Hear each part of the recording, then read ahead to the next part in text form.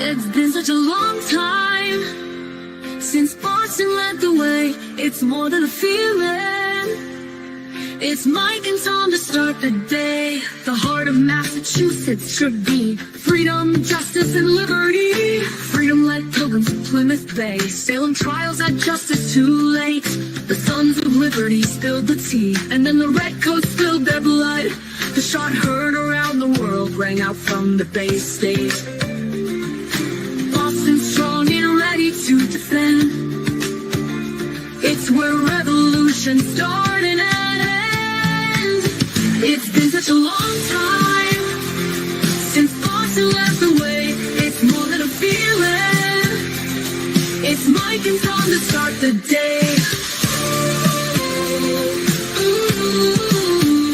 Quincy Market, Freedom Trail, Charles River, Boston Harbor, Bunker Hill, Griffin's Wharf, Fenway Park, Old North Charge. It's been such a long time since Boston led the way. It's more than a feeling. It's Mike and Tom to start the day. Boom. Okay. Hey, yo, I already had that. Okay. Morning. Morning. Here we are. Live and beautiful downtown Court Center, Dedham. Yep. Beautiful out here today, Mike. Beautiful. That's a beautiful shot right there, man. That big eagle in the front of it? Yeah, up I top never there. noticed that. I just Yeah. saw that now. Huh. Hey, if you want to move yours to the big shot, I can go small. It's up to you. Okay. If you want to do it, it's up to you. Yeah. I know you got one arm and shit. Layout.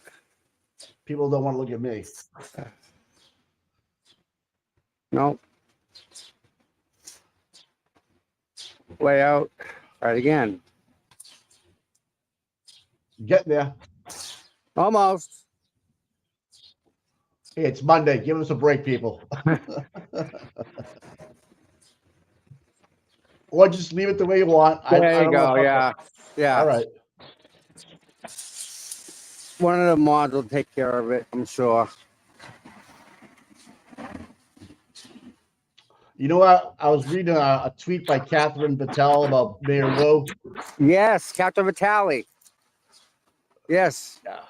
Yeah. And They were protesting Wu yesterday, and 2 protesters were arrested by Wu. really? Yep. There's no buffer zone over there, is there? No, she was just walking down the street. They were on the street, and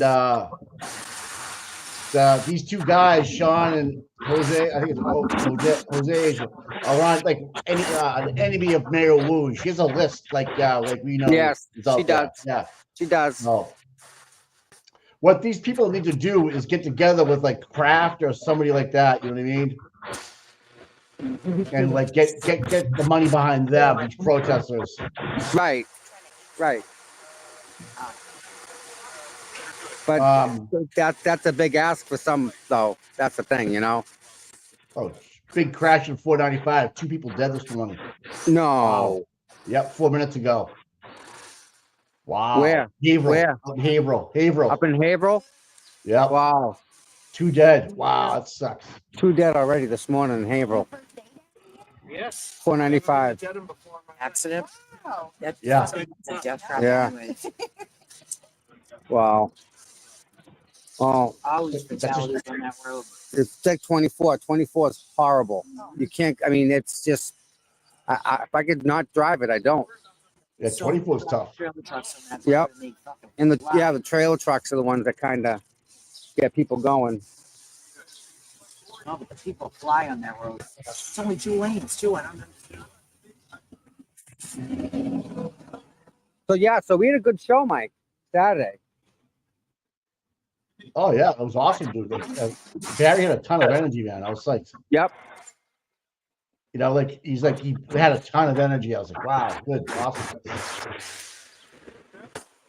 Real smart, too. Very, very smart. Oh, look at this. Cop's daughter went to a fundraiser on Saturday for the craft. They raised $625,000 in 4 minutes. Oh, my word. Wow. Wow. Imagine getting Kraft involved with this. I know it's Suffolk County, but so what? Imagine getting him involved with the DA over at Suffolk. How much of an angle that would pull. They All of time us. out. Did you read the new thing with Yes. oh It's not- my. It's Yeah. battle of the DAs. Here we go. Who's They're gonna come all out on top? they're all fucking dirty, dude. Funny how that works, isn't it, Mike? Well, it's almost like they I shouldn't say Suffolk County dirty. DA is going down now. Yeah. I just think the DAs are they just do favors and they get caught. That's it. I don't know. You don't do the favor for the right person, or you do the favor for the right person, and Right. get an enemy. Right. Well, the thing about Kraft, and I don't know if he's better or best candidate. He's got so fucking much money behind him. Oh know? Jesus, yeah. Oh Mike, the money that guy's got. Oh, it's ridiculous. It's obviously $625,000 in 4 minutes is a fucking. That's These are all people. we need to these are get all Kieran people Reed's that- defense fund up there in front of them people. Right, that's what I'm saying. Like, even though he can getting behind getting the Suffolk DA, if he isn't like the current Suffolk DA, you know what I mean? If he gets behind the movement. Well, DAs don't like going after DAs sometimes. No, No, but you have to understand it's political now, right? and that's definitely entered, hasn't it? Oh yeah, it's huge political moves now. Oh yeah. Meatball Morrissey did a Memorial Day walk down Quincy Center. You haven't seen him out of his house in fucking years. He made it. Hey, you see the article by Howie Carr over the weekend? Yeah, Was that awesome? he's putting things together, Mike. Oh yeah. Oh yeah. And someone else talked about. Thanks for the membership, Donna. Someone else was talking about the connection between Birchmore and Farwell's bail hearing on July 1st. Totally connected. People are putting it together. I just don't want to rave it down people's throats. You know what I mean? Yeah. I just Listen, the more and more I think about this, in the chat was Cop's daughter this morning, Mike. Think about this. You ready? Mm. Dude, they were going to set Lucky up the whole time. That's why they put John in the garage. They were going to find a place that he had plowed and stop and throw him out. So no matter what, it would be like that. That's wrong. That's wrong, dude. They were going to set Lucky up. The poor guy didn't deserve that. Yep. No need for that. I bet you Brian Higgins from Canton PD grabbed some kind of body bag to put John in to put in the back of a car. I don't know. I mean, that would be in the back of his car, wouldn't it? Well, who knows? His own government vehicle or another vehicle that was in. Because remember the one he opened the side there up? were 3 government vehicles there. Yeah, he went. So he grabbed a big duffel bag. You put something to put John in, so you don't get DNA in the car you're gonna transport him in. You know. You gotta put him in a duffel bag. Well, no, there was a body bag inside the duffel bag. Like a coroner's bag, a black one. Yeah. And they were gonna put him in that, then put him in a trunk and drive to where Lucky was, and then take him out and put him there, right? Yeah. He was never intended to be found in 34 Fairview, dude. You know that. No, he wasn't. No. Karen fucked the plan up. Jen called audible. Yep. So they could have got away with it too if they had gotten it on Lucky. Oh yeah, Lucky would have. They would have got manslaughter. Right? He'd be devastated for the rest of his life, Mike. Yeah, and he'd be crying that he never did it, but no one would ever believe him. Yep. It's fucked. It's so fucked. Yep. They were within hours of. They could have put him around the corner, right where that basketball hoop was, because that's where Lucky was plowing, or down the street on somebody else's lawn. But I don't know where the cameras were and shit like that. That's the only thing, how they knew where. But that's a whole other thing. The other thing tells me they would have locations on the phones. But anyways, listen, they could have put him anywhere, and they could have said he was walking home. Right. And Just like that's that. He was walking home and got, you know. Yeah, that's a plausible point. That's very like, hey, Lucky was driving, didn't see it, was an Yeah. accident. He's Just gonna get drive doing his manslaughter. job. Never He's noticed it. He's gonna get 6 months, maybe no time at all, probation or whatever. Yeah, You know, if that. if that. But here's the thing: he would be fucked up for the rest of the. He'd be so fucking fucked up from it. Just that thought alone, Mike, just kind of Lucky, bothers me. whenever I see Lucky working around town, always give him a thumbs up and beep. He always Oh smiles. God, yeah, he's just a happy guy, Mike. He don't care. He don't care for none of the stuff that we do. Like he's not all wrapped up in that other bullshit. Nope. You know what I mean? He's just nope. Straight up. Nope. And I wonder if he's ever thought it through. Like if someone ever pulled him aside and said, "Hey, this was the original plan. I just wanted to let you know." Yeah. And he probably said, "What the fuck?" Because remember that alleged radio transmission at 4 a.m. that Peter Murphy talked about that went over the air? Yes, sir. Got no traction. That if you add that timeline together where Lucky was, where John was, it kind of fits a broad timeline between like 3 and 4. If they got John out of the house into some spot where Lucky had just plowed, no, it would have worked. I just the more I think about this morning, the more it makes my stomach just not all up. Because I mean, Lucky hasn't done anything. He's the best witness. He's got no fucking dog. You want to talk about no dog in the fight? He has no idea that he was going to be set up, or let's just call it allegedly set up. Because anybody that was Higgins, Albert, they know we're stupid to put John out here in the front lawn. We're absolutely stupid to put John out here in the front. They would have never had to break Karen's taillight. They would have never had to do anything. We just found John trying to walk home, blah, blah, blah, blah, blah. Then they could have said he was in the house, he left the house, walked home, right? I don't know. Because Karen kept on calling him, and he went to voicemail. They can just say, well, he was still mad. You know, you left him there. Did it go to voicemail or was the phone calls rejected? Did you see that information earlier? The amount of time, it's not constant. There's no constant. One was 5 seconds, one was 7 seconds. That's somebody denying a call. Hold on a minute. All right, so at 12:31:47, Jim McCabe texts to John O'Keefe, pull up behind me, looks out window. This is testimony. Okay. We know that ain't true. No. Okay. So Karen calls John 7 times. Okay. Between 12:30 and 12:36 a.m. And then from 12:27 to 12:50, Jen and texts John O'Keefe 12 times, looks out the window 6 times, and 6 calls are deleted. Jen McCabe testified that she saw the car pull away at 12:45. Okay, so if you go back to Karen Reed's first communication, was it a text or was it a phone call to John O'Keefe after she dropped him off the house? Right. So this is what I have. Text, like, what's up? This is what I have. 12:24 to 12:25.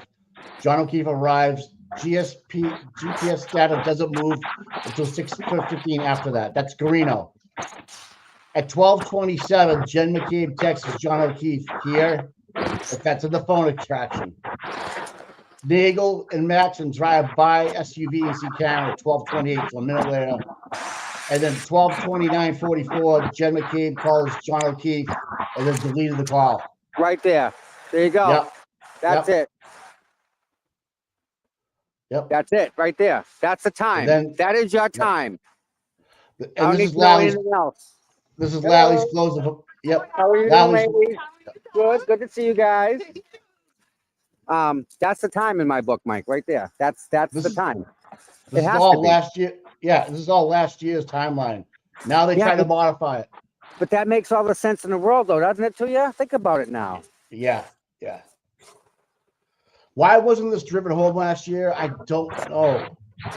I don't know either.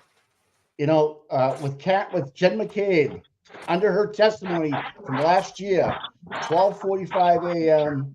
Jen McCabe's in testimony sees the car pull away, which is a complete lie.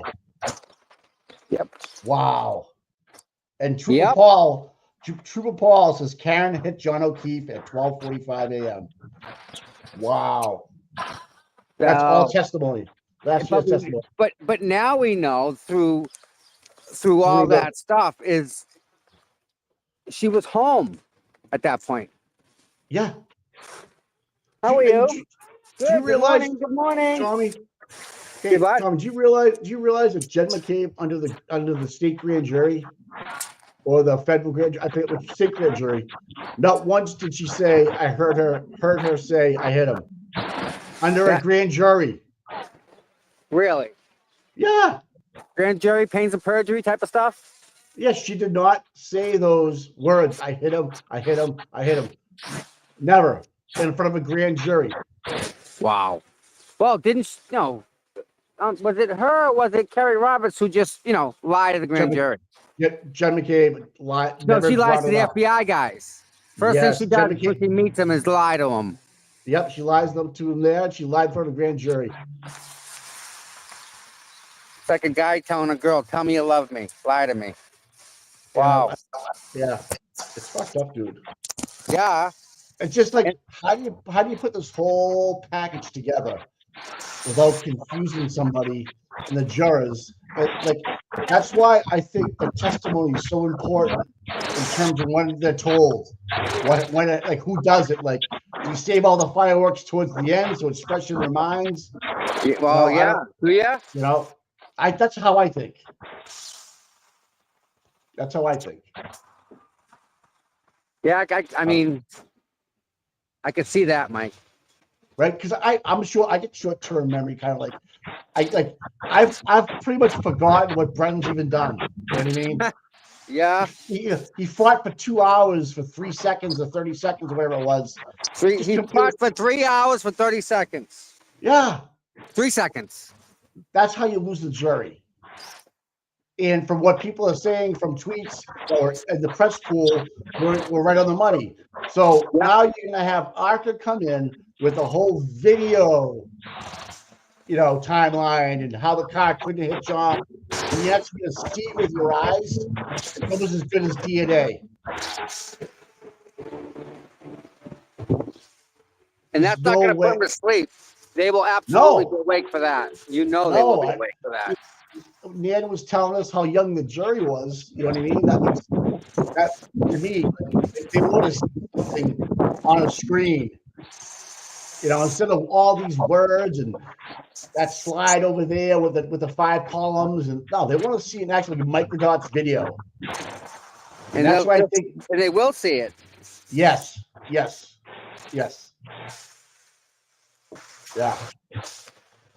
And I think you call Proctor like we talked about Saturday night. Well, that's a whole thing. You got to call him. Yeah, I don't know how you can't at this point. I mean, you really got to. Yeah, I would call everybody. You have use your bullets.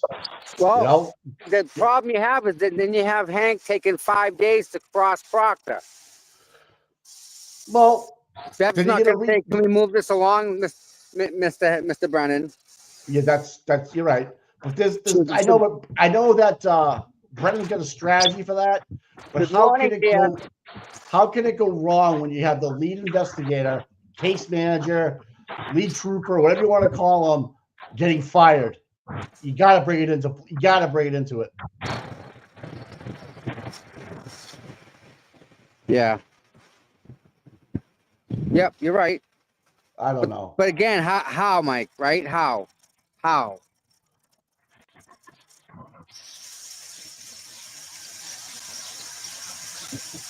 Yeah, this guy Ronnie from the last Jura guys in the chat here. That guy, he's a special kind of dude. You know what I mean?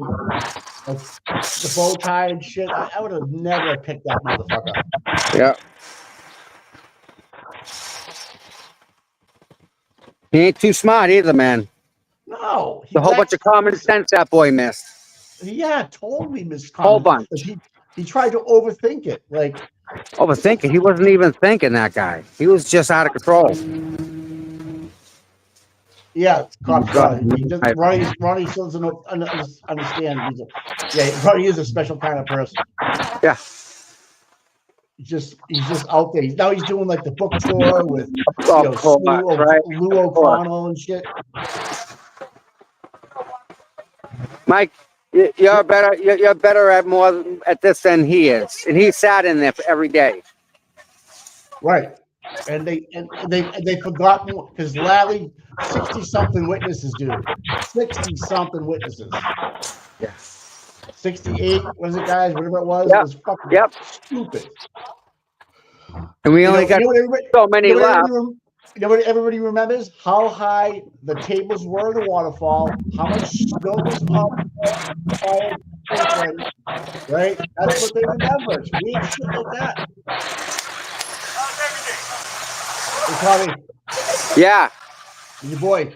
Yeah, I gotta go say hi to him. Be careful, man.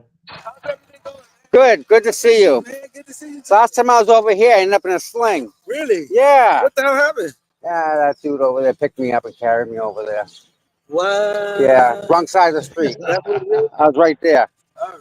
Yeah. He told me that Friday I can stand right there, and that Monday he comes over and grabs me and says, "Let's go." What? Yeah. Yeah. You don't do your thing. Yeah, that's all we're doing. Me and Mike, you know how me and Mike go. We're doing like that. Hey, you stay out of trouble. He's been here from day one too. This guy. He knows He's what's from going Boston. on. I'd be kind of cool if he had his own phone out taking a video for us. Yeah. He's like right there. I don't know what you're doing, but are you in the danger zone? I was. I'm out now. I'm out. Yeah, don't fuck around. I got bail money, but don't fuck around. Yeah, I only got one shoulder left, bud.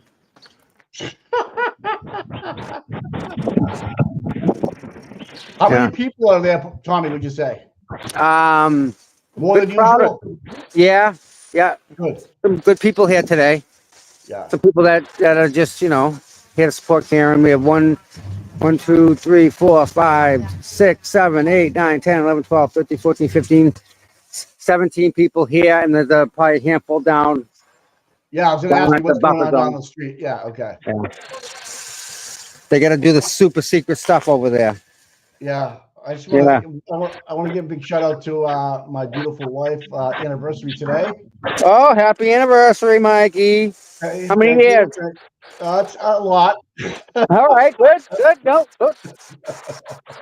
Nice. It's like day one. I tell you, man, it's great. It's great when you find the right one.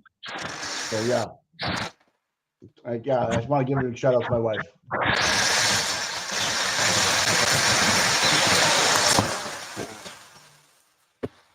Oh! Every time I see a blue shirt coming near, Tom, I get the fucking. Yeah. Hopefully, if he's gonna say something to you, hopefully he's a little polite. Yeah, I got a lot to say. Well, don't. Yeah. You gotta, and you're a witness now, dude. Yeah.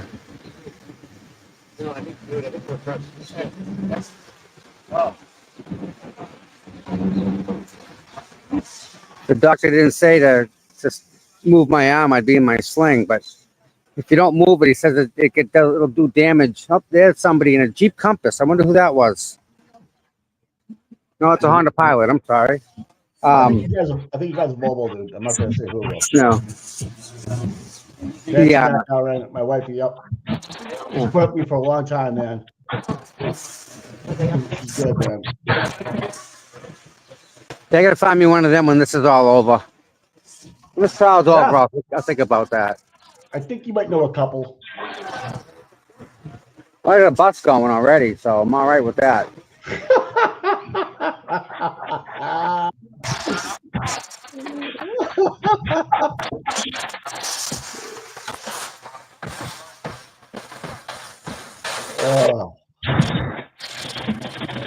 Is anybody sitting in the paddy wagon? No, not yet. That ain't fair. I'm doing what I was told to do.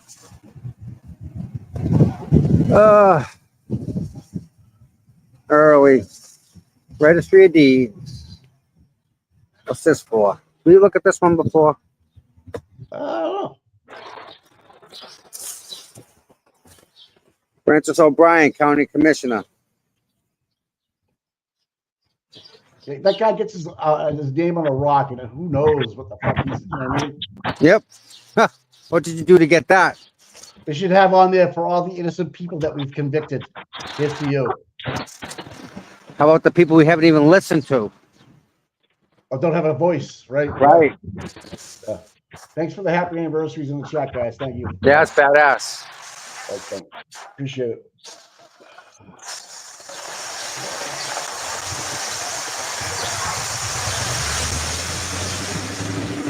But the town, yeah, the Norfolk County clerk gets a fucking plaque. What the fuck? How many favors did he do? Yeah. And how many times did that go or not get in front of somebody? Just that, pull them papers.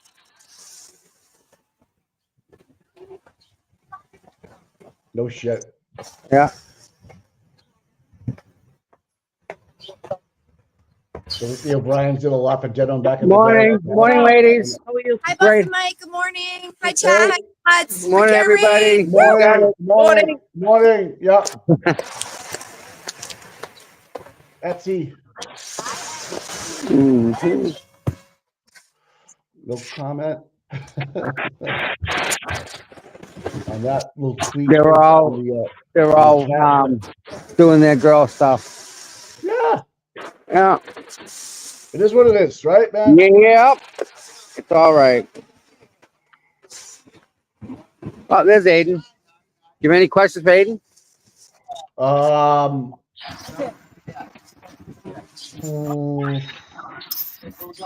Will he be live tweeting? Yeah, you can. I got clarification.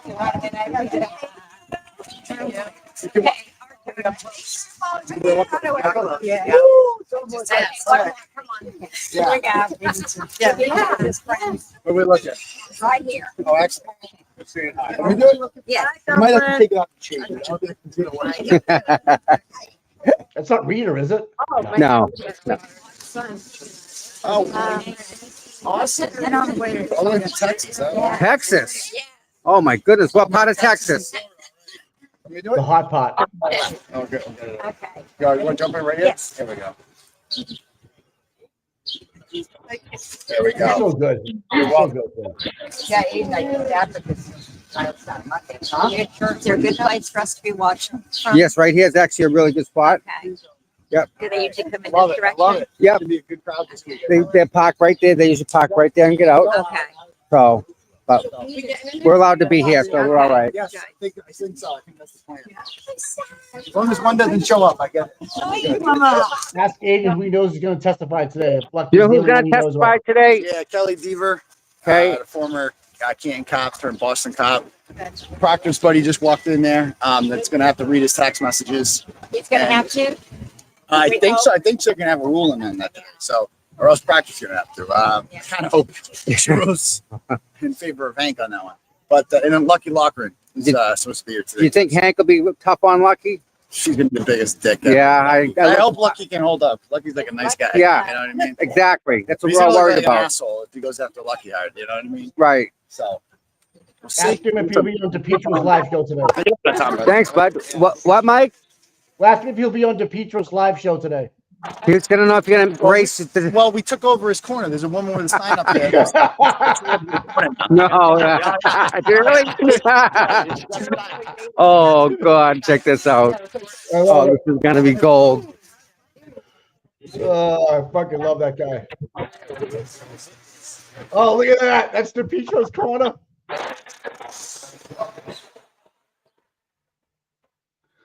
Where is Baghdad it? Bob. This is the corner. Oh, yeah. This is it. This is where it all started. Listen, Listen, Turtle. listen. I hear a difference in the sound when you guys Turtle Corner. No fake news or ratings. I love it. Perfect. I like the layout you got going now. That's good. Oh, that's awesome. I love that. That's freaking awesome. CPU. Yes. How are you, my Good. dear? How are you? Good. How you I been? only know you from YouTube. Okay. That's, Yeah, all right. yeah, Where you from? Revere. Revere. Yeah. Well, Peabody. Revere. Yeah. First time here? First time. What do you Yep. think so far? Florida. Florida. Karen's coming. Yeah, she's here What from part of Florida? Oh, there you go. They're here now. I was just signing on, and I just saw the couple, and I'm like, shit. Kathy, I feel it. Listen, Turtle. Oh, no, Yeah. that's not This is the Karen. problem. That's not Karen. That's probably a witness. It's not her driver. No. Oh, is that the ADA? It's powder. What, Maggie? That's powder. Yeah, the guy that sits next to the podium. Oh, okay. RBA on Boston Mike. This one, man. You guys are good, man. You guys are freaking great, actually. You know what? Pee Wee Herman Connor. Yeah, you're right. He was the whitest guy in Boston. Yeah. Yeah, the video is really good today, Tommy. I mean, like they're like people are gonna like storm the gates or something, man. This is Yeah, funny. this is- We got a fucking long load truck right in front of us. Look at the state police. Look at the denim. Jesus Christ.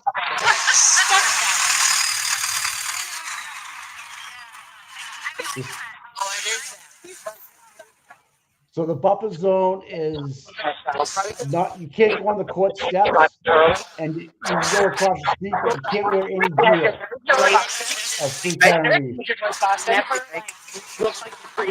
Oh God, I read the Boston accent. No, but are you Boston? Oh no, that's Boston B. No. Okay, I'm surprised she's not on here though. Boston B on here?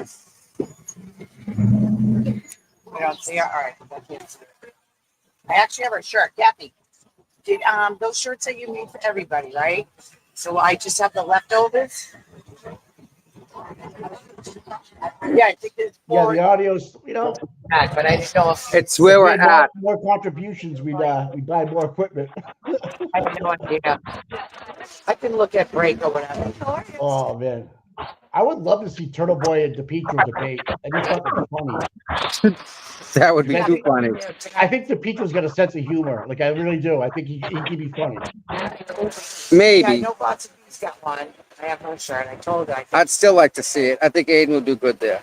Oh my God. Forget about Plevin. Just go after DePietro to debate. And I would love to see Aiden with Joe Rogan. Absolutely. I didn't know who she Oh, was. there's Aiden getting up right next to the is that Aiden over there? No. Yeah. Yeah. He just crossed No, the street. she's at Kathy's house. Wonder where he's going. Did we miss Karen or no? No, she's in there. She's in the car still, just talking. Yep. Karen, you're listening. What's up? What's up?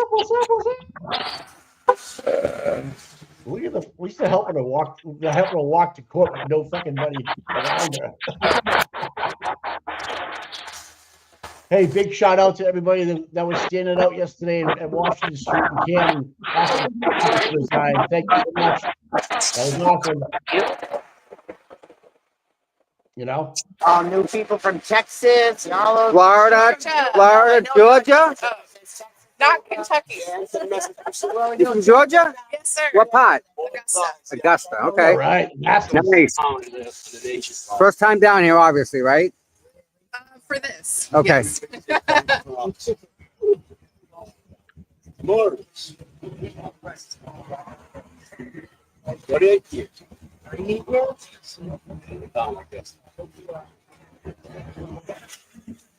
Oh, I know. She's been around. It's a big thing. Tom had a cortisone shot, guys, in the chat, so we're not sure. What Yeah, the and it's exact not details- helping.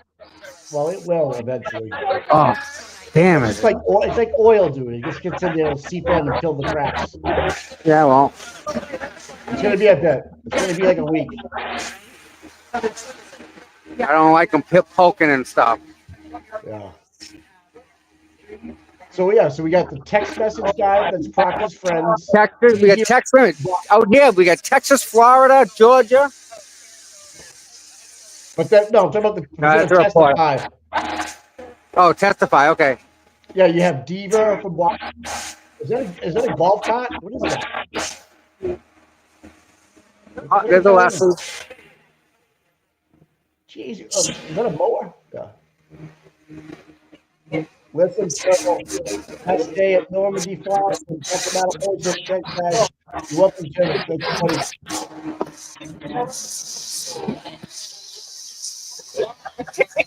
It's a fun show. Yeah. I didn't come up here for nothing. I don't know if Diva's gonna be a. Yeah, what that might That's Dr. Marie's here. Marie Russell? Yep. That's Dr. No Marie shit. Russell. Absolutely is. Wow. See that, right? I can see over there, yeah, but I can't tell who it is. But like, Marie Russell. Yes, Dr. Marie Russell. Dr. Marie Russell in the house. That's huge.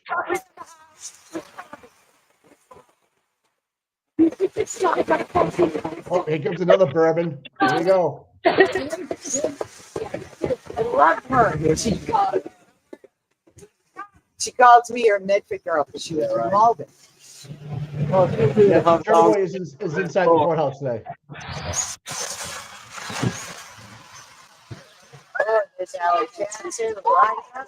Oh, Alan Jackson with that little sidestep. How you doing? How you living?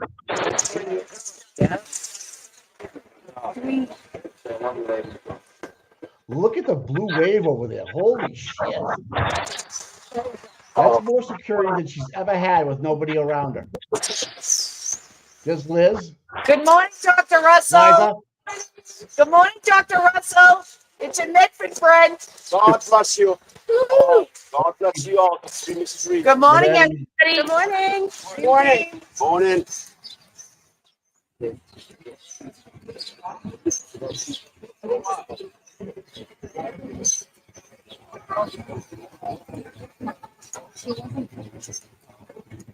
Oh my God, I can't believe fucking Marie Russell's here. Get the fuck out of here. Today's gonna be a good day, boys and girls. Everybody's fired up over there. She's gonna be on. She's gonna be on for at least 2 days. Easy. Frank. Hank is gonna be a Tuesday. He better not. He better not be mean to her. Yeah. I mean, you know he's going to be mean to her, but he's not going to get anywhere. Yeah, if he's gonna be mean to her, that's gonna be fucking awful. Yeah, it's gonna be a problem. Yeah, he'll lose the jury in a heartbeat, dude. You know? Good view for you guys. Yeah, it's awesome, Tommy. Good job.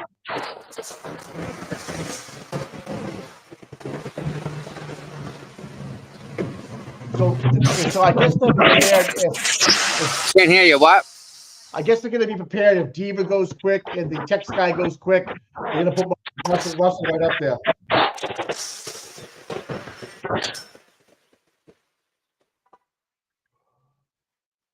She'll be convincing.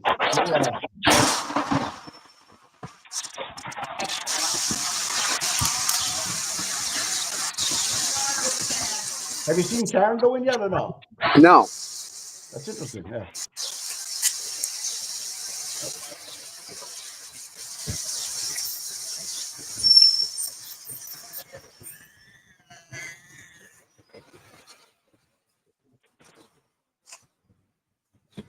Plus, this guy here is gonna kill me. Oh, good morning. How are you, dear? Good. How are you? Good. Don't cross Good the to be street, Karen. seen. What's up with this?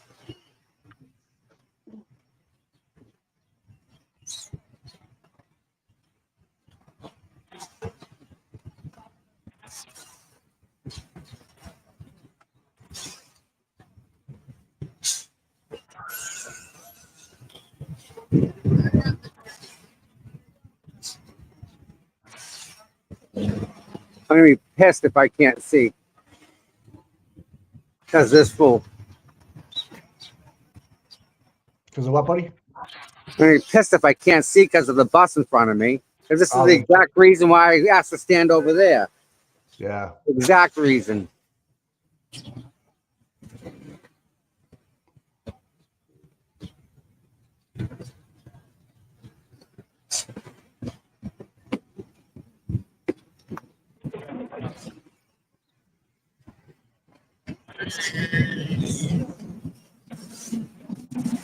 One SUV leaving.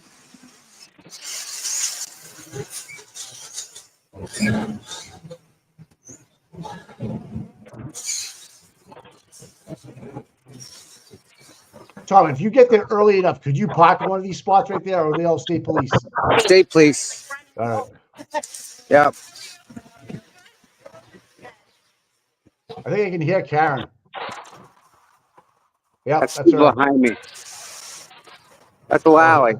All right. Wow. All right. Defeated already. You know what? After watching Brennan, I like Lally more and more. Yes, Karen. Traffic must be fucking horrible. Yep.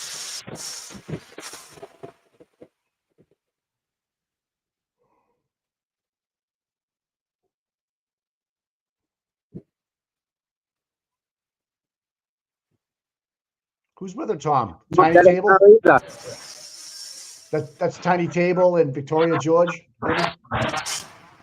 I don't know. Is that Nikki Haircuts? No.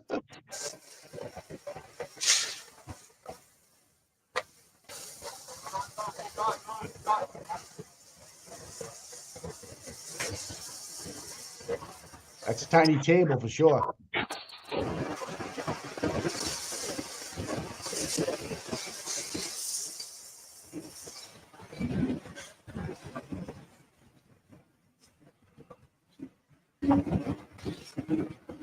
All right. Now we got a door opening. All right. Come into my office.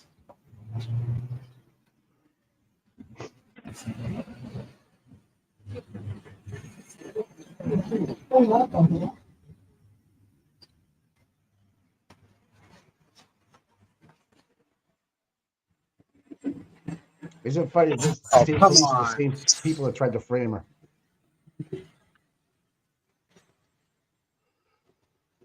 Yeah, thanks for all the content creators yesterday. Raise a bunny. That was awesome, guys. Covering the standout, covering the There's a lady. Yeah. Yeah. There's a lady and her baby on the sidewalk over there. Just doing what? Just standing there? Yep. Where I was standing. They won't let her through?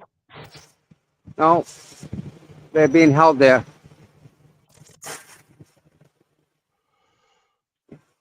Hey, Nan's going to be on Just Serve tonight.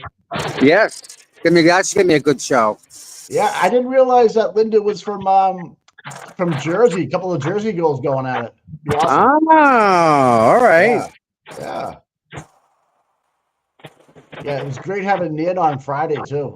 For the 8 hours. You know, that was awesome. Jesus Christ. That was a long day.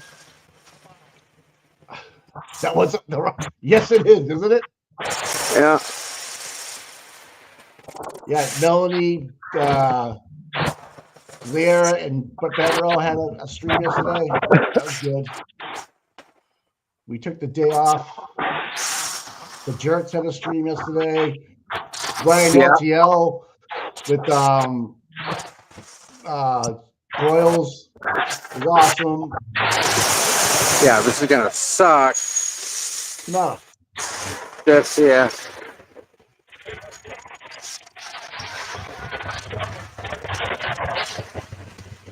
There we go. This guy. I wonder why you couldn't cross the street, dude. That just doesn't make sense. Yeah. But I don't want. You don't want to fucking push it, dude. Don't. And again, right? Do you really want to push it? No. No, because he's already told you once to leave. Now you're gonna get arrested. Yeah. Well, I mean, that's the thing. I'm about as close as I can be.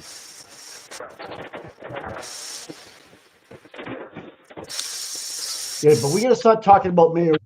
gotta bring that up because what they're doing with they're taking away your First Amendment in the city now. Yep. Mayor Wu. Yep. And if you get a chance, if you follow Joe Rogan, please tweet out to him. Tell him that you want to see Dr. Turtleboy on his show. Yes, I saw that. Joe Rogan made a comment. Who do you want to see me have on? Yeah.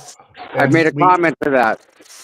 Yep. So please see that. Please reach out to him. He's got 3.5 million people that have reached out to him. I'm sure they're not all lost, but it's really important. It's really important for this movement. If you're looking for Joe Rogan's handle on Twitter, it's Joe Rogan, one word, HQ. Okay? At Joe Rogan HQ.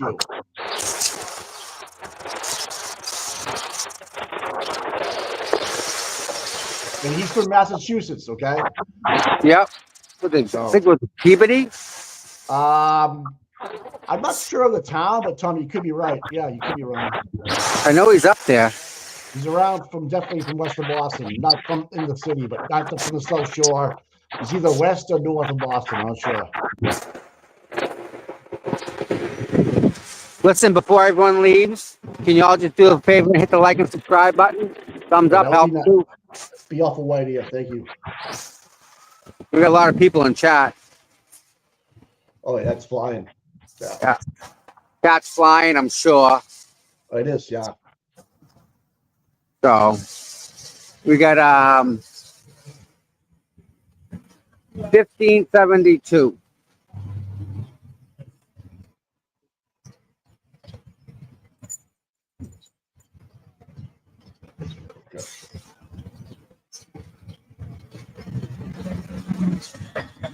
You get a bunch of people on this morning too, Tommy.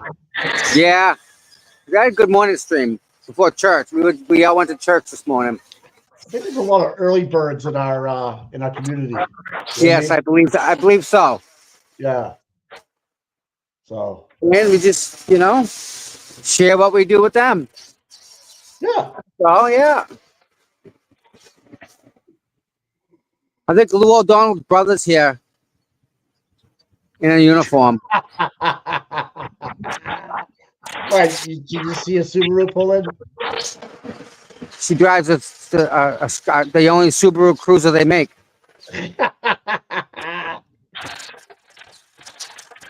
Oh, hey, the lawyer knows fucking climbing to 500,000 subscribers. Where you been hiding?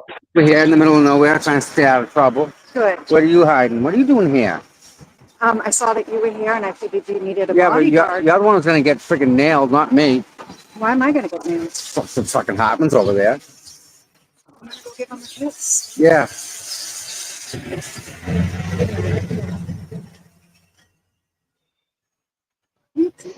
Cleaning your knees off. Why? So you're gonna give Harmon a kiss.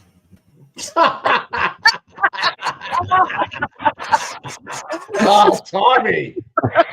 It's okay. You messed with me the other day. This is just Kristen. It's okay. Say good morning. This is the route that I usually drive that gets me in trouble. You want to jump on the bus and take it over hostage? No, but this is the route that I usually drive that gets me in trouble. Which is the trouble route? Yeah. Okay. $31 an hour. Drive a school bus part-time. No, that's wrong. It's definitely wrong. $34.50. Well, they round up. Right. They round up. That's all. So if anybody wants a job as a bus driver, $34.50 an hour. We're hiring. I get a hiring bonus. Where you just need your CDL? Yep. No, you see it's the special. Yep. You need a CDL. They do. They'll train you. They have health insurance and stuff like that, Kristen? Or no? Health insurance. Dental. Okay. Summers off with pay. Yep. Whenever it snows out, with pay. Yep. Yeah. That's not You bad. get all the vacation weeks off with pay. I might do that. I like that. Seriously, it's like Mother's hours, Mike. It's a really easy job. Yeah. I would. You driving a bus that big is easy? No way. Not in your I life. can drive that. I know you can, but no. Better than I can drive my own vehicle. That's not an easy job, girl. Yes, it is. No way. No way. How many hours a week do you get, Kristen? Minimum is 20. Nice. But you can do, like, depending on what your route is, you can get up to like 30, 35. And then you can do sports trips. Oh, I got you. Yeah. You can go to field trips. Nice. And then, like, let's say they go to Canopy Lake or Six Flags or something, you get in Yeah. free. Wow, man. Let's stop right here. Yep. Bus drivers always get in free. Olivia Niles in the chat. Good morning, Olivia. Morning, Olivia. Morning, Olivia. Donkey's in the chat. Somebody Donkey. somebody's here It's Karen. in the silver. Oh, I think that might be. Yeah. Does Kristen know that Dr. Russell's here? Yeah, Dr. Russell's here. We know that. I saw that. Yeah. Yeah, Dr. Russell's a good one. Yeah, so the fan's up on the screen. Oh boy. That's gonna be Karen down there. No, maybe not.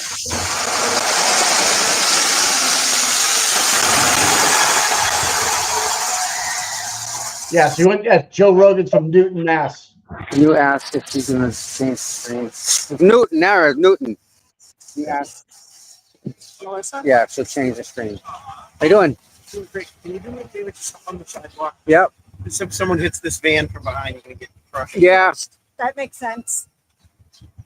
That happened to Nice me. guy. Yeah. I'm sure they really care. I'm sure they really care about your health and well-being, Tom. Oh yeah. Yeah, I'm You should sure. have asked him, hey, can I go to that corner over there? See what he said.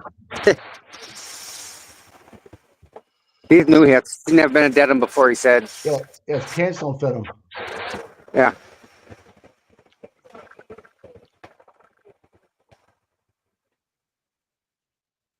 Gene, you stand up on the sidewalk. Yep. Because the van might get hit from What behind. you in this chat? I thought we had a chat so that you weren't in it, so we didn't bother you while you were alive. Yeah. And are you in it? Jesus. No, I'm not in that one. Oh. Donkey, happy The birthday. fan's up. We got the fan going. Yeah. Yeah, awesome. Check. Yeah.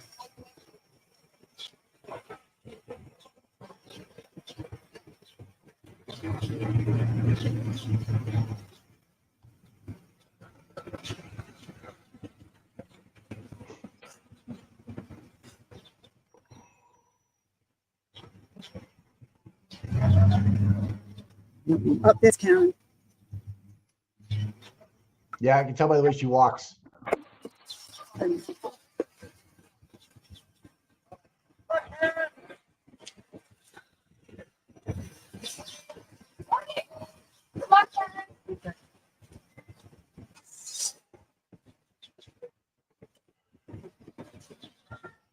She's not going until 5 minutes of. Yeah, I love it. Wow, clerk of the year. Thanks for being a member for 6 months. Wow. And God forbid any animals. Lucky Locker. That's right. I can still type, you know. All right, here she goes. Yeah. Here's the breakfast. Let's go.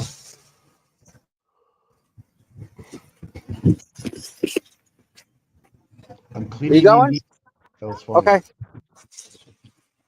Is anybody else coming? I didn't ask. Okay. You gonna put the fan up, bro? Or you? What are you doing? Yeah, Breakfast? no, they're on it. They're on it. All right, pal. The fans got it. They already got it going. So, but yeah, we're gonna take a walk down the street, get some breakfast, and I can swap the fan over then. Whatever you want to do. Yeah, I get control. So Yeah. Oh no, I'm just picking it up. What a nice day. yes, it is a beautiful day today.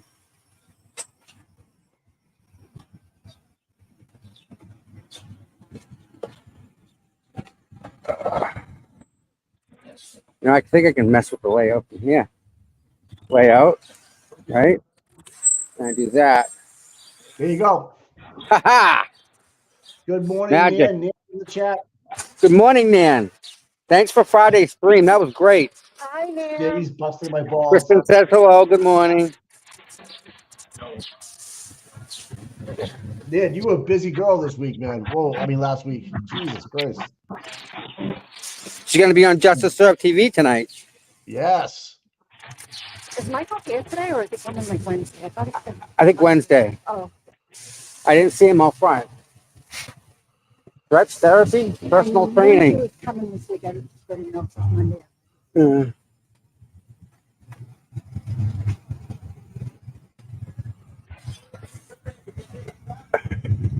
Mike's anniversary today. Woohoo! Yeah. Wedding anniversary. Yeah. Your poor wife. I think they make out together pretty good. I think they do well. Try. Yeah. I went to high school with his wife. Oh, no kidding. I did. Yes. Yes. Well, something happened. Either one of you guys are in trouble, so you guys are on the good side of people. That's a good thing. Yeah. My wife was a nerd. Ugh. I think I actually used to it. Man, people blowing their horns up here. So, Dr. Marie Russell, Mike, isn't that a pleasant surprise, huh? I love it, dude. So, what about Lucky? Wayfair presents sofas Well, and chairs. what's up with Find that? the perfect sofa at the perfect price. Hey, there's Jackie. Hi, Jackie. How are you? You're alive. Yeah. Warning. Jackie's doing a great job driving the bus. She's very, very conscious of what's going on. Is school out yet or no? School's out when? End of June? June 24th. June 24th. Wow, Jesus. Yep. My son gets out the 17th. Is he in high school? Can't. Canton. Do you not know my son? Yeah. That little kid. Oh, my. I mean, Yep. Don't touch them wires right there. See them two wires?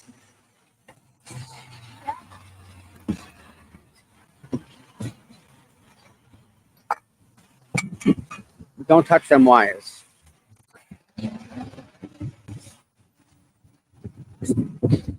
Supposed to be low voltage, but I wouldn't trust them. Yep. Morning, guys. How are you? Alabama got out May 22nd. Wow. How many years have been married? Yeah, a long time.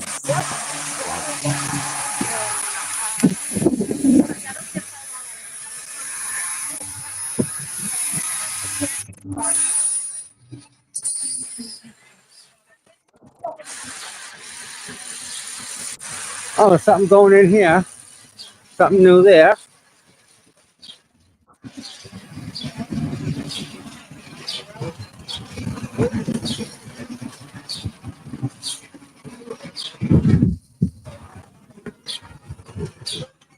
outside seating. Yep. Thank you. You're welcome, ladies.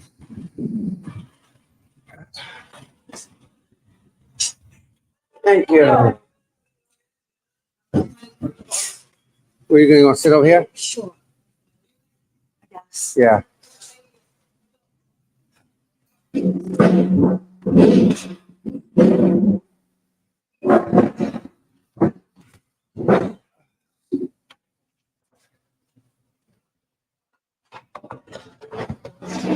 All right. We get to How many see. sidebars today? Here we are. See, I can flip this around.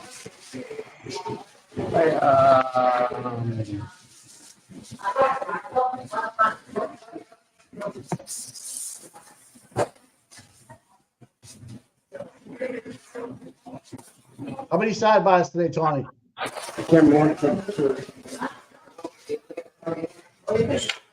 Better? Yeah, looks good. How Here many we go. sidebars today? How many sidebars? Oh, how many sidebars today? Full day. I'm going with 11. Wow. Yep. 11 is my number. A lot of 7s and 9s going. I'm 11. I'm up there. Especially after Friday. Hank can't win.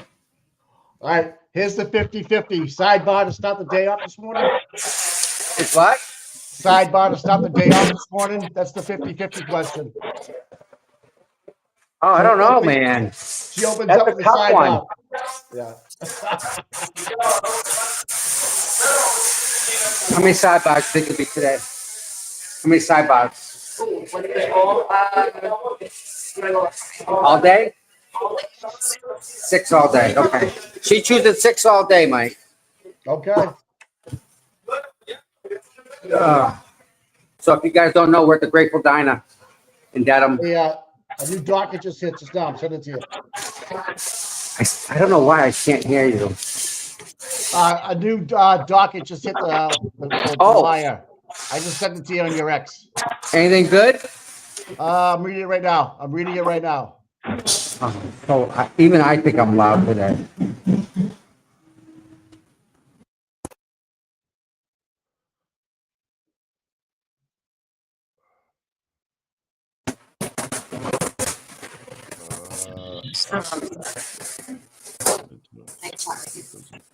Yeah, hold on.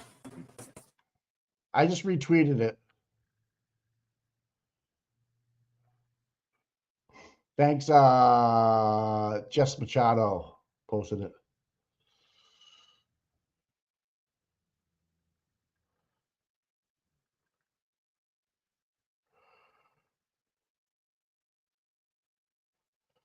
Yes, the glare. Dr. Russell is in the house.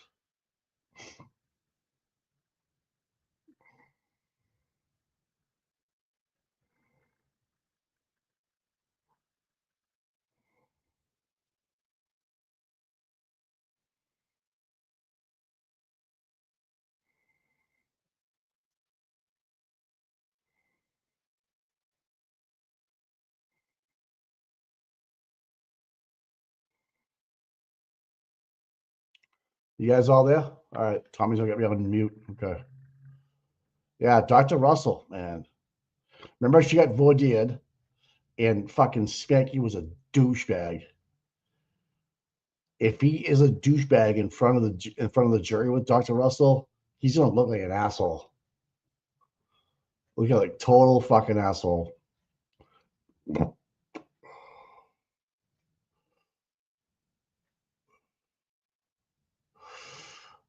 David, he was talking to a witness. Any guesses? Yeah. Dr. Russell, Jess Machado. So you have Turtle Boy and Machado in there. I love it. Inside the courtroom.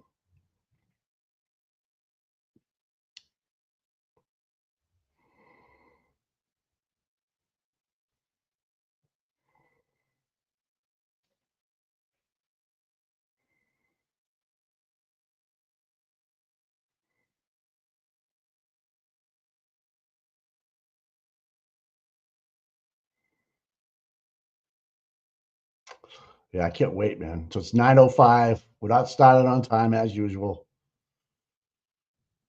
Hey.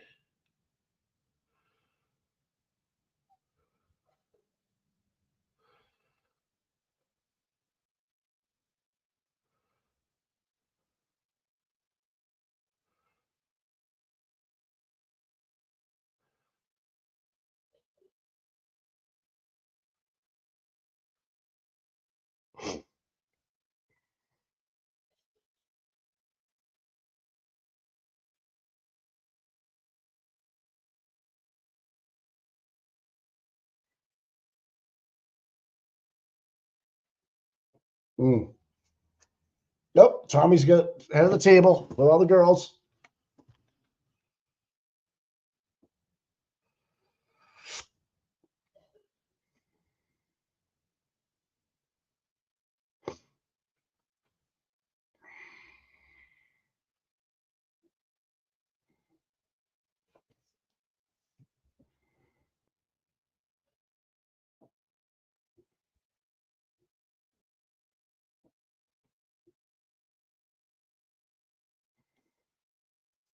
It's good to have Aiden on this morning too.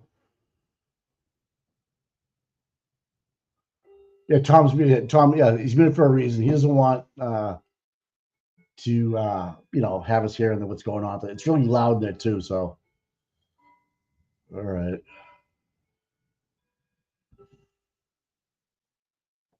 Anyways, it was a good weekend, man. We had a special guest on Saturday night, the Saturday night shit show. Good, but we went like 2.5 hours. Went by really quick. We had Barry on. Oh. So I guess for the witnesses today, we have Michael Proctor's friend that was on the text messages. Deaver, who was with the Boston PD, who was at Canton PD the night of the day and night of 129-22. And Dr. Maria Russell will probably end the day. We'll see how it goes. The court is a full day today. I think it's a full day for the whole week, guys. Oh, if we can switch it around, Tommy, that'd be great. Yeah, real quick. Mikey, there's a fundraiser for Karen Reed happening in Holliston, June 27th, 7 to 11. There's dinner and a comedy show. The same comedian, Michael Pettit, that we had for the other fundraiser. There's raffles, beer and wine, cash bar, music, first 100 people. Nice, man. Can you switch the screens around? I can do this. Perfect. So a little side you go.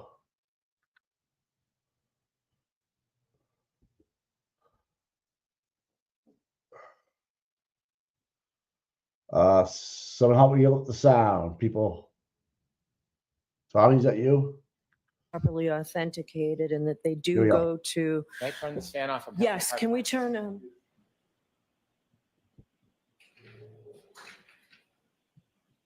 Thank you. So I do find that they're properly authenticated, and I find that they come in as they go to the state of mind of Trooper Proctor, specifically as that goes to They came in. They're potentially in. reflecting any bias or omissions in the police investigation. So I'll give a limiting instruction at the time they come in. I understand that what was still remaining with disagreement are in orange. So I've got rulings on those. I don't think we need argument. We've heard plenty of argument on this. So regarding the first page with the numbers, I think we should do it the way I inquired about them last week, with just the last two numbers, not the last four. So those reductions will have to be made. I think the first page with disagreement is on page 02537. Is that right? Correct. Okay, so the first one from Bird saying something stinks, I'm going to allow that in. And then there's a message that you both agree to in yellow. And then for the orange, all I'm going to let in out of that is gotta be, and that's where it ends. So you'll have to redact out the rest of that, Ms. Giannetti. And the next page, and the only other one was 02539, is that right? Correct. So that comes out. All right, that's it. I don't know whose objections they were. Those are my rulings. All right, can we bring the jury in, please?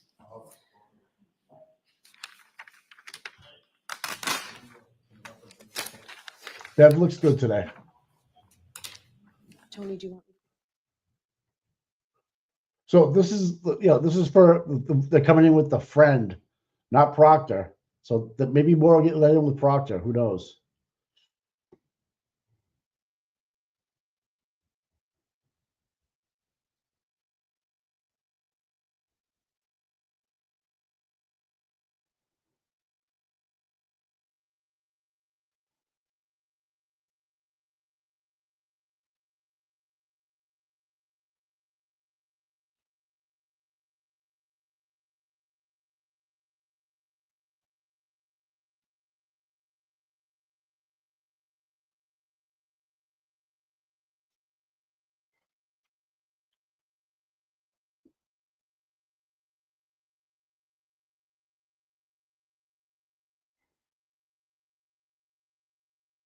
Yeah, Mike Welch. I wonder who's trying to dodge the defendant's motion to be present, missing witness argument. I wonder who that is. You think that's I don't know who that is.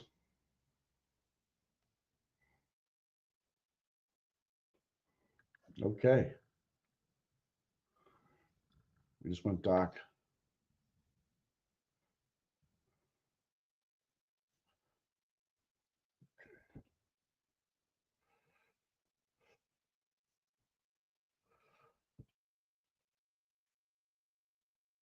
Thanks, Danielle.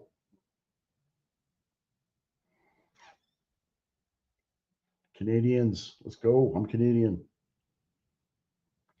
Nova Scotia. My mother was a coal miner's daughter. Yeah.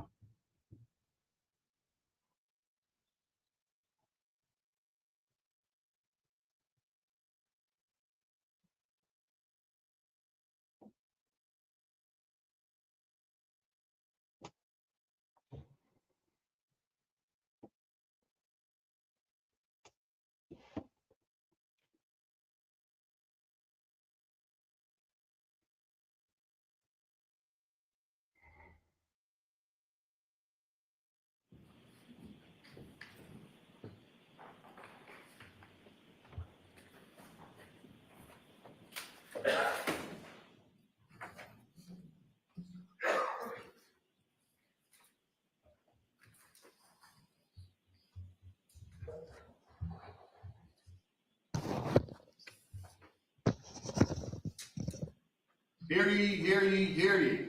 All persons having anything to do before the Honorable Beverly Canoni, the Justice of the Superior Court, holding in Dedham within and for the County of Norfolk. Draw near, give your attendance, and you shall be heard. God save the Commonwealth of Massachusetts. This court is in session. Please be seated. So good morning again, counsel. Good morning, Ms. Reed. Good morning, jurors. I hope you had a nice weekend. I do have those questions I need to ask you. Was everyone able to follow my instructions and refrain from discussing this case with anyone since we left on Friday? Yes. Everyone said yes or nodded affirmatively. Were you also able to follow the instructions and refrain from doing any independent research or investigation into this case? Everyone said yes or nodded affirmatively. Did anyone happen to see, hear, or read anything about this case since we left last week? Yes. All right, thank you very much. Ms. Giannetti? Jimmy 2 Cubes McDermott. Did you get the mimosa, please?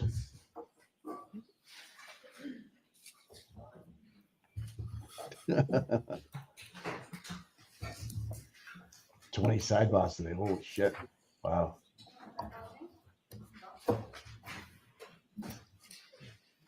Oh, the court reporter looks a nice jacket on today. Well, here comes I'm sure the evidence you give to the court and jury in the case now and hearing the truth. text message, cock face. I think Aiden really likes his hair, though. Someone likes his hair.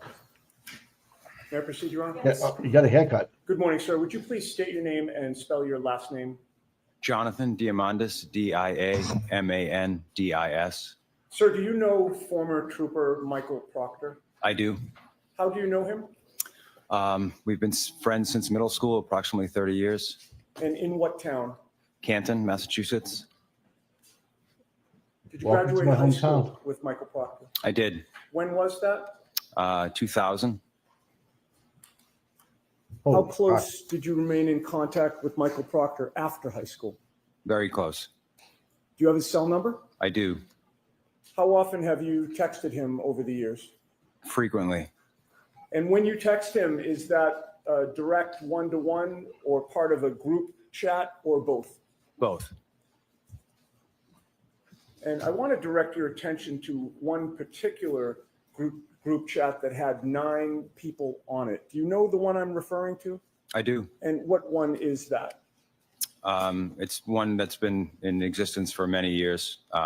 We've been texting on that text chain for 10 plus years, I would suggest. Okay. And over those 10 years, the members of that group chat, I'm not asking you for names, but if you could tell me, where are these people from? How do you know them? We all grew up together and went to school together at some point.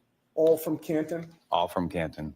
And with regard to the 9 people on that group chat, you're one of them? Correct. And whether or not Michael Proctor is on that group chat with the rest of your high school friends as well? He is, yes. May I have the exhibit that was marked for identification, please? I apologize, I don't recall the triple letter. Would have been the last one from Friday.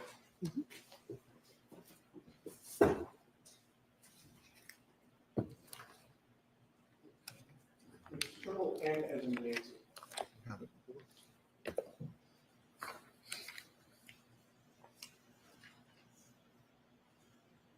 And Your Honor, may I approach the witness for the purpose of handling Yes. this?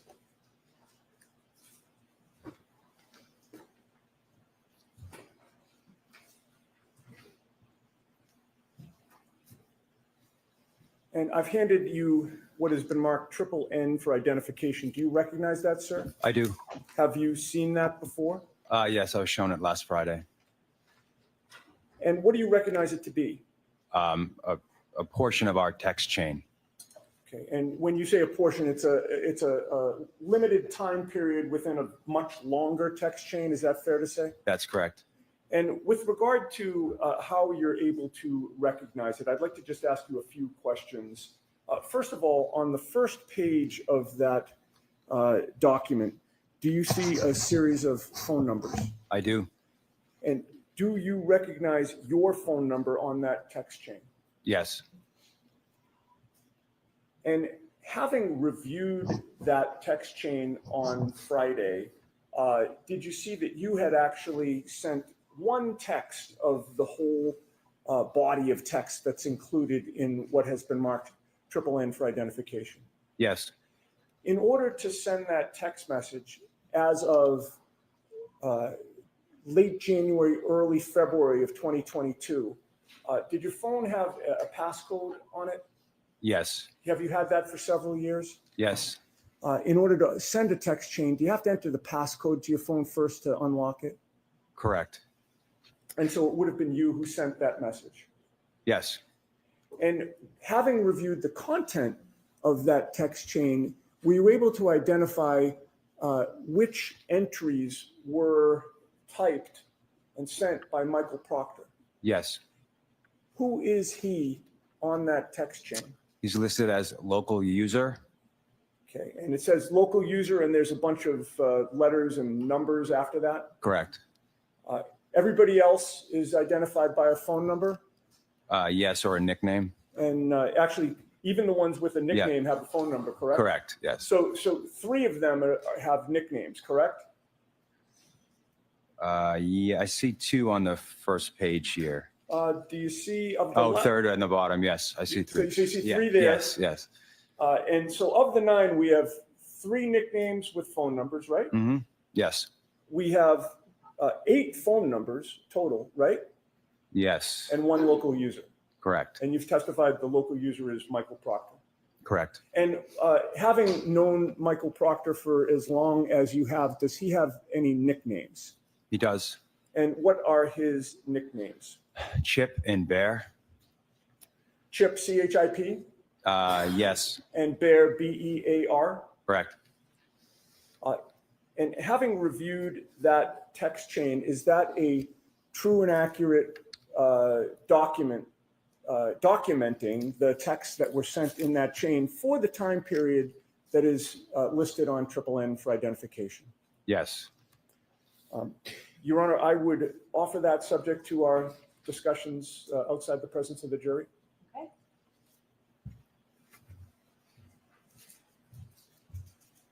May I take it back from the witness? Yes. Exhibit 209. Thank you.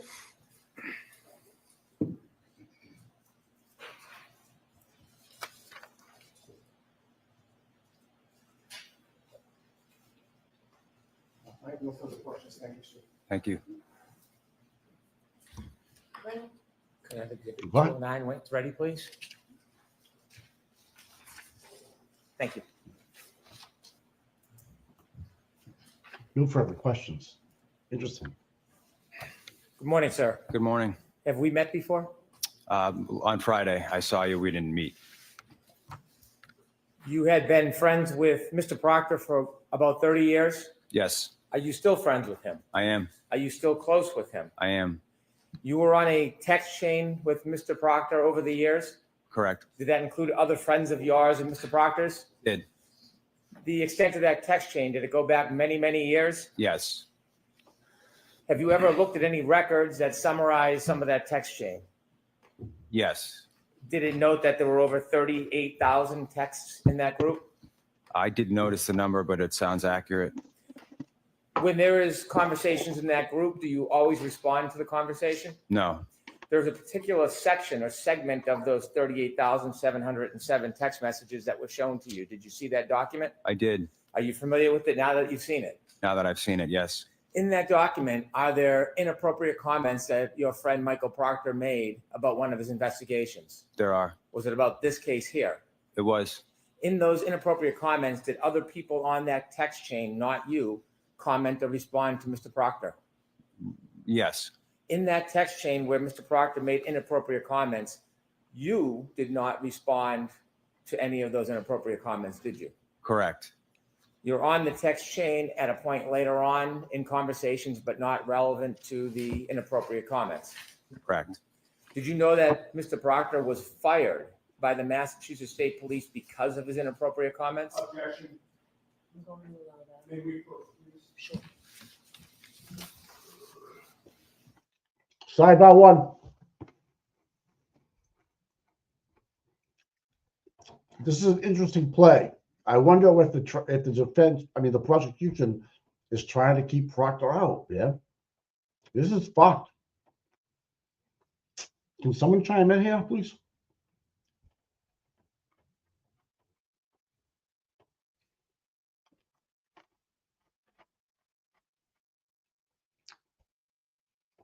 I don't see Aaron. Paul looks good today. This chinny chin chin. Why don't they want to look at the camera?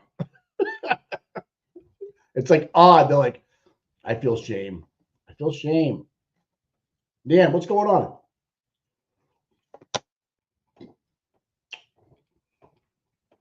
This is like not what I thought was going to happen.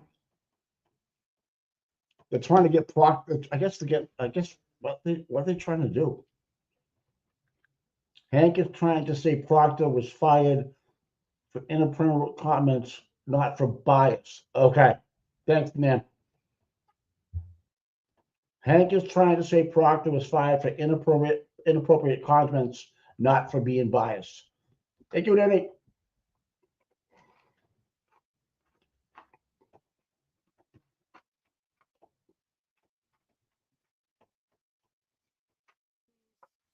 Last question and answer. Hi, Liza. Morning.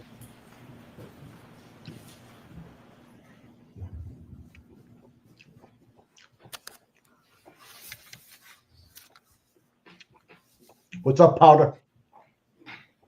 Sir, do you know if Mr. Proctor was fired from the Massachusetts State Police? I do. Did he tell you why? It was in connection to this case. I believe it was based on his text messages that were sent to us. Based on these comments that are an exhibit? Correct. Did you at any time ever defend or endorse these comments? I did not. Did you ever encourage him in his comments? I did not.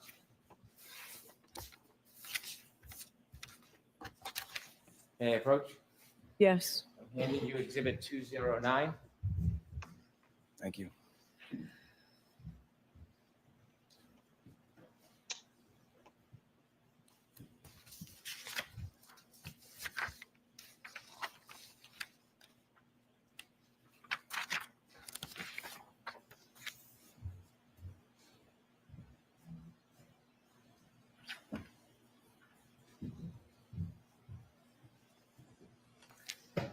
On the first page, ending in the numbers 27, there's a fuller number, but I'll just use the last two numbers. Bottom right, 27.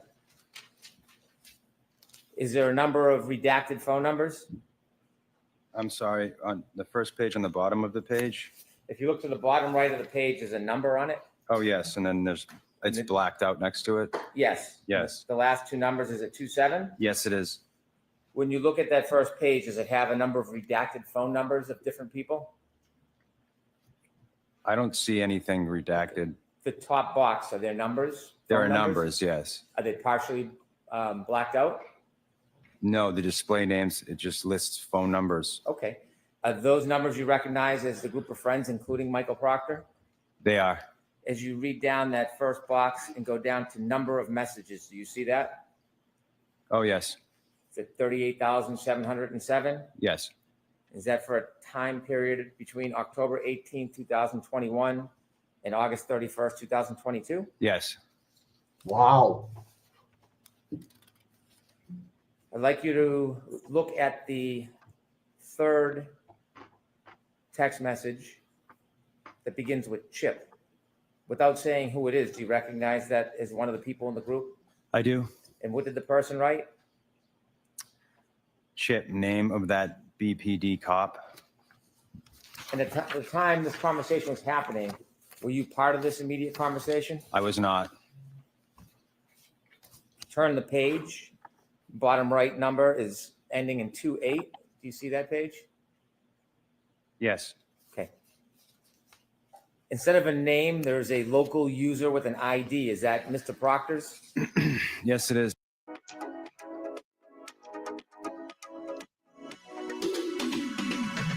My hair has always been straight, but with like a slight wave, a bit of frizz, and dried ends, which according to Hair Talk means I have naturally wavy hair. So I took the pros quiz and I found out my exact hair type to be waves, but also it asked me about my hair porosity, scalp condition, density, even my hair goals. Then it created my custom formula.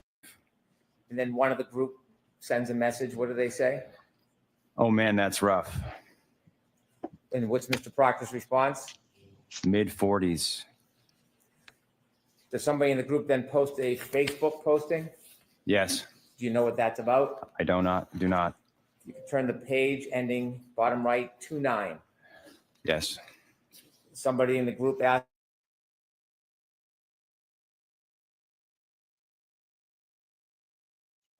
Volume. Thanks, guys.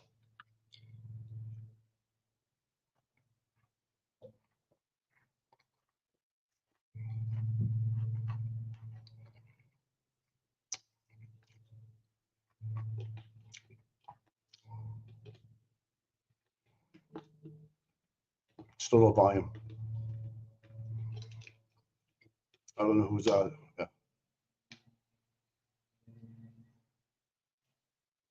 Nope.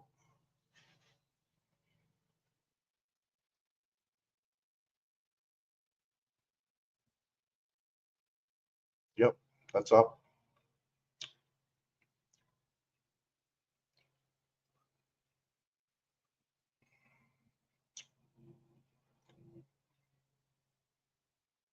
Yeah, we're just trying to. We switched. I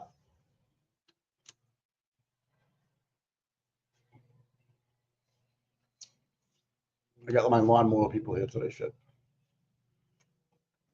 I don't know what just happened. People are on it.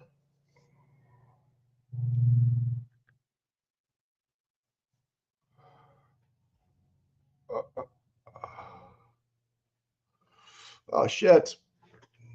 Hold on.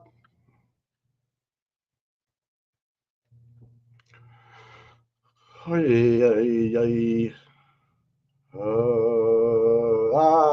was put panicking. No, still can't hear it, guys. I don't know what's going on. Technical difficulties. Technical difficulties. Whoop, whoop, whoop, whoop. People are panicking on the backside.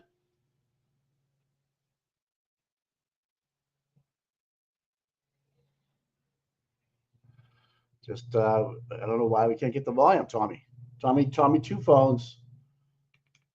It says it's mute. I don't know. You know.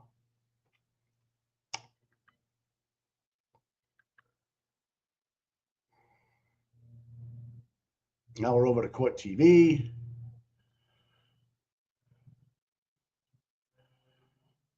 I know who missed the best part here. Fuck. Yeah. Nope. No volume, guys. No volume. No. We are working on a studio. Yes, we are. This is cray cray. There we go. You know they're all panicking. Drunk. Did he get beat up? Here we go. We're good. And Mr. Proctor's response? Nope. Turn to the next page, ending in 34. This is Oh, at good, guys. around 10:58:06 p.m., running through 10:59 p.m. Another question from the group. What did they ask? So the owner of the house was a woman cop that beat him. And Mr. Proctor's two responses? That's what I initially thought after talking to Canton paramedic. Then I saw the guy. One of the group asks further down, what does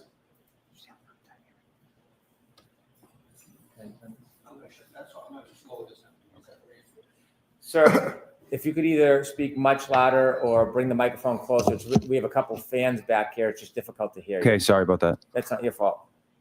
If we can keep our voice up. So one of the group asks, what does, quote, she waffled him, quote, end quote, mean? And then asks, what's the story? Does Mr. Proctor return? He does. What does he say? She hit him with her car. Turn to the next page, please, ending in 3-5. And these texts are from 10:59:13 p.m. to 11:08 p.m. The person by the name of Bird asks a question. What does he ask? Or what does he say? Okay, that's fucked up. How does Mr. Proctor respond? Intentional or not? And somebody in the group again? Gotcha. He was frozen in the driveway and she didn't see him. Mr. Proctor's two responses. That's another animal we won't be able to prove. And the next one. They arrived at the house together, got into an argument. She was driving and left. What does the friend say? What's the name of the Canton cop living in Canton? The other one involved. What does Mr. Proctor say? Biffed him.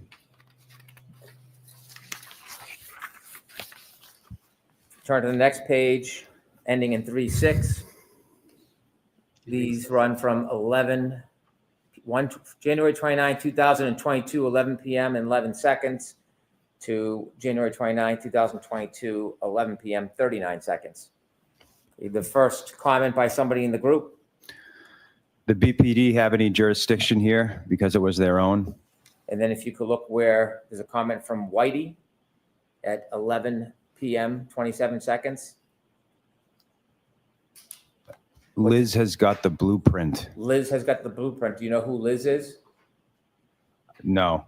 Okay. And what's the next comment by Mr. Proctor? Nah, Cat. It's the total opposite. They have to rescue themselves. Would it mean, Recuse themselves, thank excuse you. me. Recuse themselves? Yes. And then a comment by somebody in the group? Laughed at. Liz has got the blueprint. On the next page, Mr. Proctor's comment? Same with Canton.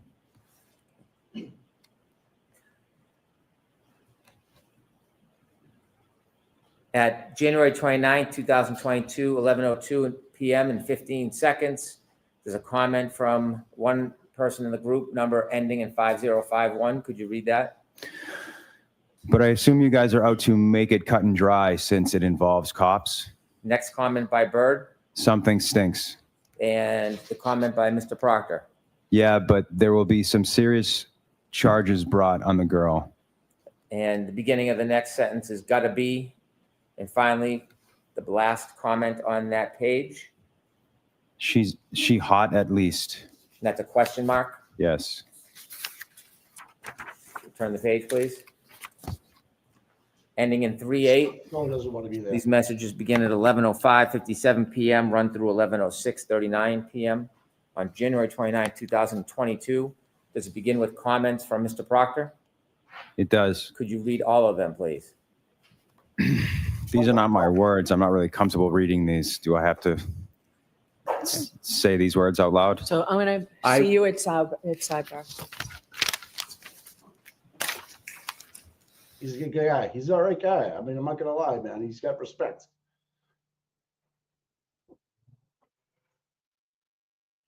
And fuck you, Proctor.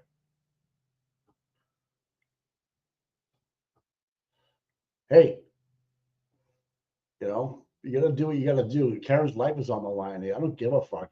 Say the words, dude. That was quick.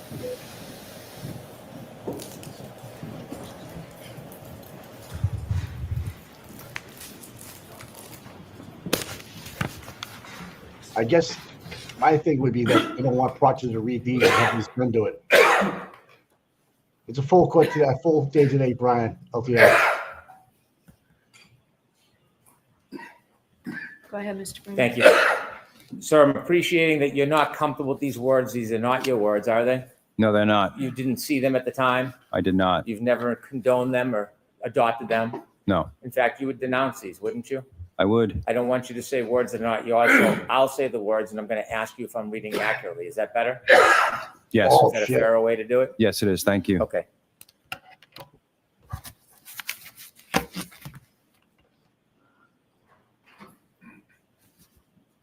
On January 29, 2022, 11 p.m., 5 minutes, 57 seconds. And this page ends at 11 p.m., 6 minutes, 39 seconds on January 29, 2022, ending in numbers 38. Did I read that correctly? Yes.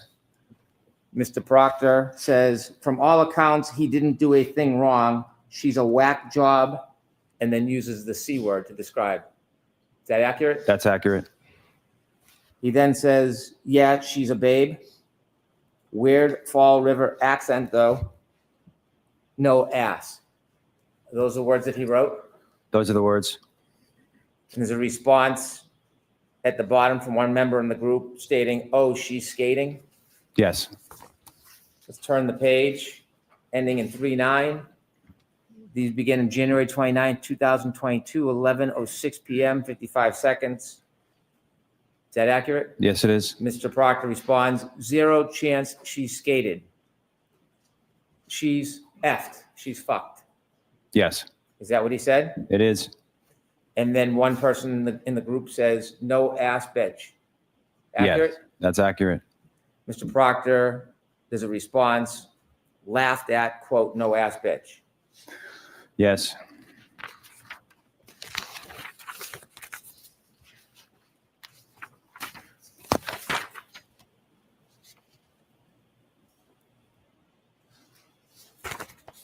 If you could turn to the page that ends in 4-3.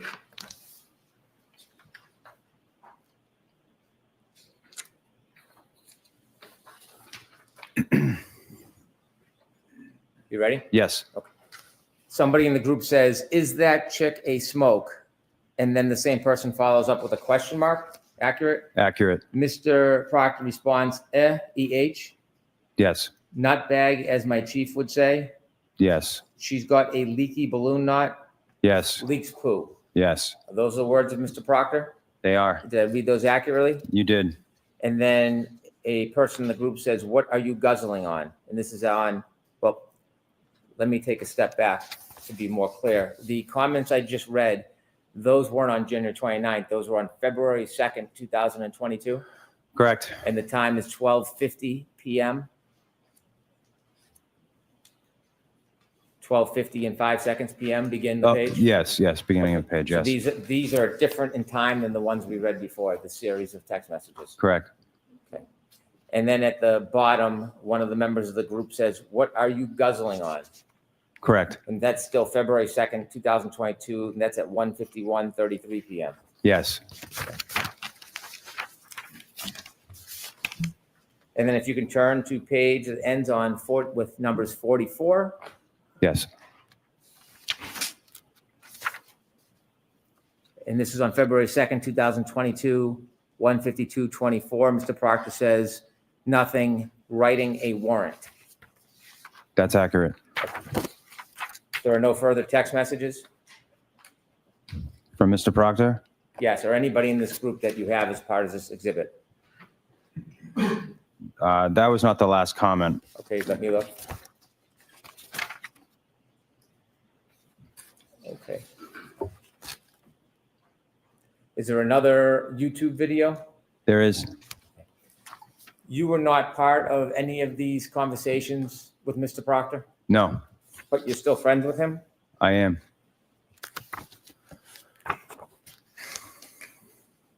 In your conversations with Mr. Proctor, has he ever suggested that he planted evidence in this case or any other case? No, In your conversations with Mr. Proctor, has he ever suggested framing a defendant, including this defendant? absolutely not. In all your conversations with Mr. Proctor, has he ever suggested tampering with evidence in this case or? Families eat a lot. Good thing there's Dash Pass. Order groceries with Dash Pass and get $0 delivery fees on your order. So while you may feel like you're stocking the pantry 8 days a week, your wallet doesn't. Save more on groceries with Dash Pass. Start your free 30-day trial. Okay. Hello?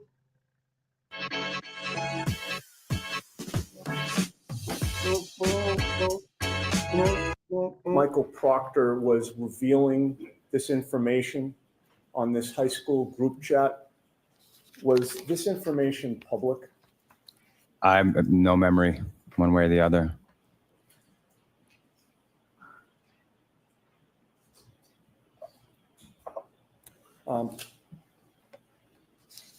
At the time Michael Proctor was texting these messages to you and your other high school friends, were Ms. Reed's medical conditions public? Did you know anything about Ms. Reed's medical conditions? I didn't know anything about this case at all. Michael Proctor was the one revealing those details about the case to you and anybody on the chat who cared to read them, correct? Correct. And you were asked questions about why Michael Proctor was fired, and I believe you answered in a shorthand way for these text messages. Were you aware he was fired for being biased? I'm not aware of that. Objection. No, the answer will stand. He's not aware. Were you aware that he was fired for revealing confidential information about an investigation? I was not aware of that. And were you aware that he was also fired for conduct unbecoming a state trooper and a lead investigator in this case? I was not aware of that. I have no further questions.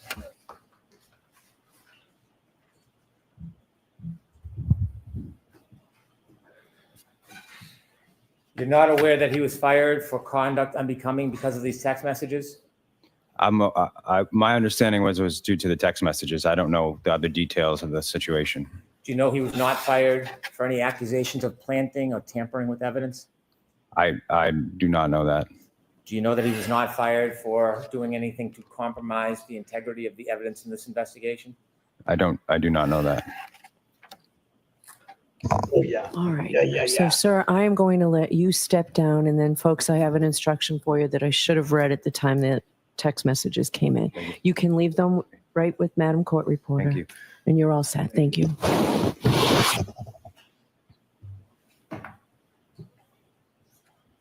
Oh. All right. So I've told you folks previously, but I've got an additional instruction here. Before, and I think so you know this, and you'll hear it at the end of the case as well. Before you consider any electronic communication in your deliberations, you must first find that it is more likely true than not that the person who authored or created or transmitted the communication was in fact the person alleged. And here we've heard it be Michael Proctor and high school friends, the testimony was, I believe. If you do not find it is more likely true than not that the person alleged to have created or sent these messages, then you may not consider the electronic communication in deciding this case. And also here, this text message chain was not being admitted for the truth of what's in the chain, but solely for the limited purpose of weighing the text as they go to Michael Proctor's state of mind, and more specifically, whether or not that state of mind reflects any bias or omissions in the police investigations. So, all right, is there another witness this morning? Okay. We would ask Officer Kelly Dever to join us, please. Okay. Kelly Dever. Another fucking Canton cop. Now it's BPD. She was at the station the night of the so-called incident. She might be hostile. Who knows? Tell me.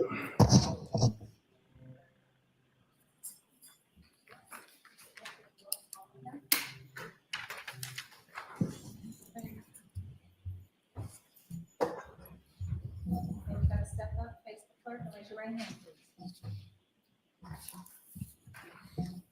You saw this the evidence you did in court during the case now and hearing the truth, the whole truth, and nothing but the truth, so help you God. I do. Good morning. She would say good morning. Morning. Morning, ma'am. May I inquire? Yes. Good morning. Could you state your name and spell your last name for the jurors, please? Kelly Dever, last name D-E-V-E-R.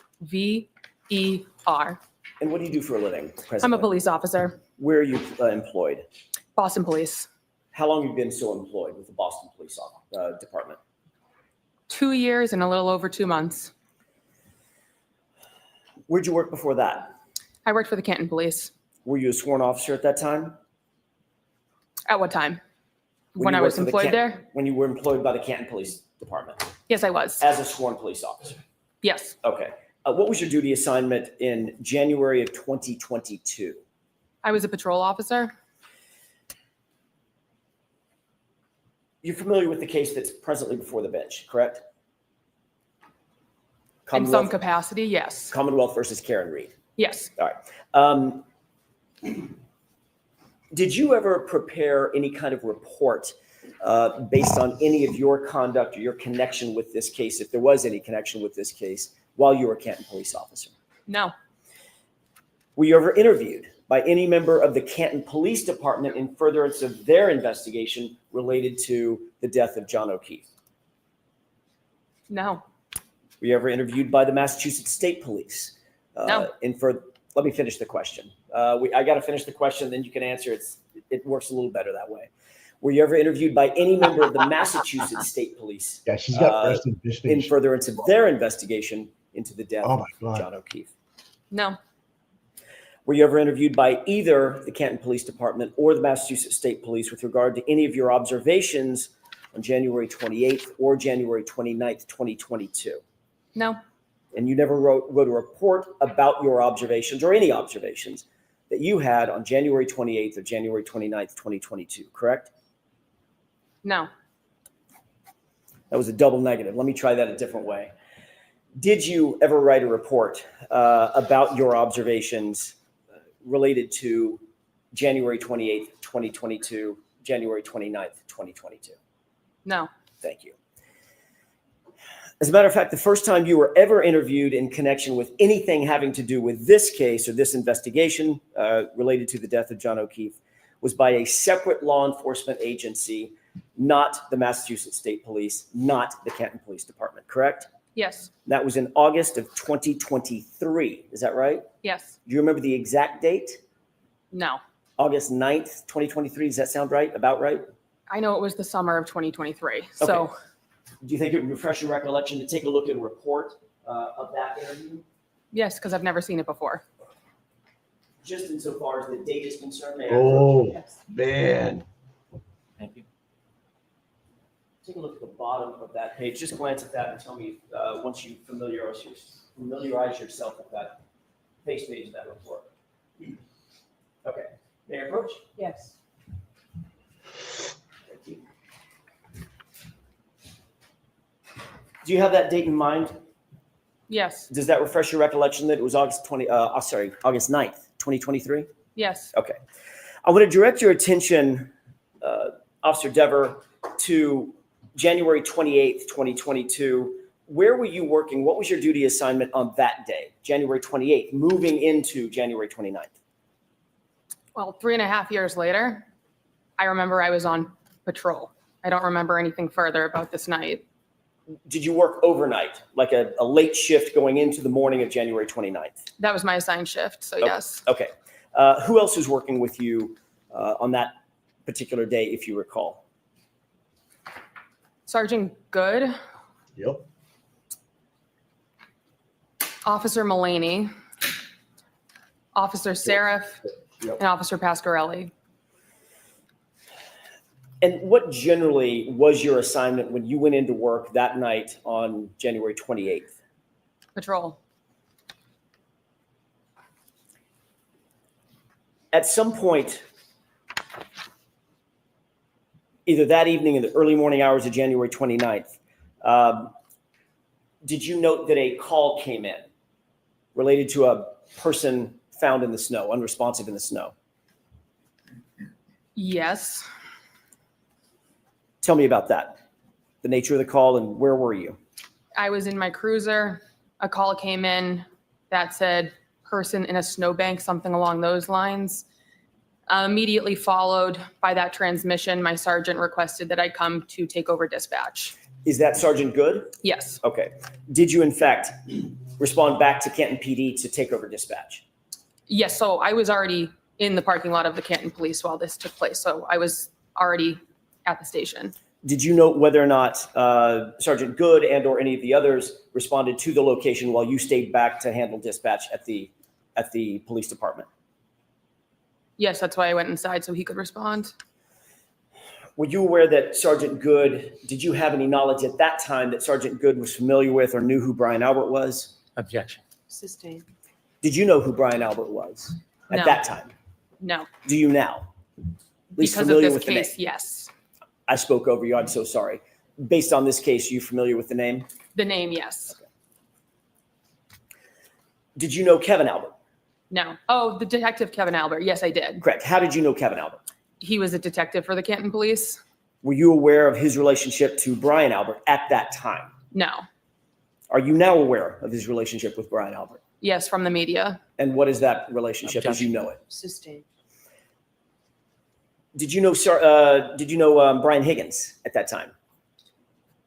Yes, in passing. I'm not asking if you're social friends, asking if you knew who he was. Yes. How'd you know who Brian Higgins was? He had an office in the Canton Police. Was he a sworn police officer? Not for us. Was he a sworn federal agent? Yes. Worked for HCF? Yes. Okay. How long had you known and been familiar with Brian Higgins? Say, for instance, by sight, to be able to recognize who he was. Sometime during 2020 is when I was probably first familiarized. I never let my hair air dry naturally until today. My hair has always been kind of frizzy and brittle, but I'm finally figuring it out. I decided to try pros after going down a rabbit hole on TikTok, and I took their quiz, which helped me figure out that I might have 2B C waves. I'm excited to try a wavy hair routine that's customized for me. So I just washed my hair with my custom Pros shampoo and conditioner. They smell amazing, and I think they already started to bring some of my waves out. Next step is using my custom curl. What are we?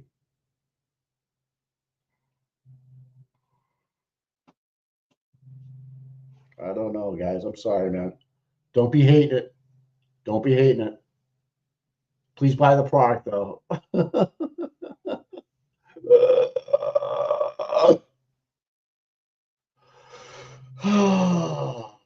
You guys got to teach me how to do this. I can totally handle this. You guys just got to give me the fucking tools where to do this. But, you know, we look like a bunch of rookies. I don't know what we're doing with that. It's been years since I've been in that room. They were somewhere in the room. Where cameras were in the Canton Police Department, I don't recall. The media's Can we switch the, Tommy, can we switch, yeah. I can't speak on what's my recollection and what's been media provided. There are cameras. I don't know where on my memory.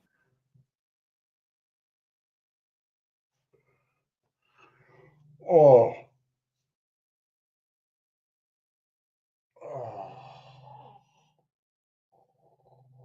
I do. Were there monitors that you could look at that showed security camera footage from inside Canton PD, different areas, hallways, corridors, offices, the Sally port, for instance. So 2.5 years since You keep saying 2.5 years later. So let her finish her answer and then ask a question. Sure. It's been years since I've been in that room. They were somewhere in the room. Where cameras were in the Canton Police Department, I don't recall. The media's provided me information since this case took place, and I can't speak on what's my recollection and what's been media provided. There are cameras. I don't know where on my memory where they are. So has the media informed you that there were internal security Objection. monitors at the dispatch location? So the objection is sustained. Next question. What do you recall from the dispatch room, as you put it? Let's go with 30. In terms of monitors. I remember there was a computer screen that had information about current calls, and then there was a 911 screen next to that. Those are the two computers that I would have been positioned in front of during this time.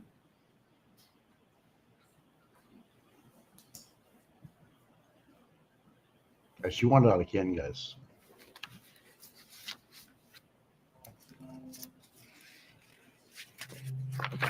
As a dispatch officer, by the way, you were a sworn officer at Yes. that time, correct? Uniform, badge, gun, the whole works, right? Yes. She's up resting bitch face. Had you ever been in the Sally port at Canton PD? Yes. What's the Sally port? A Sally port is a garage, essentially. Okay. You're aware that the Sally port garage had a camera, a security camera? It would make sense because that's where we bring prisoners to drop them off. Well, more than just makes sense. I'm asking you, do you recall that it had cameras There you go. that This fucking serviced the douchebag. Sally port garage? Security cameras. It's where we brought prisoners, so there would be cameras, yes. Okay, you're saying there would be cameras. I'm asking you, were there cameras? According to the media, yes. I've seen the footage, so yes, there were cameras. All right, so hold on. So I'm going to strike that, officer. You have to answer the question based on your own independent knowledge. Okay? And if you don't reference what you know from the media. All right. She is a douchebag. There were cameras in the Sally port. Thank you. Thank you.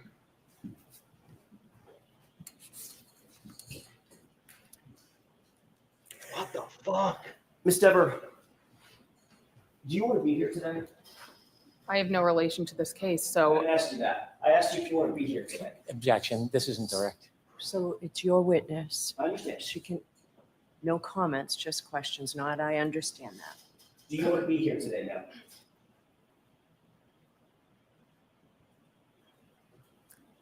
I am put on the stand in a murder trial. I don't know why I'm here. I have no connection to this case. You have no idea why you're here? You've never talked to me. Nobody on the fence seems to talk to me since prior to the first trial. So I don't have any idea why I'm here. No clue whatsoever, as you sit here, why you might have been called to the stand. No. Are you uncomfortable testifying? No, it's part of my job. You're a professional police officer, correct? Correct. That means you're a professional witness to a certain degree, correct? In the crimes that I've gone on the stand before, yes, I have been. And you understand the oath? Yes, I do. What is that oath? The oath is to tell the truth. The whole truth and nothing but the truth, correct? Objection. Sustained. I'll rephrase it. Is there more to that oath when you raise your right hand as a witness? I'm objecting. So I'm going to see it's out there for justice. Sure. The jury already hates her. The jury already hates her. Did Turtle Boy make it in to the press?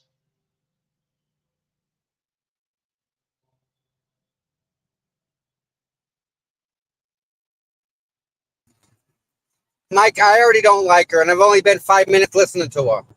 She is so hostile, dude. And it's our witness. It's our witness. This is not right. I don't. She seems prepped. No, we would have prepped her. Yeah. I don't know, man. She doesn't want. I like the question. Brian LTL, thick blue line. Yep. You understand? Brian Albert was the big wig at Boston PD. That's what she worked. And if she says the wrong shit, She had no idea about him.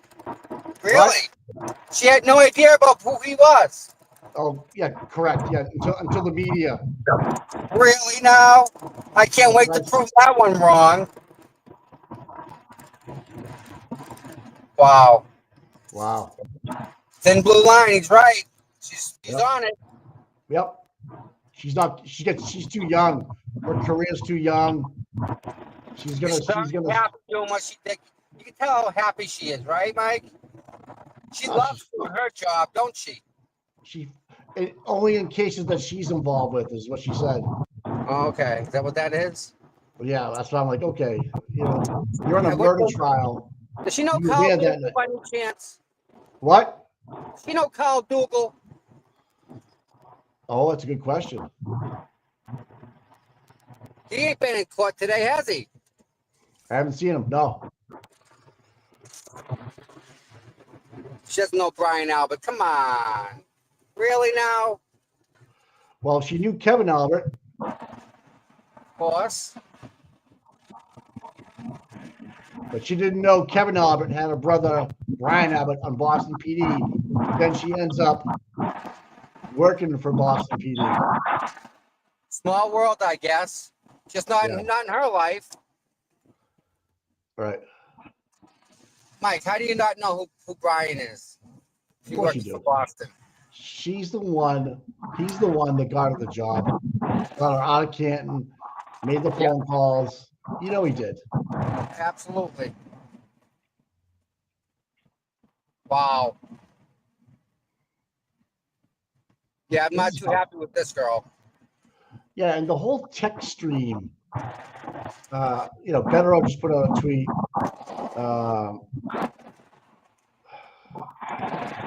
You have to see the big picture here with the Texas.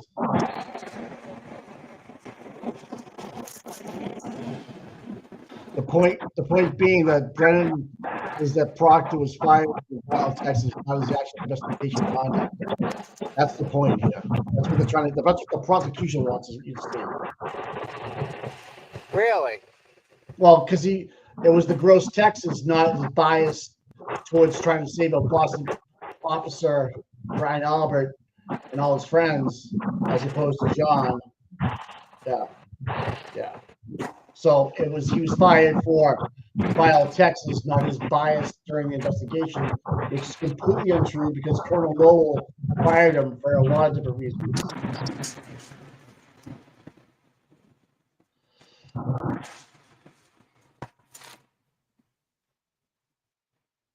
Wow.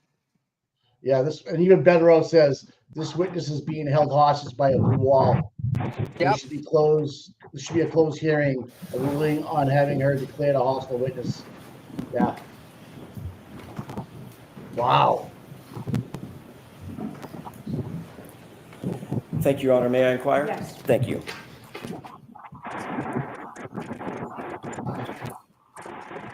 Sorry, hit mute. Thanks, pal. One of the cameras, one of the monitors that you had access to back on January 29th did show the footage did it show the footage from that one of the other Sallyport garage cameras? Can you rephrase the question? Sure, it was a little bit clunky on my part. Did one of the monitors that you looked at, that you had access to at the dispatch area, did it show the video footage or the video feed from the Sallyport garage?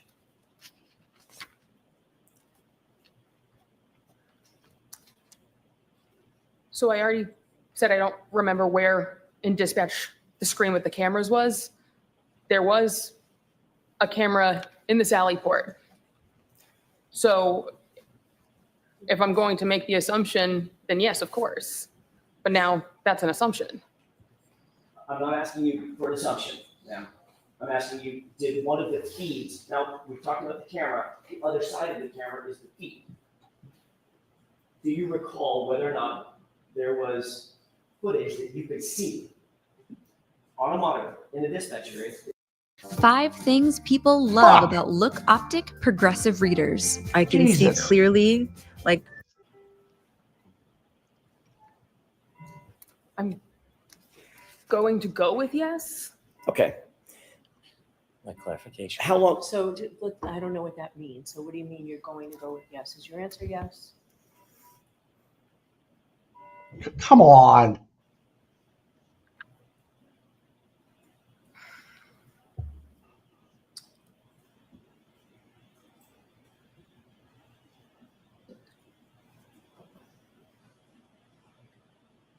Yes.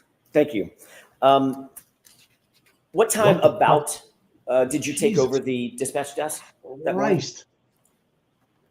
Immediately following when the 911 call came in. Would have been 6-ish in the morning. Does that sound about right? Sometime I would say towards the later of my shift, but it was the middle of winter and dark out. So I don't know if it was 4, 5, 6. Understood. But it was still dark out. Yes. Once you took over the dispatch desk, did you stay there even past your normal shift ending to support the investigation that was ongoing? Not to support the investigation. I was just on overtime. Okay. So you stayed past your normal end time of your shift that day? Yes, on overtime. You stayed into the afternoon, correct? I believe the shift ended at 3:45 p.m. for the Canton Police. But you stayed past your ending shift time, correct? I'm sorry, I'll rephrase it. Did you stay past your ending shift time? For my regular shift, yes, because I was on overtime on the day shift. Did you observe anything unusual that stood out in your mind that occurred, pardon me, in the Sally Port while you were on that shift?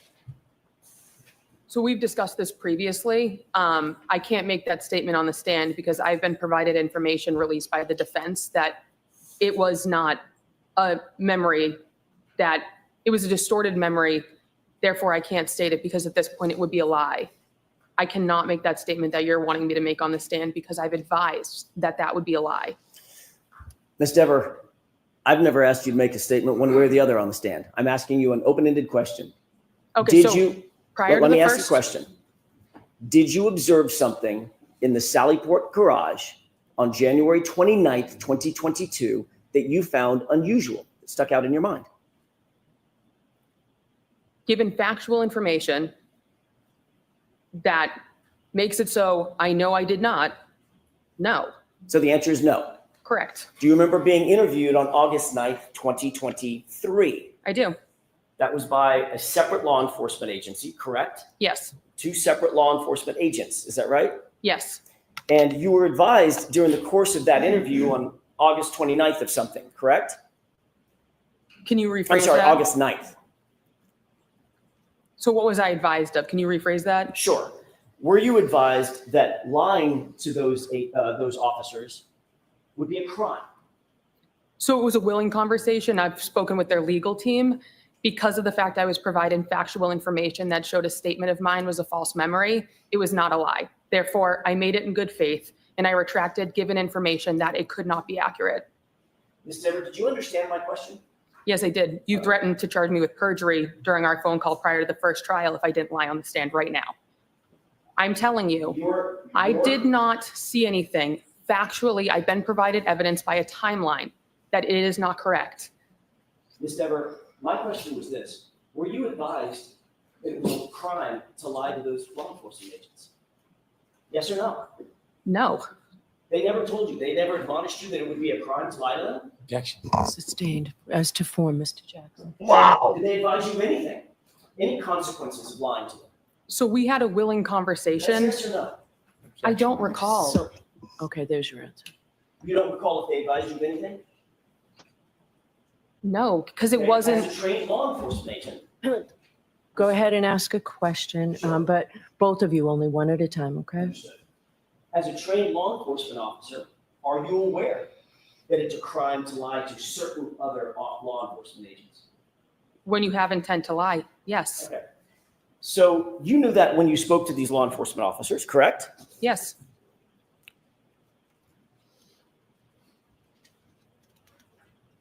Did you tell these law enforcement officers that you, in fact, saw Brian Higgins and Chief Berkowitz go into the Sallyport with the Objection. SUV? May I finish my question? You can finish this question. Go ahead. Did you tell those law enforcement agents on August 9th, 2023, that you saw Brian Higgins and Chief Berkowitz go into the Sallyport together and alone with the SUV for a wildly long time? That was my recollection at the time. So you did say that? At the time, that is what I recollected. Okay. Oh, yeah. Oh, Tom's in traffic. Shit. Jackson's fucking eating her up. Did you indicate that you noted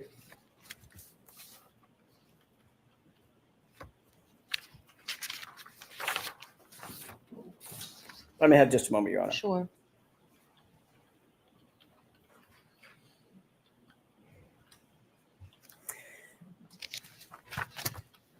You and I spoke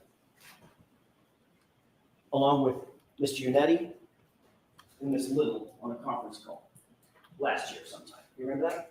Yes. Between the time that you were interviewed on August 9th, 2023, and when we spoke sometime in maybe it was April or so of last year, does that sound about right? Yes. Did you have any conversation with any other party about your potential involvement in this case? No. Did you have a conversation with anybody in the commissioner's office at Boston Police Department? Not about anything malicious. I didn't use the word malicious. Why do you say malicious? I had a conversation, but it was my department saying, regardless of what I need to say on the stand, they support me. You were asked to go to the commissioner's office, correct? Yes. How long had you been on the Boston Police Department at the time that you were invited to go up to the commissioner's Holy shit.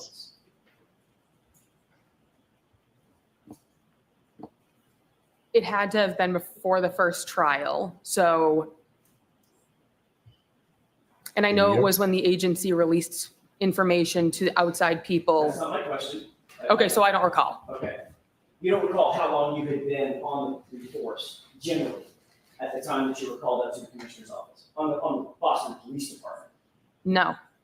Was it 5 years, 2 years, 2 months? Give me a ballpark. So I've been on the department for 2 years and 2 months. I would say somewhere in the range of a year. Okay. Yes. Did you find it unusual would you call yourself a rookie back then? Yes. Did you find it unusual that a rookie police officer would be called up to the commissioner's office personally to discuss a matter? It was a reflection of how good of a leader he is. It was not anything that I found unusual, given the fact he is someone who wanted to show support for his officer. So I'm guessing all of your training class or all of your entry classes at Boston PD, they've all gone up to the commissioner's office as well? I don't know anyone else who's been in this particular circumstance. Do you know anybody else who's been called up to the commissioner's office at your level at the Boston Police Department? Objection. Sustained. Do you know of any of your colleagues with your level of experience that have been called up to the commissioner's office for a specific instance? Objection. That's sustained. Now, when you went up to the commissioner's office, did you respond to his indication that he wanted to see you up in his office? It wasn't a direct line of contact from him. Okay. Did you respond? Did you ultimately go? That's what I mean by respond. Did you go to his office? He's my boss, so yes. Okay. And who else was in that office? Me and him. The two of us. General counsel of the Boston Police Department? No, it's just me and him. During the conversation that we had last year, did you say that general legal counsel for the Boston Police Department was also there? Objection. Not during Sustain. that conversation. Objection. Next question. Sure. Was there another time that you went to the commissioner's office where general legal counsel was there? No. Have you ever met general legal counsel for the Boston Police Department? Yes. Was it in the commissioner's office? No. When was it? During my conversation with the agents. You took a lawyer with you to talk to this other law enforcement agency? I'm gonna see you at sidebar on this. Oh man. She just wants to get out of there and not bury the blue line. Look at you, Eddie. A little smirk. Oh, this is getting good. Turtle Boy's in the house. Yeah, buddy. This girl's not very nice. No, dude. She doesn't look happy. Mike, I'm sorry, and it's an insult, but this girl so much Canton, it fucking screams bogus. That's why she fits good on that Boston PD, dude. And you know where she was? She was sleeping in a cruiser in the parking lot. She's from Canton. Yeah, dude. I know exactly who she is. She's got to go into it. She probably lives in Canton. She did for a long time when she was on Canton PD. I knew exactly who she was. Still does. So she's not gonna go after. She's not gonna walk all over anybody. No, she doesn't live in Canton still. She lives in the city. Okay. Yeah. Residency But requirements. when she was at Canton, she lived nearby. Yeah. Just so you know, we've had a conversation about this. Yep. But I'm not going to say any more. Yeah. But yeah, she's not too far away, or wasn't. She wasn't too far. She wasn't too far away. No.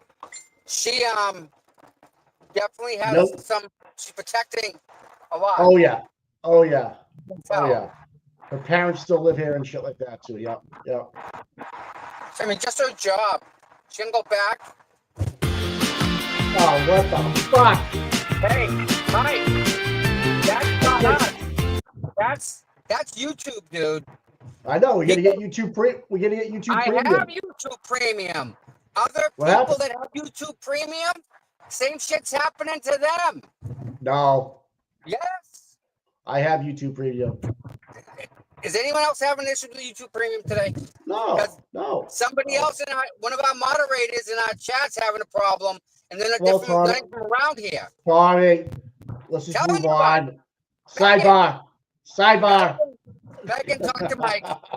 We'll go to the sidebar. You haven't met Megan yet. You're gonna like Megan. You're gonna like Megan. I don't care. Sidebar. Yeah. Anyways, did you see the text from Dan? Yeah. Yeah. All right.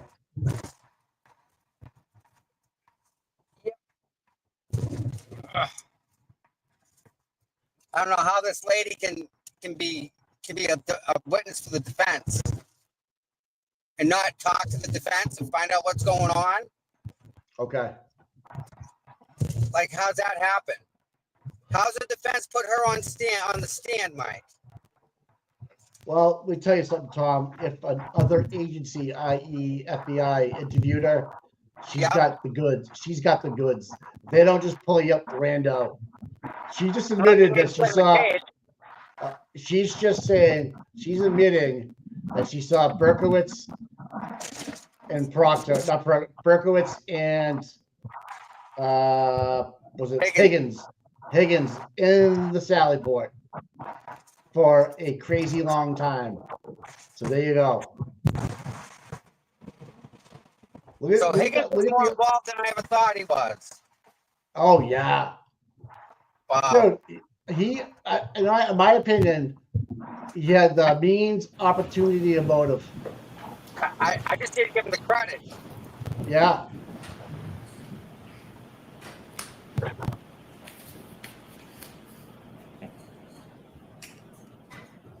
The O'Keefe's won't even look at her. They look at their Your Honor. Yeah. Yes. Thank you. Ms. Dever, when we left off, I was asking you about the meeting at the commissioner's office. And I want to clear this up. Was general legal counsel in that office or not when you had a meeting with the commissioner, Michael Cox? No, it was just me and the commissioner. At some point, did the commissioner say to you that Boston Police Department, insofar as your connection to this case is concerned, Boston Police Department fully supports you? Yes. Did he also say, do the right thing?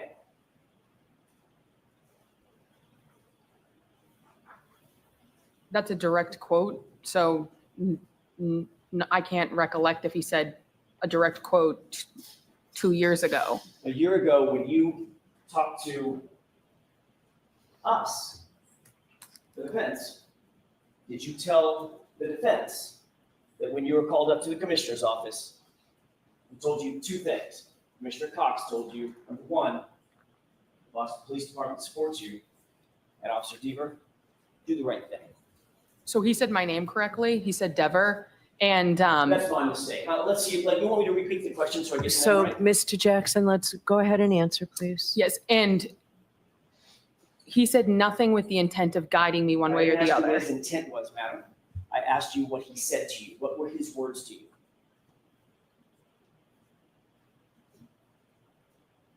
That he supports me. And?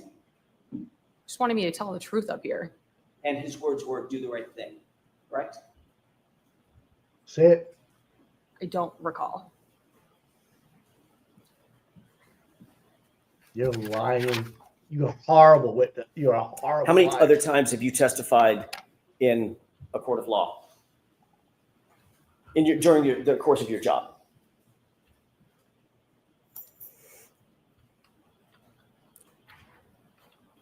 2 dozen, 3 dozen. And actually testified probably ballpark a dozen times. In any of those other cases, has Commissioner Michael Cox called you up to his office to discuss your testimony in any of those cases? Yes or no? No.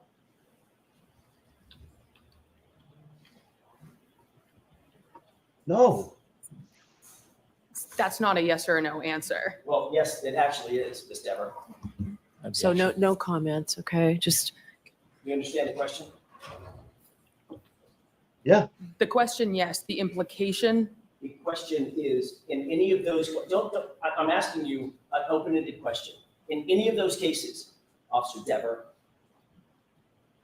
not including this one, has Commissioner Michael Cox ordered you up to his office to discuss your testimony? No. Thank you. Jesus fucking Christ.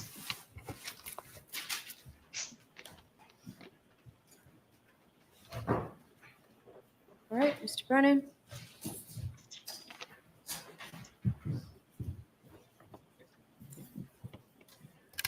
Good morning. Good morning, sir.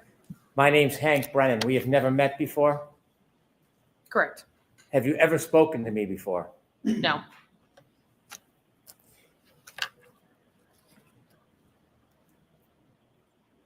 The defense team, Attorney Jackson asked you some questions this morning.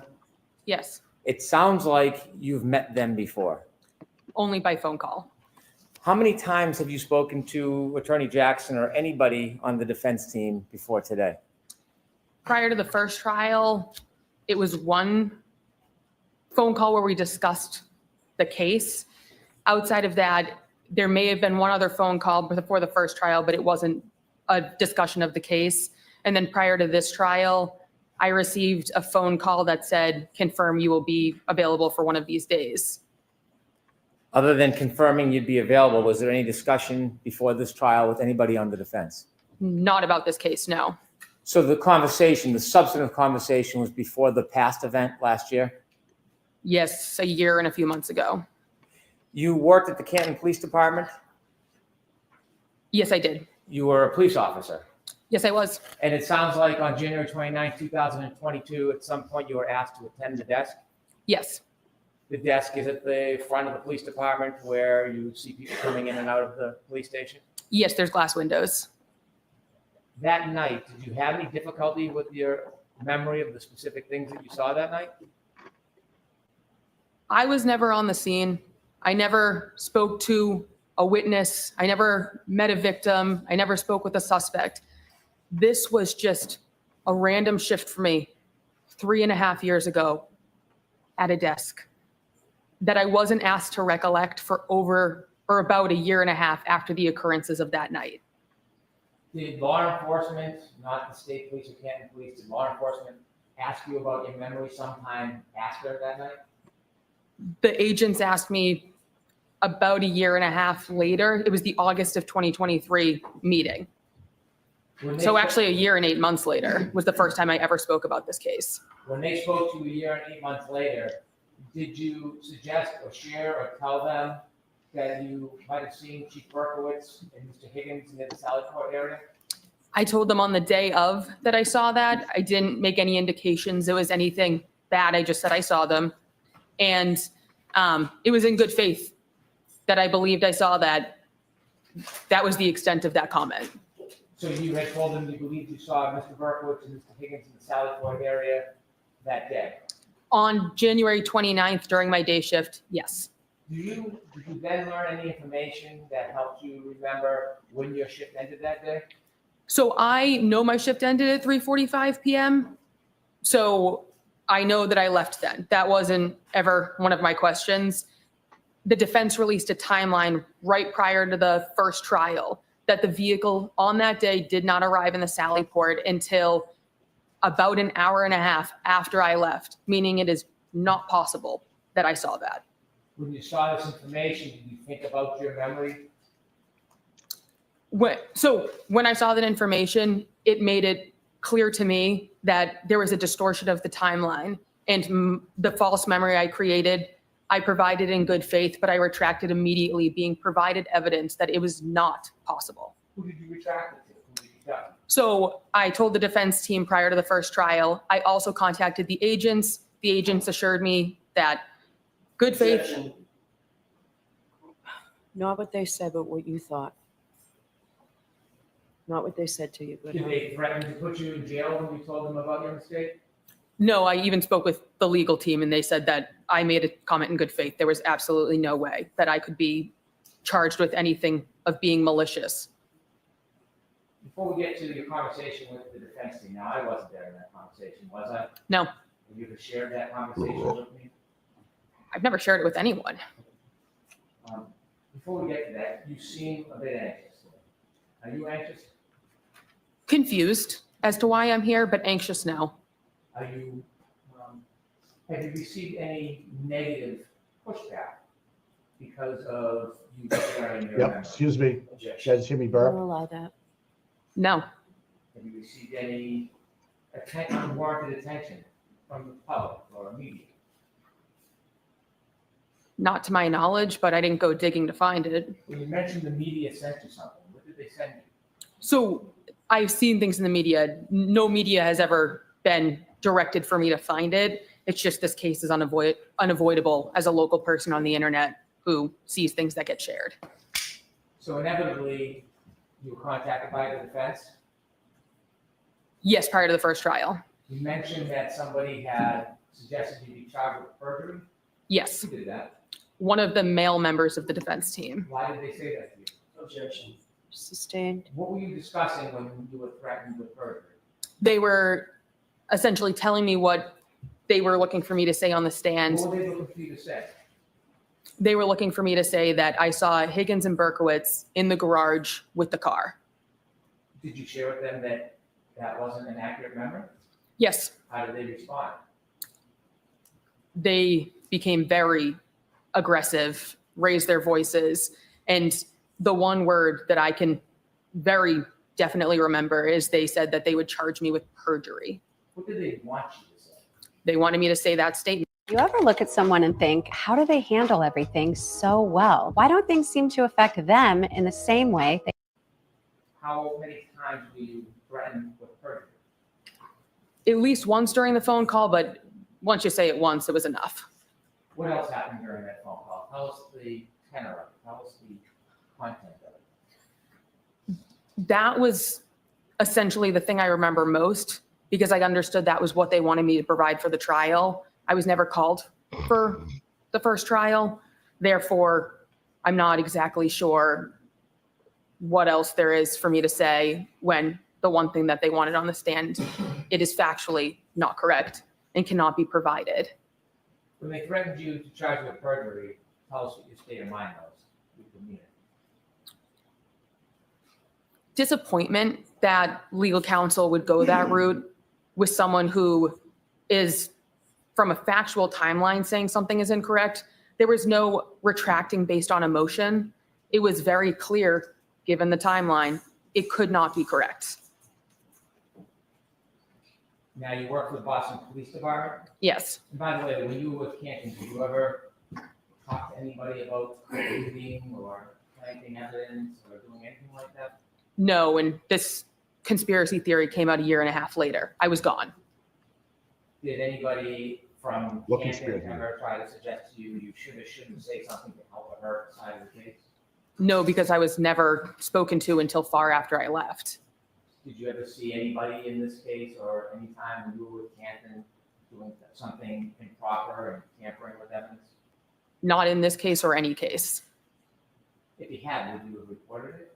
Yes. Sustain. Move to strike. I'll strike that, ladies and gentlemen.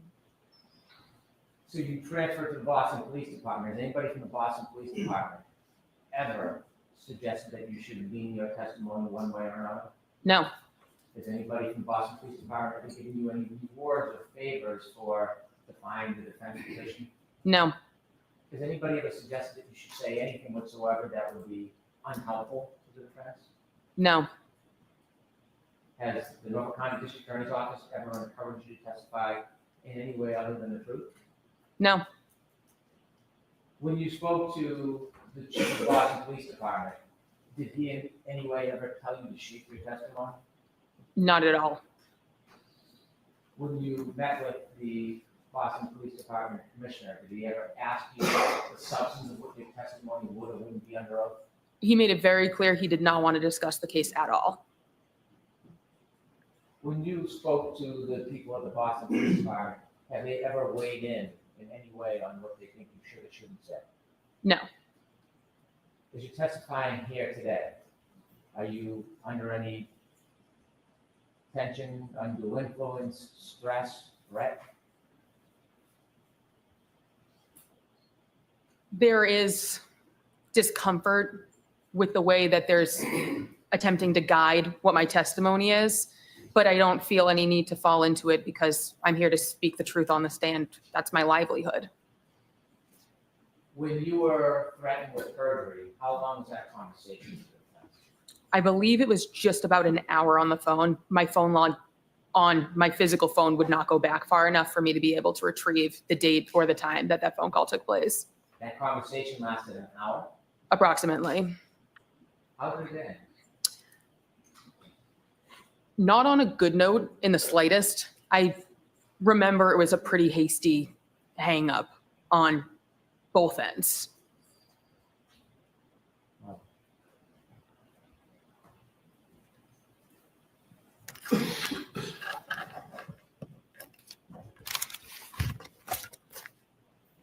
Thank you for your time.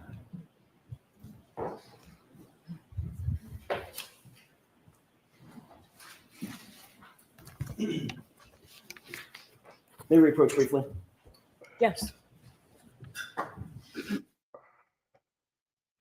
She so does not want to be there. But no one look at the camera.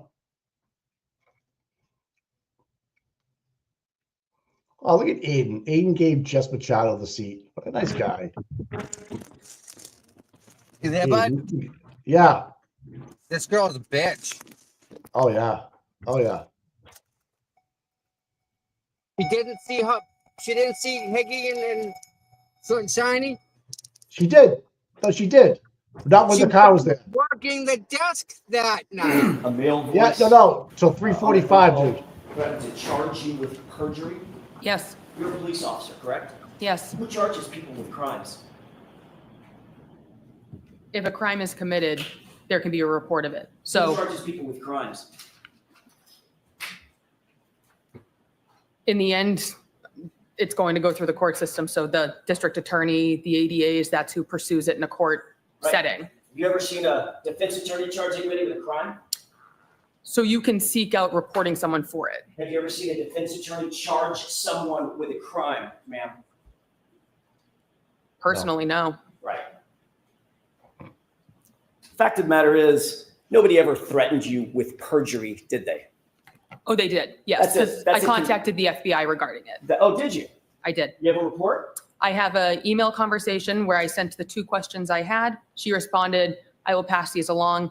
I was contacted by their legal team. They reassured me perjury was not applicable because I made a statement in good faith. Upon further information, I retracted it, corrected it, and made it clear that I could no longer say it because I knew that it was not a clear reflection of the events that took place. That's a mouthful. Yes. My question is, do you have a report from the FBI saying that you reported that someone on the Karen Reed defense team threatened to charge you, your words, with perjury? You have a report to that effect?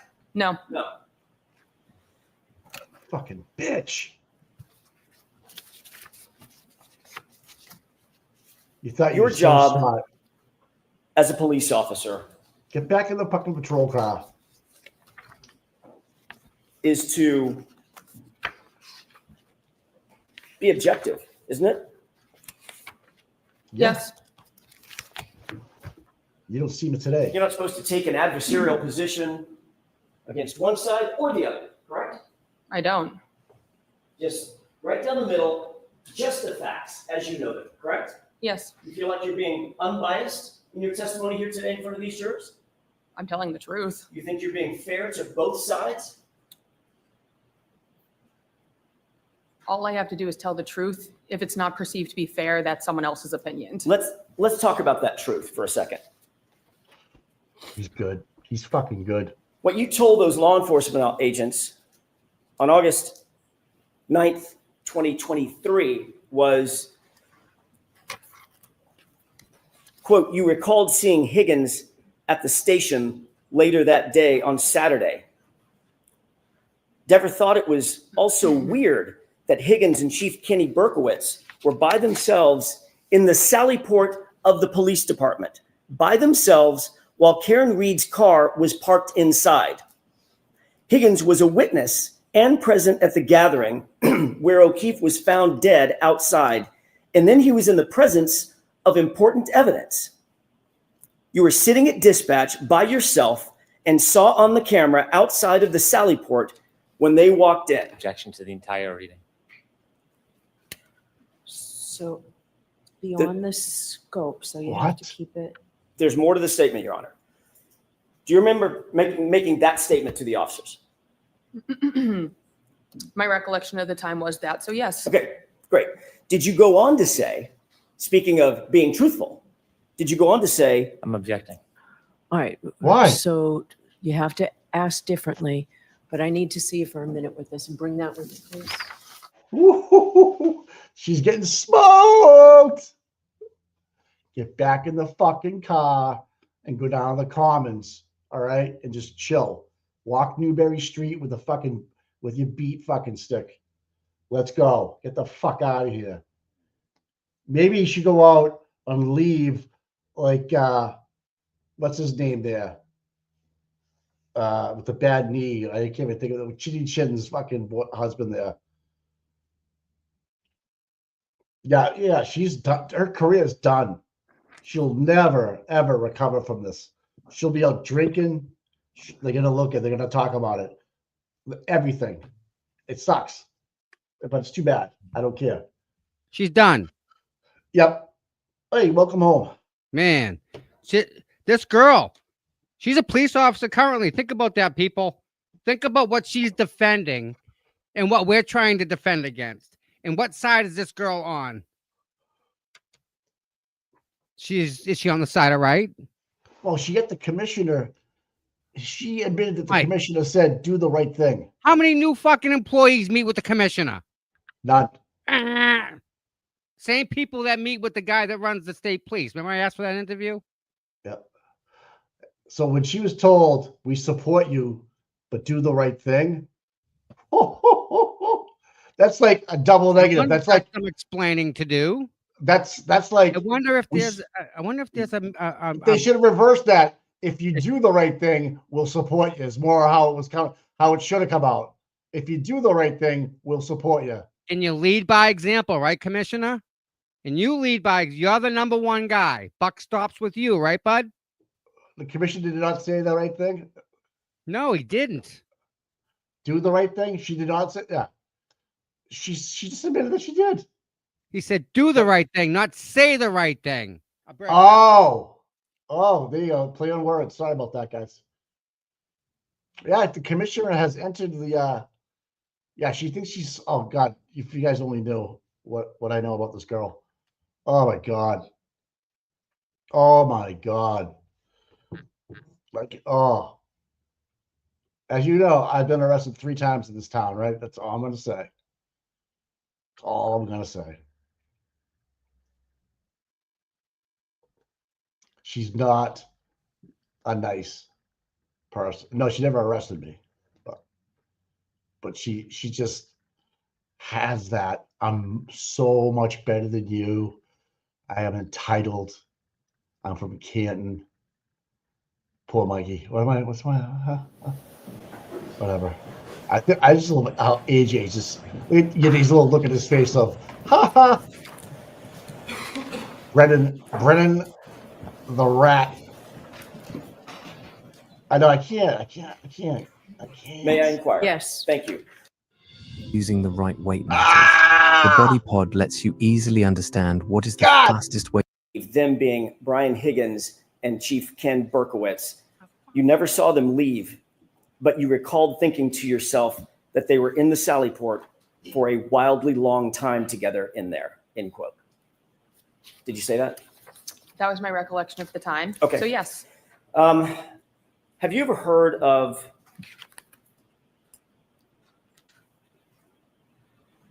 By the way, you indicated under questioning by Mr. Brennan that you knew what they wanted from me, meaning the defense, what they wanted from me. You Yes. understand that? Yes. Do you remember on that phone call that we read directly from the exact same report that I just read from? Do you remember that? And I told you the same thing then. That's not Yes. a question. Objection. Sustained. My question is, just answer my question, Officer Dever. Did we read to you, were you read the exact same thing that I just read to you on that phone call? Like you can't remember my name. I don't remember. I can remember your name, Miss Dever. Okay, so the answer is I don't remember. No comment. Wow. What a bitch. All right, so no comments, just questions, please.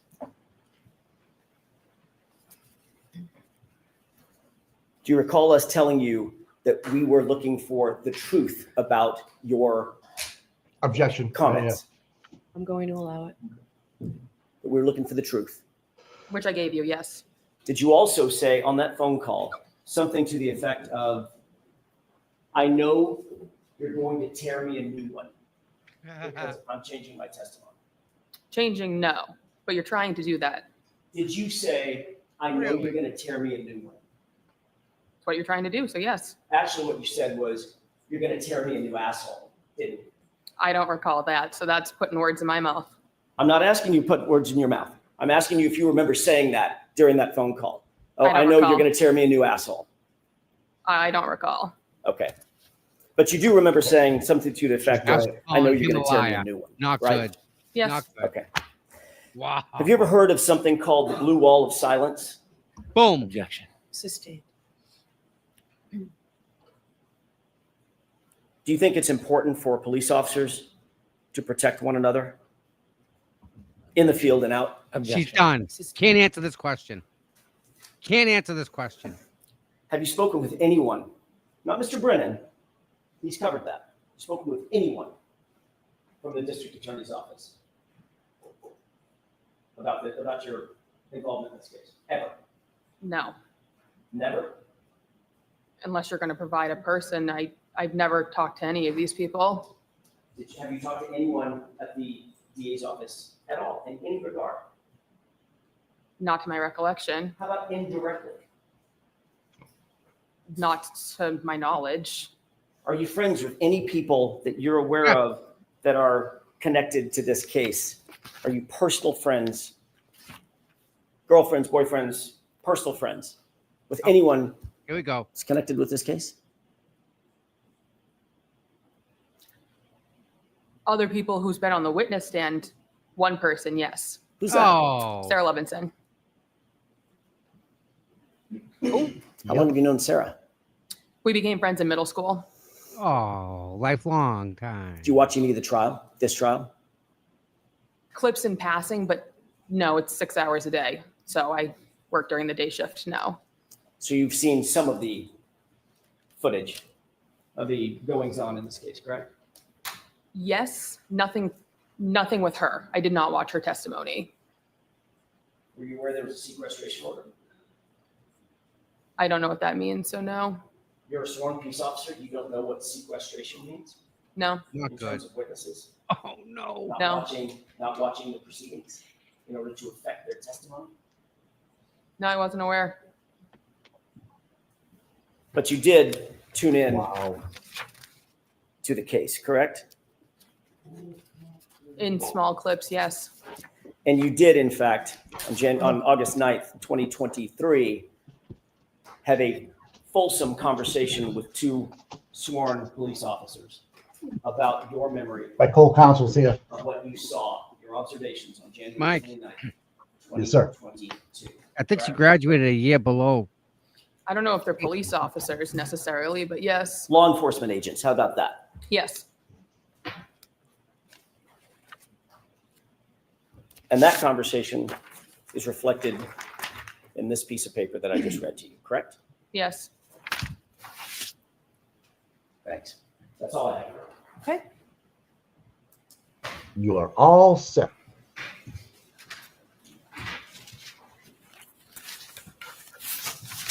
Somebody buy this Were one you across. subpoenaed by the Commonwealth in this case? No. You were subpoenaed by the defense. Yes. Did they tell you that there was a sequestration order or that you shouldn't watch any of the footage? Did they fairly inform you about what the ground rules were? No, and I wasn't part of the first trial, so I had no idea about anything to do with this trial. Paddle. When you spoke to those law enforcement officers back in 2023, do you know that they made a report where you had informed them that you knew Sarah Levinson and that report had been provided to the defense a long time ago? Do you know that? Yes, I informed them very clearly. So the question about if you know Sarah Levinson, that's no secret in your world, is it? In that form, I'll sustain it. That isn't a secret, is it? Not at all. That's something you were open and candid about? Yes. You understand that regardless of what you say, it doesn't matter as long as it's the truth. Do you understand that? Yes. The Commonwealth in no way is asking you to accommodate it or please it in any way. Do you understand that?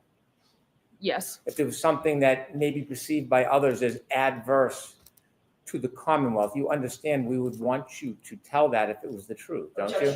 Sustained. You understand, well, the Commonwealth has never intimated, suggested, or advised you to say anything other than the truth, have they? No. Have you been given any consideration or reward because you remedied your memory? No.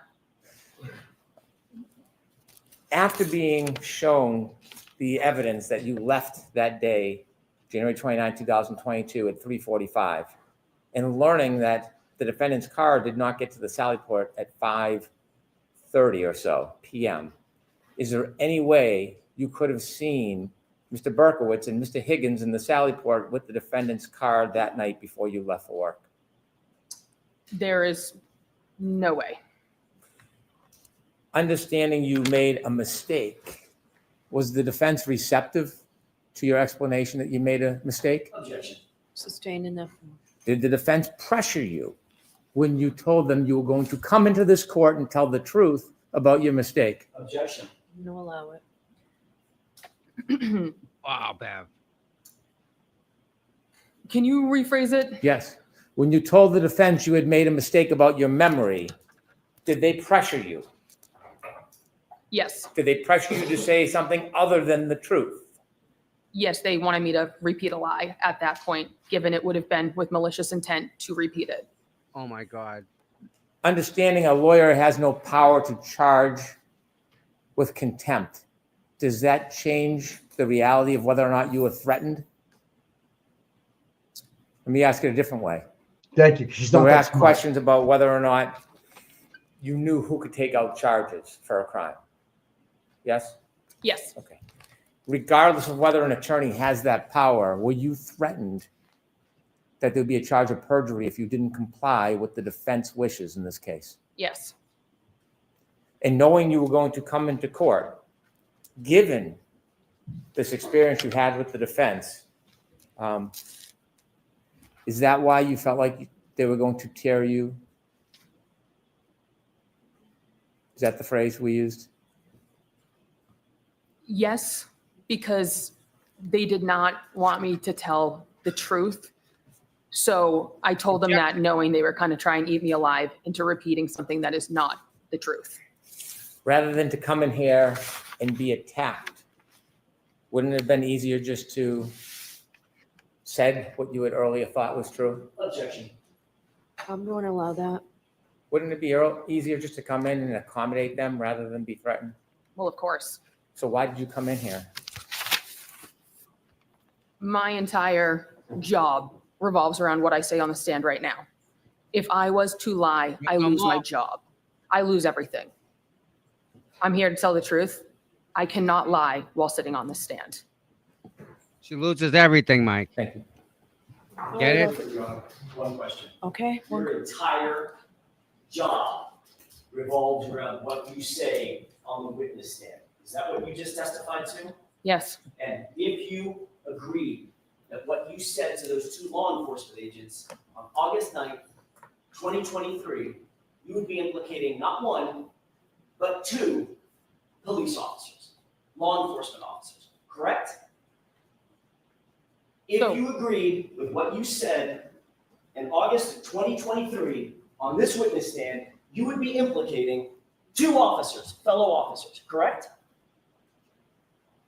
Say it. So I'm confused as to what you're asking. You would be implicating, if you agreed with me, you have not agreed that that was the truth. You've now indicated that what you told to law enforcement agents in August of 2023 was a lie. No. If you agreed with that statement here on the witness stand, you would be implicating two officers as having been in the Sally Port, weirdly, for a wildly long time with the SUV, implicating not one, but two fellow officers, correct? That's what you would be doing. It's not possible I saw If that. you agreed with me, would you be implicating the reputations of two officers? Yes. If I was to lie, then yes. And your entire job revolves around what you say on that witness stand. That's what you said, correct? I'm still. That's what you just said, Officer Dever, correct? I still don't really understand the question. You just said, all I'm asking you is what you just said. I wrote it down. You just said, my entire job revolves.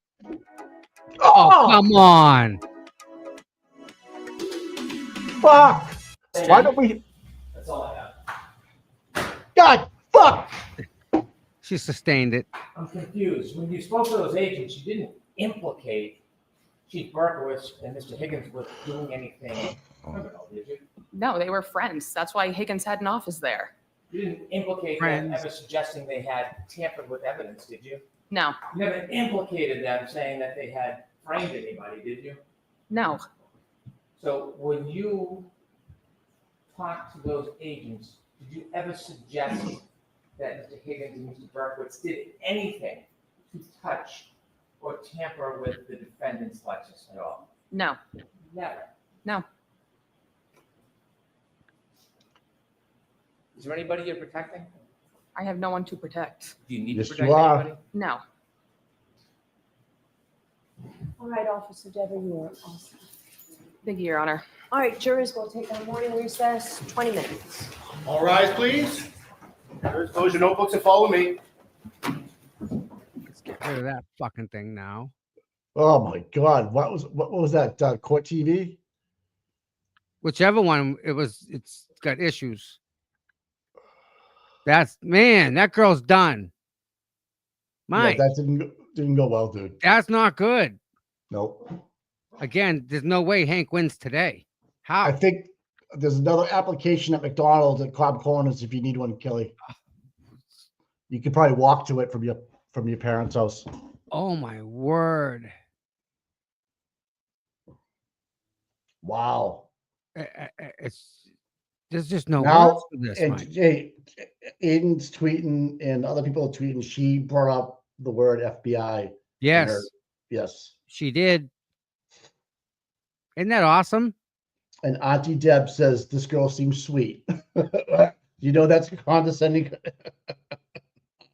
Wow.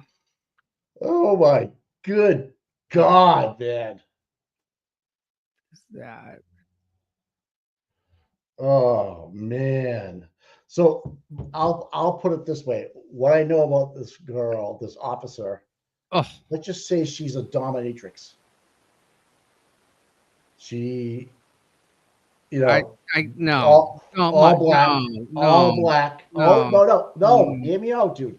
All black, the leather whip, the whole nine, the whole fucking nine, dude. And she'll wear the gun belt. She'll do anything. Yeah, that's what I know. Oh yeah. Pass around floozy. Swear to God. Yep. Like a doorknob. Everybody's had their turn. I know. I gotta go change. Go ahead. Wow. Yep. You need to hear that. I was telling you what I know. People wanted the yeah, guys, yep. She's yeah. Yep. Kind of disgusting.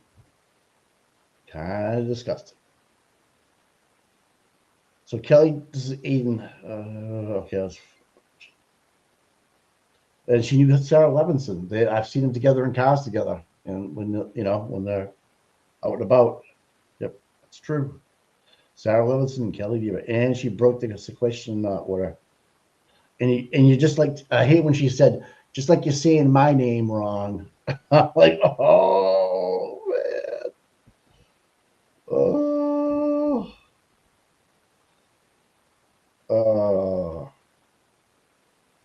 This is great.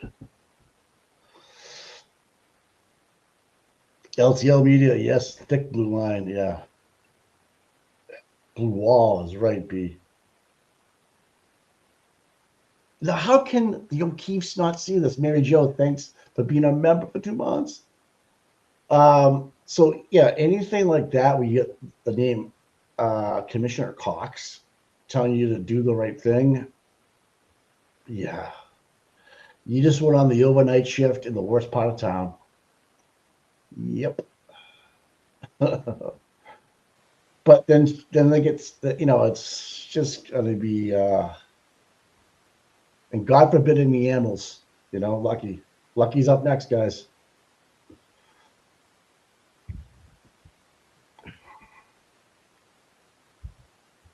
I'm just in awe. I'm just thinking, dude, I got nothing. Well, So let's just put it this way. If I'm snow blowing my driveway and I'm at the end of my driveway on the road, and I look down the street, I might be able to see somebody's house. Gotcha. And that night on the 29th, around 4:00 in the afternoon, there was a bunch of people in front of that house. Remember that? Having a conversation. They were yelling and screaming. Remember when they kind of? Yeah, remember that? Yeah. One was in a police uniform with a big overcoat, yellow on. I thought somebody was going to get hurt. I thought somebody was going to get hurt because there's a lot of this going on. Mm-hmm. And so, yeah, I found that very interesting. Especially when you have two people that are armed. Usually arguments don't go well that way, Mike. Yeah, I've seen a lot of people at that house. Just hanging out for half an hour or so, and then taking off. Just so you know. Checking in, saying Yeah, hi, making just sure they're making all sure right. everything's good. Hey, How accidents you happen. doing? Just want to make sure. Yeah. Yep. She doesn't do what Yeah. happened with John's partner. And she's not a nice. She's just a angry person. She's Oh, not. I can tell you. angry. Somebody made that girl mad at one point, and she ain't forgotten about it. Well, but I think she was. I think before this, even she was just that way. Yeah, guys, just real quick. That one of my other mods said they had a problem with YouTube Premium too. I looked, my subscription doesn't even renew until the 7th. So Whatever, dude. it's I'm not letting you know. that, right? I don't know what it is. I'm kind of like, what the frig? It's not fair to you guys to have that keep happening, I mean, and then again, it could be are these other people getting ads, right? Todd, let's be professional here. And we'll own it. We'll own up to it. It's our fault. Yeah, I want to know what's wrong with it so I can fix it so shit don't happen again, guy. I'm kind of like this. To Hey, me, you so this shit don't happen. Tom, when you're on the controls and you're at the house, that we run smooth. Not When necessarily. That's not always true. When you're on location, there's always a hiccup. Because we try and do so much with that. Because Well, we're trying to manage 2 different places at once, guy. And the court, which is third. If you give Boston Mikey, we'll get you. I'll get you my login. I just gotta once I log in over there, you'll have me. You'll be me. So once you give Boston Mikey a little juice, I know Get I you want all it. the juice, baby. You're getting full And tap today. I can help out when you need me to. Just pull the But- tap down. It I seemed- think it if just I seemed log, like- if I just log in over there, you'll have my control panel, and you'll see it's. I don't want you having access to my computer. No, Tom, I don't. I don't. We'll take care of it. Check. It's not hard. It's easy. If you just give me a password to log in, I I'm can gonna do with that. some I can commands do like that. Shelby has. Yep. Or Sammy has.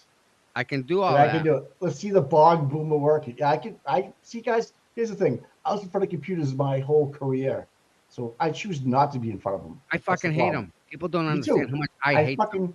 So when you They- tell me you can do it, then I'm all set. I go, yeah, go ahead, do it. I don't want nothing to do with it.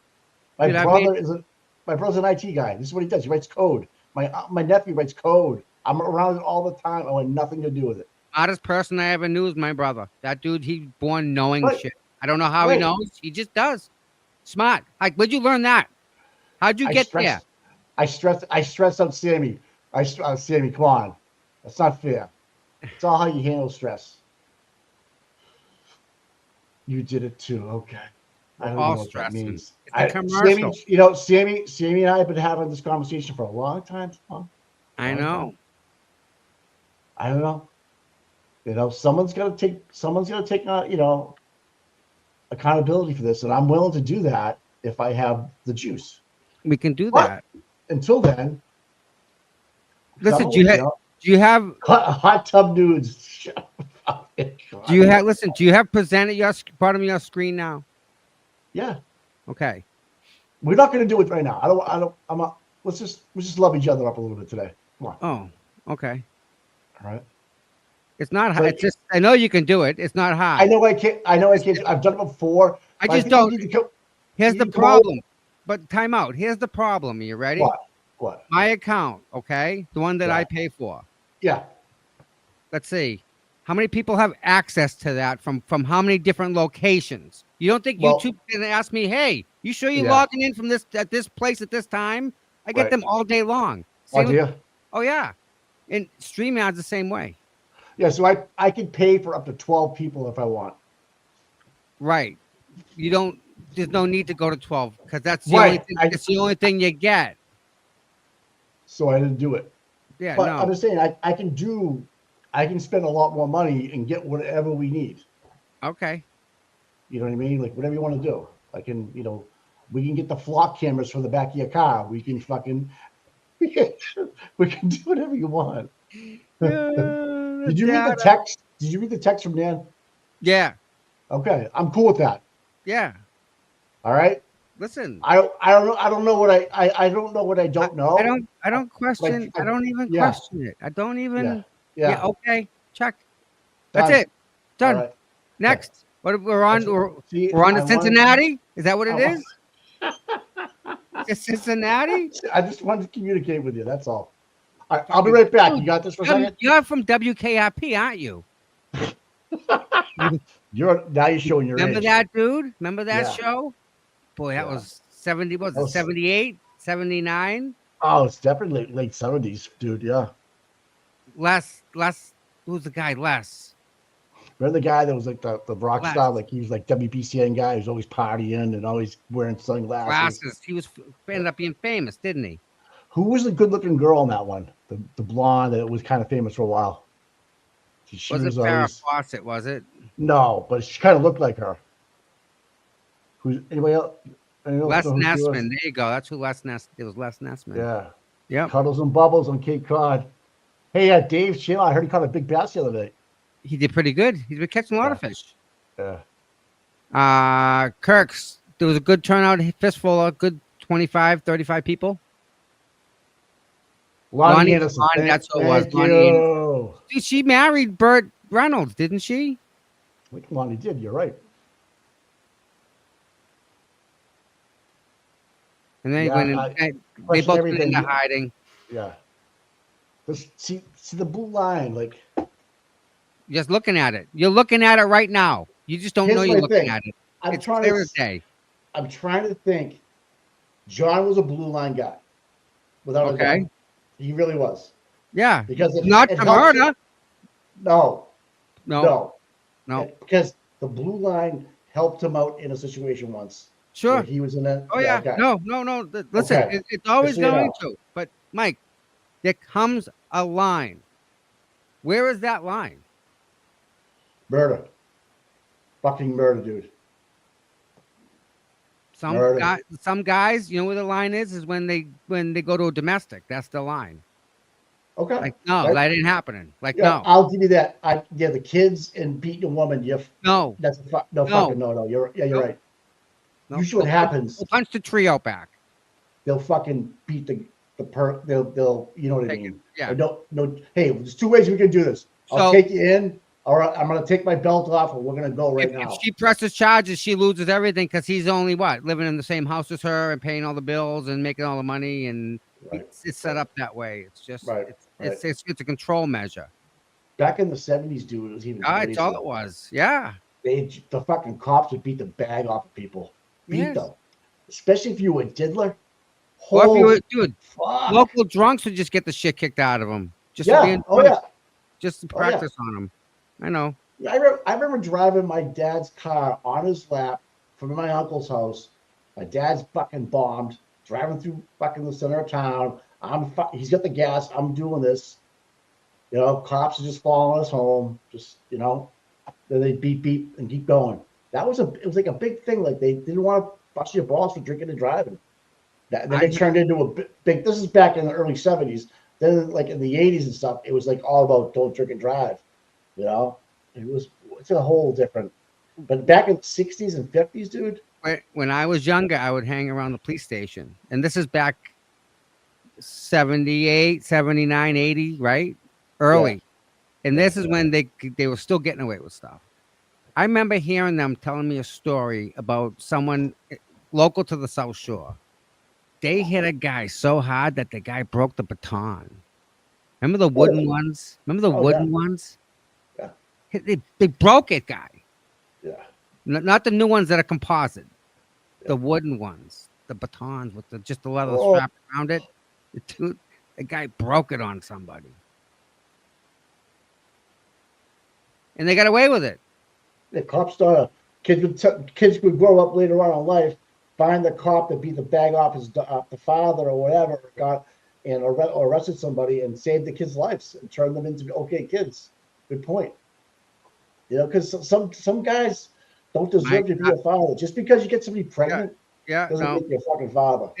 And you know, it's sad. I've seen some really good police officers that have so much to give that just won't get involved because of all the bullshit that goes along. Now, you're right, yeah.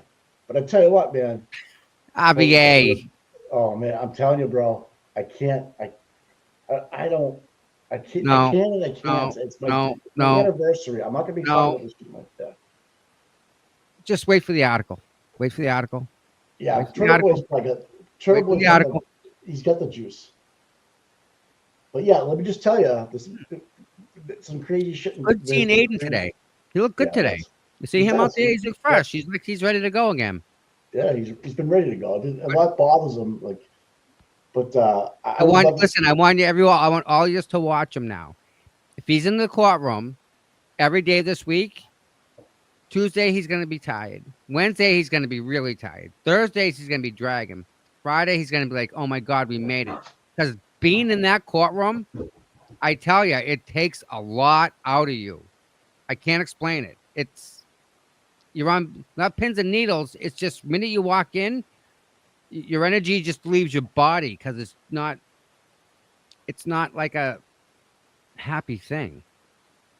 It's just Well, he not gave good. his. I saw that he was sitting at the bench, and Yeah, he of gave his chair up to Jessica Machado. course he did. That's who he is. He's He's a that's gentleman. He's respect. a Yeah, gentleman and a respect that scholar. for him. That's who Yeah, he is. Yeah. yeah.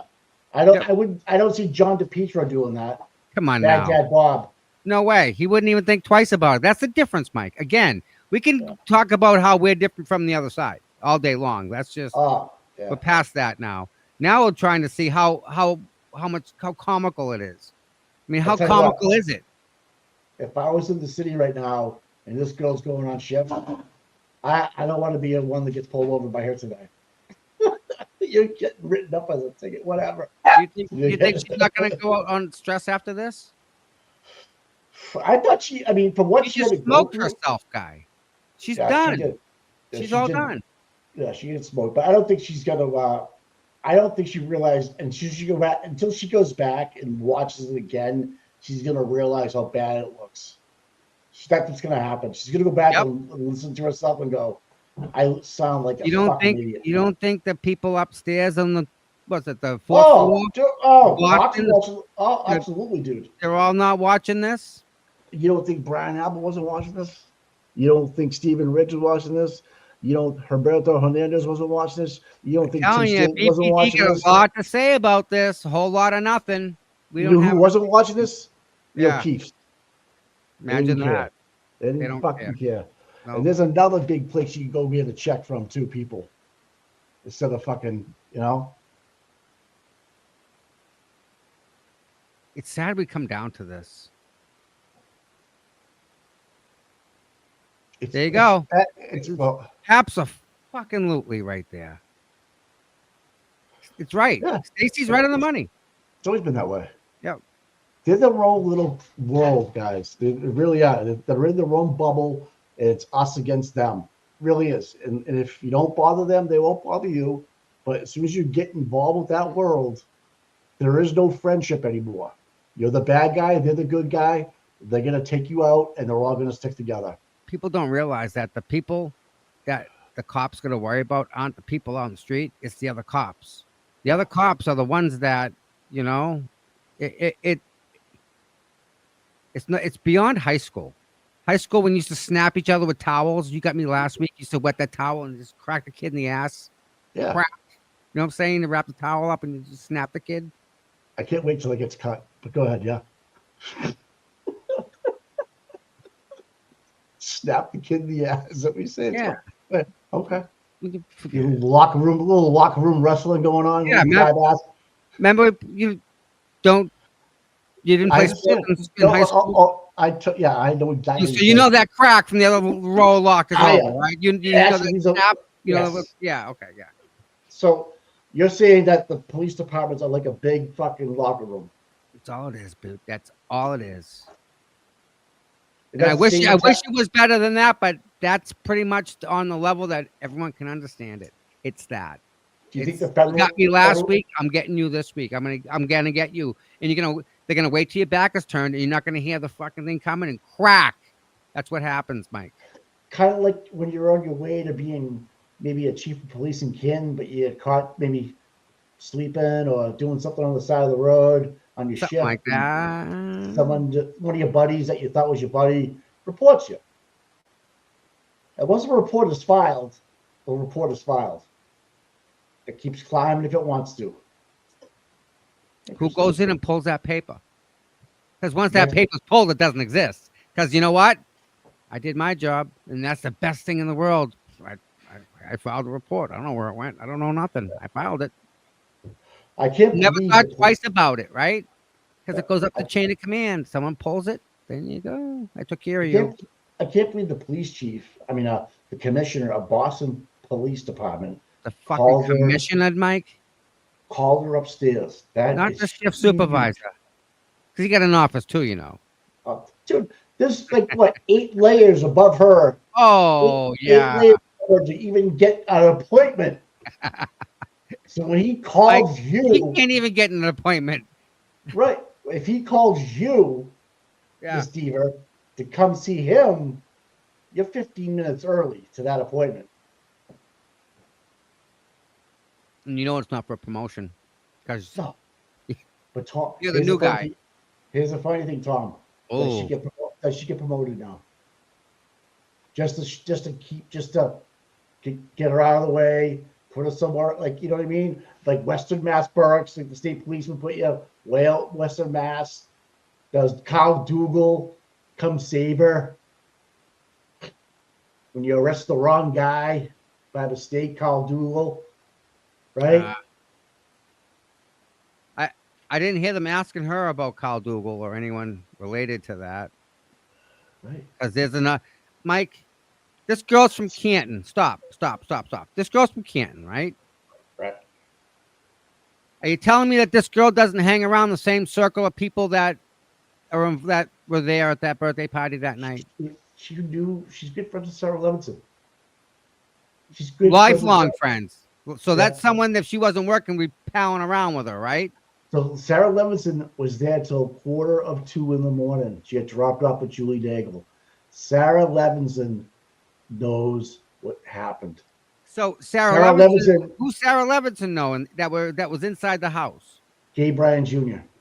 She was inside the house. She knows everybody that was in the house. Of course. So does that not by default let this person, lady, law enforcement lady, not put herself in a bad position already, Mike?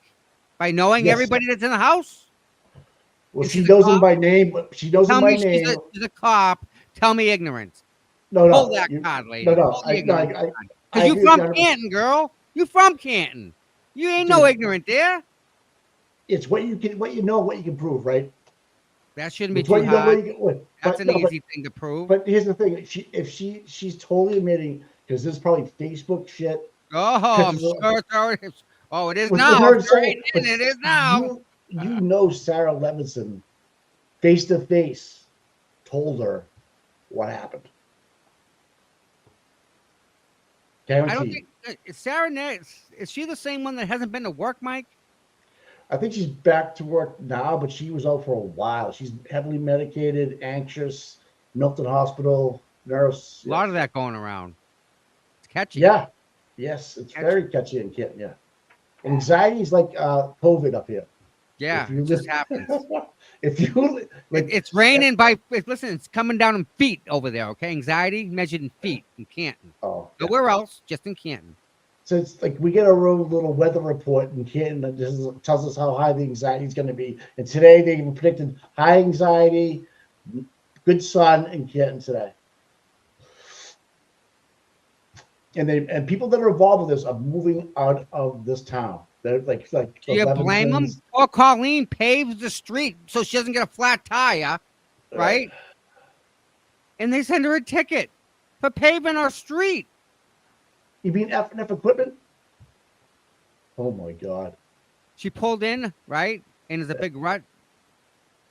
Boom, she blows a tire out. And them tires, you have to buy 4 because it's an all-wheel drive thing. Yeah, yeah. Right? Yeah. Still, she has to buy a new tire.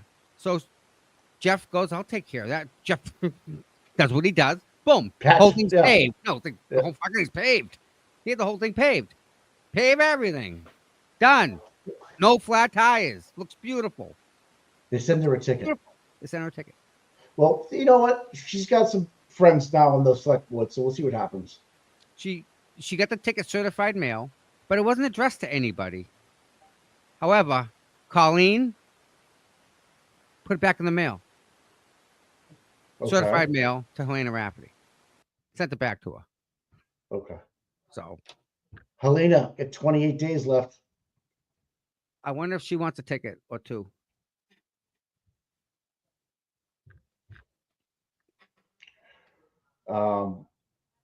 Yeah, this girl on the stand is she's not good. She did not help the Commonwealth. No. No. No. So like Jeff got you the ticket. I'm understand. sorry. Jeff got the ticket. She was talking about the ticket. You have to understand that Sean Good asked her to come inside from her car, which she was sleeping in outside the parking lot, and watch the phones while he went to 34 Fairview at 6. We call it 6 o'clock in the morning. Take the desk. Right.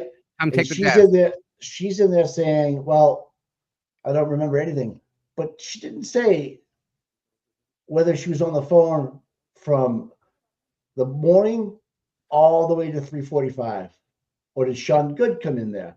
I think she was on the phones from 6 o'clock in the morning to 3:45 in the afternoon, and she knew, because that's how she shot all the cameras. She knew Berkey and Higgins were in that room, the Sally Port, before the car got there for an awful long time. Imagine if you took the date of the car in the Sally Port, and that date was wrong, for example, happened to coincide with the day that she's working.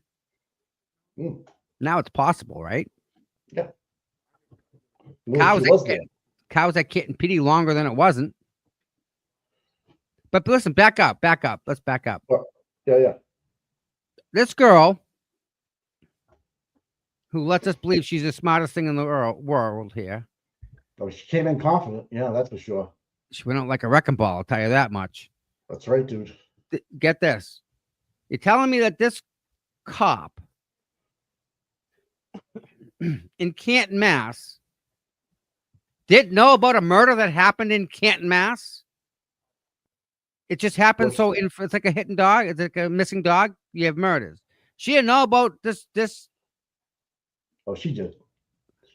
So from that day on, she was a willing, knowledgeable instrument in that whole process. But she was never interviewed by anybody until the FBI got her. Listen, but the investigation couldn't be any worse than what it was. Oh no! I'm not saying they wouldn't. should have been. Yeah. She got out. Listen. She either A, didn't want to be part of what she was seeing. Yeah. B, got moved without her saying. She went to Boston PD right afterwards. What I want to know was because she wouldn't play fucking ball, dude. Get out. Well, you're all done. You're either all done or you go to Boston and shut up. She knew how long Higgins and Berkowitz were there, and she wasn't gonna lie. You did. Listen, that's all I gotta say. Higgins and Berkowitz the time to go from New York to here doesn't make sense, dude. Okay. Their timeline's wrong getting from A to B. It doesn't add up. It doesn't. All right.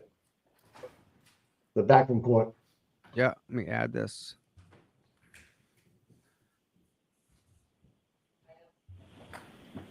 Boom. Yeah. Damn, yeah. Even though she was paid until 3:45, doesn't mean shit. She could have been there longer, hanging around.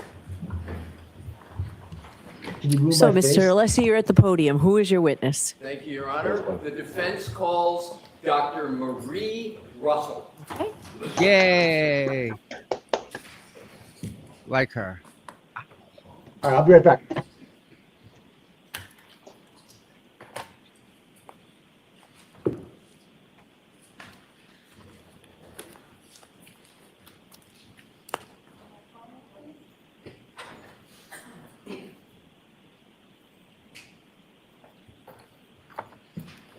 Follow me, please. Then you're going to step up and face the court and raise your right hand. Thank you. Thank you. You solemnly swear the evidence you give to the court and jury in the case now and hearing the truth, the whole truth, and nothing but the truth, so help you God. I do. May I have a seat? Good morning. Good morning.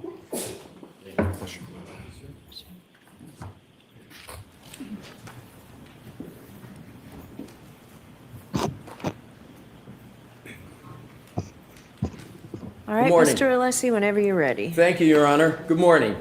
Good morning. Could you please state your full name and spell your last name and introduce yourself to the jury? Yes, Marie Russell, Russell. Can you summarize your professional background? Yes, I am an emergency physician and a forensic pathologist. How long have you been an emergency medicine physician? For over 30 years. How long have you been a forensic pathologist? For over 30 years. Do you have a medical license? I do, several. When were you first licensed to practice medicine? In 1988. What medical licenses do you currently hold? Well, I have a physician and surgeon license in California. I have a medical license in Massachusetts, New York, and Idaho. Where did you attend college?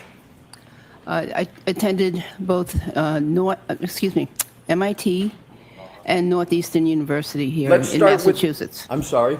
Oh, I said Pardon in my Massachusetts. interruption. When did you attend pre-med and what was your major for MIT? Yes, when I was at MIT, that was in 1972 to early 1974, I took pre-med courses. My major was biology, but I took pre-med courses. Did you obtain a degree from MIT? No. Why not? Unfortunately, my mother became sick with cancer, and I ended up going back to New York. Where did you ultimately obtain your bachelor's degree, and which degree was it? Well, after my mother passed away, I came back to Massachusetts, and ultimately I obtained my degree at Northeastern University.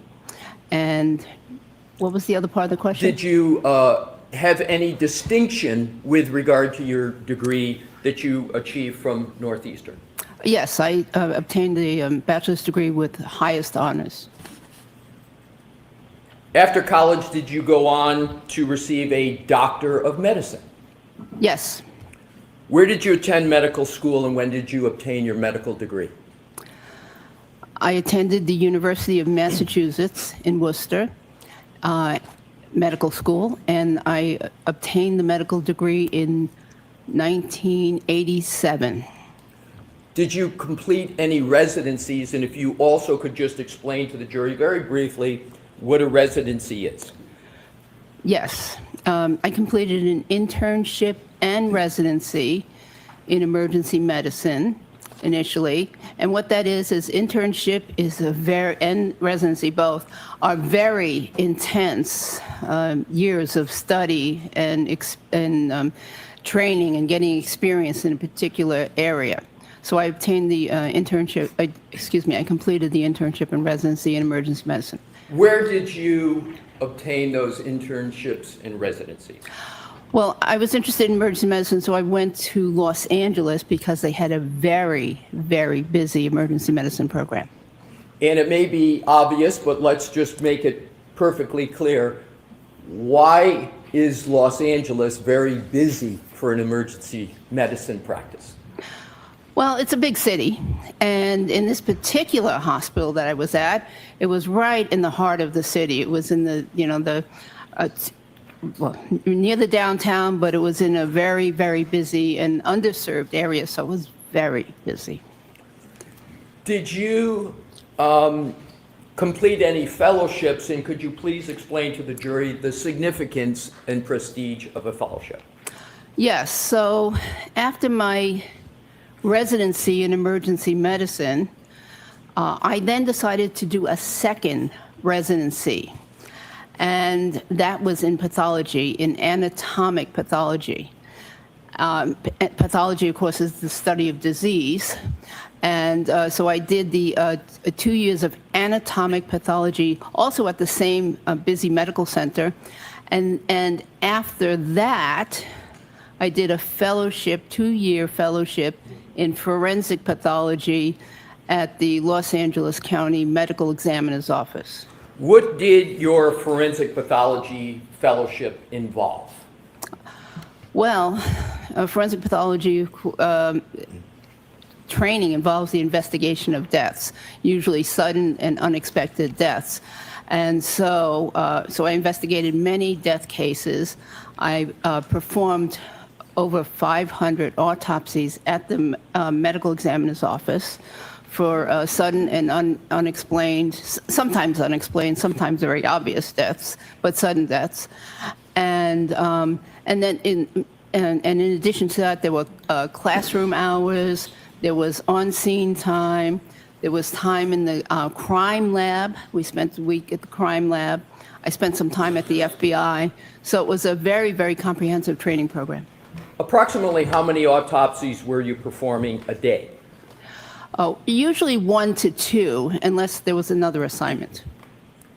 In addition to performing the 1 or 2 autopsies a day, did you attend any conferences or participate in any forensic case discussions as part of the fellowship? Yes, so it was very organized, and we had conferences on some, mostly Thursdays, but also sometimes on Tuesdays. Interesting case conferences or very structured lectures. You spoke of cases. Can you briefly tell the jury so they have an understanding of the type of cases that you would typically work on as part of your forensic pathology fellowship? Well, there were many unexplained deaths, so some of them would be natural deaths in somebody who might be a little younger than usual old age. And then there were cases where there might be a drug overdose. Many cases were accident victims, including car accident victims and other kinds of accidents. There were quite a few homicides, and in fact, many homicides, and quite a few suicides. Did any of those cases deal with wounds and wound patterns and wound identification? Many of them, in fact, I would say almost most of them, because part of the examination, and a very important part of the examination, is the external examination of the body.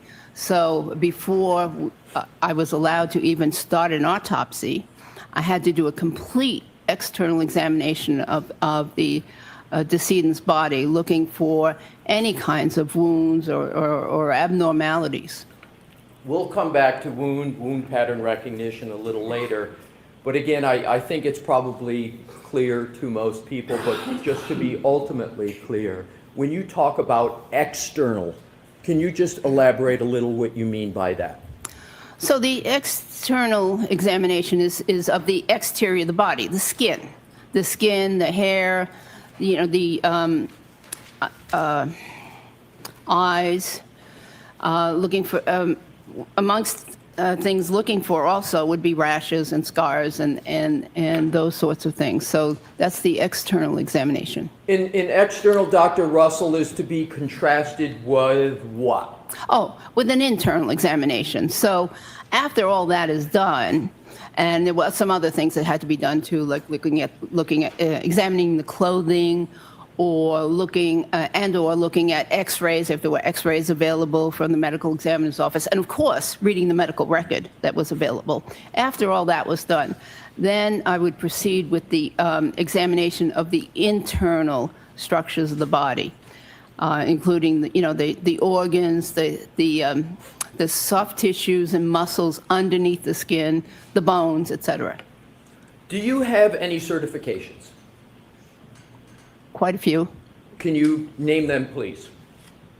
Well, I'm board certification. I'm sorry to interrupt you, doctor. Okay, so I'm board certified in emergency medicine, and that was after the residency training, had to take a qualifying examination. Then I've had to be recertified. I think it's 3 times now. I just recertified again, so I'm certified for another 5 years. What do you have to do to get board certified and maintain that significant certification? Well, presently, to get board certified, one has to complete a residency in emergency medicine. And And so that is, depending on the program, either 3 or 4 years long. I went to a 4-year program. And then I had to take examination, both a written examination, very long written examination, and then an oral examination where I was questioned by many established emergency physicians on the various kinds of cases that might present to the emergency department. They would give you an unknown, and you would have to talk about how you would care for that person. Do you have any affiliations with any professional organizations? Yes. I'm a fellow of the American College of Emergency Physicians. I'm a fellow of the American Academy of Forensic Science. I'm a fellow of the the National Association of Medical Examiners, and then I have some memberships in some other organizations. What does it take to achieve fellow status that you just mentioned? So in order to be a fellow, it depends on the organization, but in order to be a fellow, you usually have to be a member for a certain number of years, member in good standing. And then for some of the organizations, you have to have attended some of their national meetings. For some of the other organizations, and possibly have presented a study or a paper or something at the national meeting. Other of those organizations, it's a little bit variable, membership for a certain number of years. In addition to all of that education, background, experience, do you have any specialized training and experience with regard to investigations of death? Well, yes. So again, the focus of the forensic pathology was investigations of death, but also in my job as an emergency physician at the hospital I was at for 29 years, I had both clinical responsibilities, meaning in the ER, taking care of patients, and administrative responsibilities, meaning committees and, office type work. And so one of my responsibilities during that time was to be director of the Quality Improvement Committee. And as director of the Quality Improvement Committee, of course, I had to do death reviews. So analyzing, studying the people who came to the emergency department and was subsequently either pronounced dead or died in the emergency department. So now let's move to a slightly different topic. Let's discuss your work experience. What do you currently do for work? I work for the Medical Board of California, and I do some private consultation work. Describe your work briefly for the Medical Board of California, including what is the board, what's its responsibilities, and what do you do in your role in working for the Medical Board of California? So the medical board is a part of government, I think, that is established to basically police the doctors and some other health professionals. So what the role of the medical board is to protect the public health, to protect them from misdeeds by healthcare professionals, particularly doctors. So, would you like me to go on? So in terms of the medical board, just a last question with regard to that. What type of knowledge do you have to have with regard to the practice of medicine to be able to assist the board in evaluating whether certain doctors have met the standard of care in a whole host of areas of the practice of medicine? What type of knowledge do you have to have? Well, you certainly have to be up to date. You have to be quite knowledgeable on current treatment standards, what is considered the actual standard practice of medicine, and be up to date on literature and what things that are currently accepted as the good practice of medicine. Prior to your current role, where did you work and when? Well, before becoming a doctor, It just so we can do it for maybe a little more for the jury, if you could go just before the medical board where you were? Or do you want to do it from the beginning? Whatever way is best for you, doctor. Doesn't really matter. Most recently, I worked for the state of California, the prison system. I was the medical director of the, or what they call the chief medical executive of one of the high security prisons in California. I did that for 5 years after retiring from my Los Angeles County job, which I held for 29 years. And briefly describe generally your duties in that role. So as chief medical executive, it was my duty basically to run the medical department.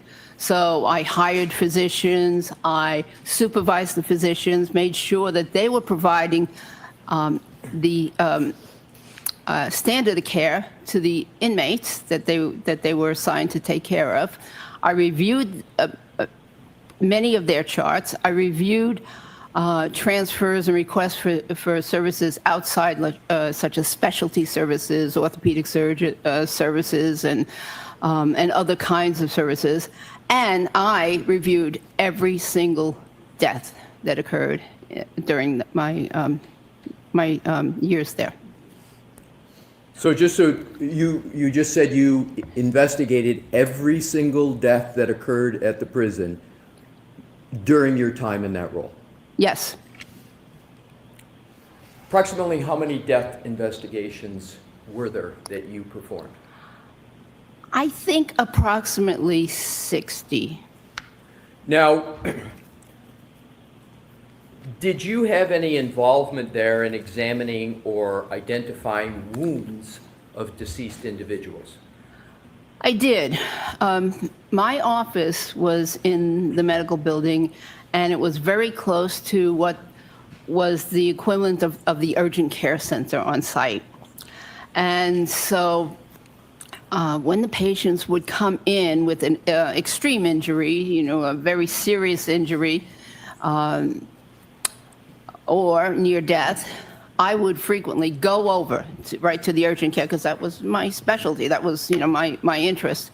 And even though there was a doctor or another practitioner assigned to care for the patient, I would oversee that.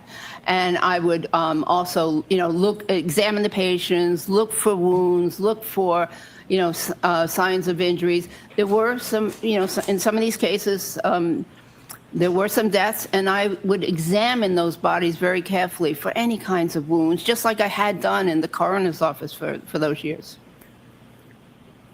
To move this along, before you became the chief medical executive at Courtroom, where did you work and what did you do? So I worked for 29 years, I worked at what's called the Los Angeles County USC Medical Center. Now, I know that's a lot to say.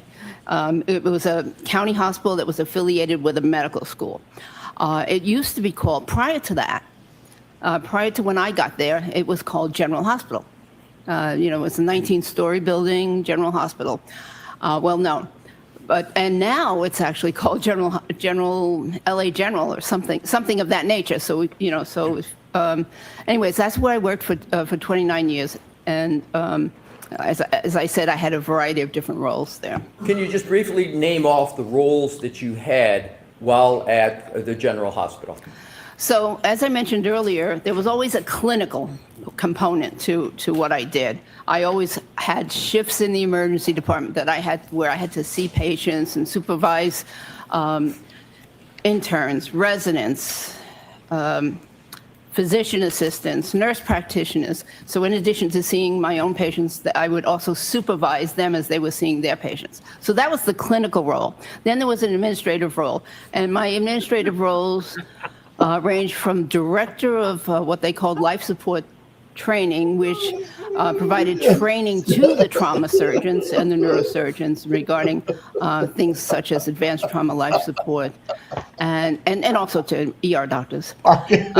So director of life support training, director of QA. For many years I was director of the jail unit, which was a very unique unit at this hospital. For a hospital, it was a very unique unit in that it had three components: a dedicated ER, for jail patients or patients in custody, a dedicated clinic for in custody patients, and a dedicated inpatient. So it's three sections dedicated to in custody services. I was medical director of that for a while. In addition to all that, were you also a professor? I was an assistant professor. Assistant professor. And what did you teach? Just a brief summary of what you taught. Well, most of my teaching was clinical, bedside teaching, rather than in lecture halls. I would occasionally give lectures to the residents, the residency group, which was about 50 doctors. And those residents are medical doctors, correct? Yes, they are. Yes, Yep. they are medical doctors. So I would occasionally give lectures to them, but a lot of the teaching was actual bedside teaching. Switching gears just a little bit and segueing, over your course of your career as an emergency department physician and otherwise, did you treat individuals with animal-inflicted injuries? Yes. And did any of those animal-inflicted injuries involve dogs? Yes. And generally, is it correct to say that in terms of dogs, there's sort of the canine police dogs, and then there's the civilian dogs with which most people have experience? Yes.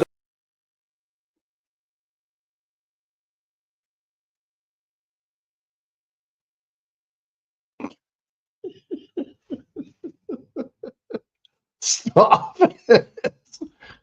Stop it. Get that on X, will you? Stop it. Oh, God.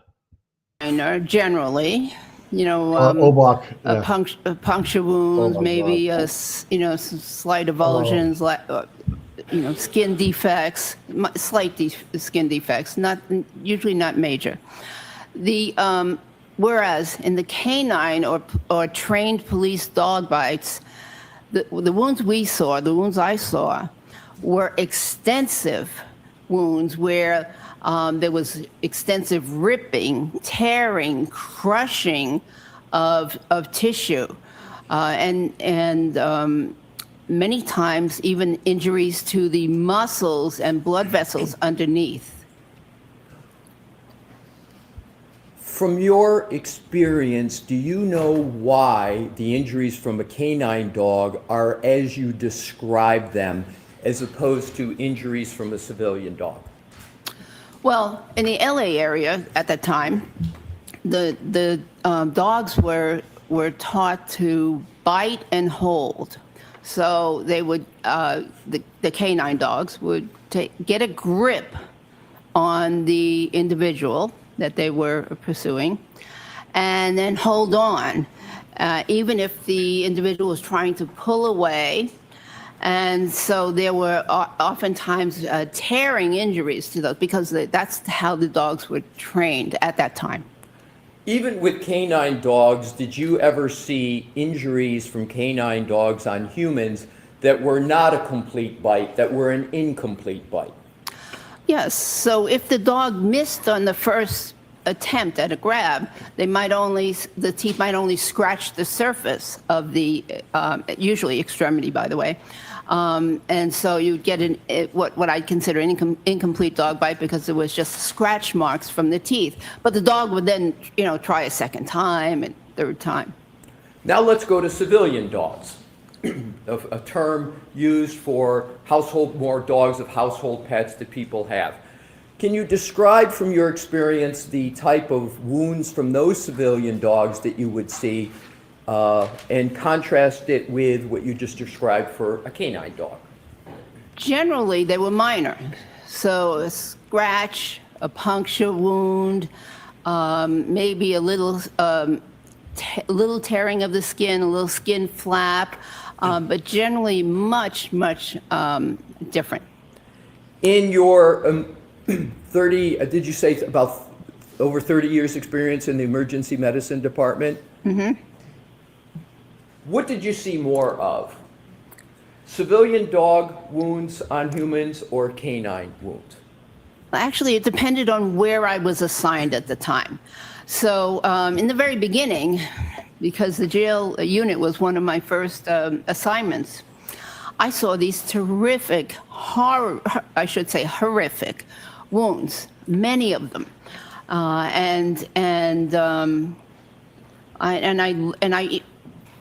I learned that what was in the textbooks about how to treat them was so wrong because these patients needed, many of them needed hospital admission, intravenous antibiotics, and many of them needed surgery.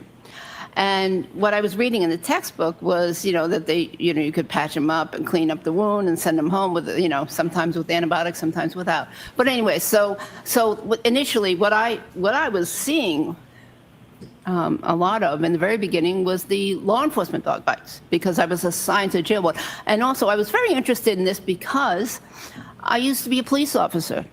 And before going to medical school, I was a full-time police officer here in Massachusetts for 7 years. And so I had this interest in law enforcement type injuries sustained during the arrest process, et cetera, et cetera. So you had an early interest in with regard to dog-inflicted wounds on humans and a police officer. Where were you a police officer in Massachusetts and when? In the city of Malden. I was appointed as the first woman police officer in 1977 to 1984, full-time. And while you were a police officer, were you doing that full-time and anything else while you were a police officer? Were you pursuing school while you were a police officer, your college education, or was it separate? No, I was a full-time police officer working the night shift. And I was attending Northeastern University part-time during the daytime to pursue my degree. Were you a sworn duty police officer? Yes. Full member of the police force? Yes. Did you attend academy? Yes, I attended the Boston Police Academy. And how many years were you a Boston police officer? No, I'm sorry, I'm not Boston, the Malden. I was a Malden police officer for 7 years, full-time. Now let's go back to your emergency department and other experience. Can you approximate how many dog bite injuries you provided treatment for while an emergency department physician? Overall? Overall. Well, I don't know the exact answer, but I estimated it at a very conservative number of 500 dog bites, because, would you like my methodology? Oh, please. Oh, okay. So I considered that even though I worked there for 29 years, I would take 25 years and 40 weeks out of the year, because the other weeks I might be assigned something special, a special rotation or a special assignment or vacation or some kind of course. So 25 years, 40 weeks per year, that's 1,000 weeks. So even if I only saw one dog bite at this busy trauma center, that would be 1,000 dog bites in my career.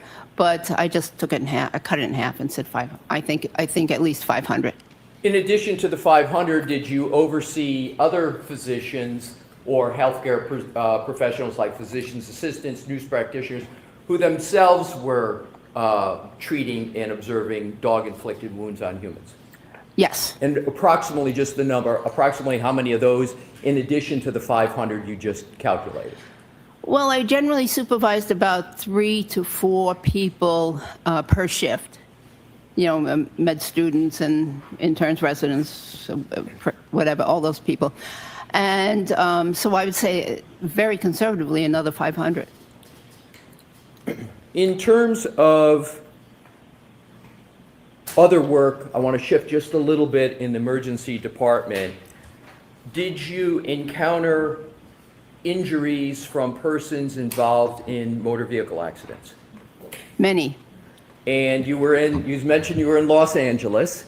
And in terms of those, can you approximate how many humans you saw and treated and diagnosed in the emergency medicine department from motor vehicle accidents?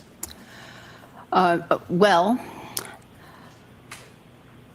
it was a very busy level 1 trauma center. What is a level 1 trauma center?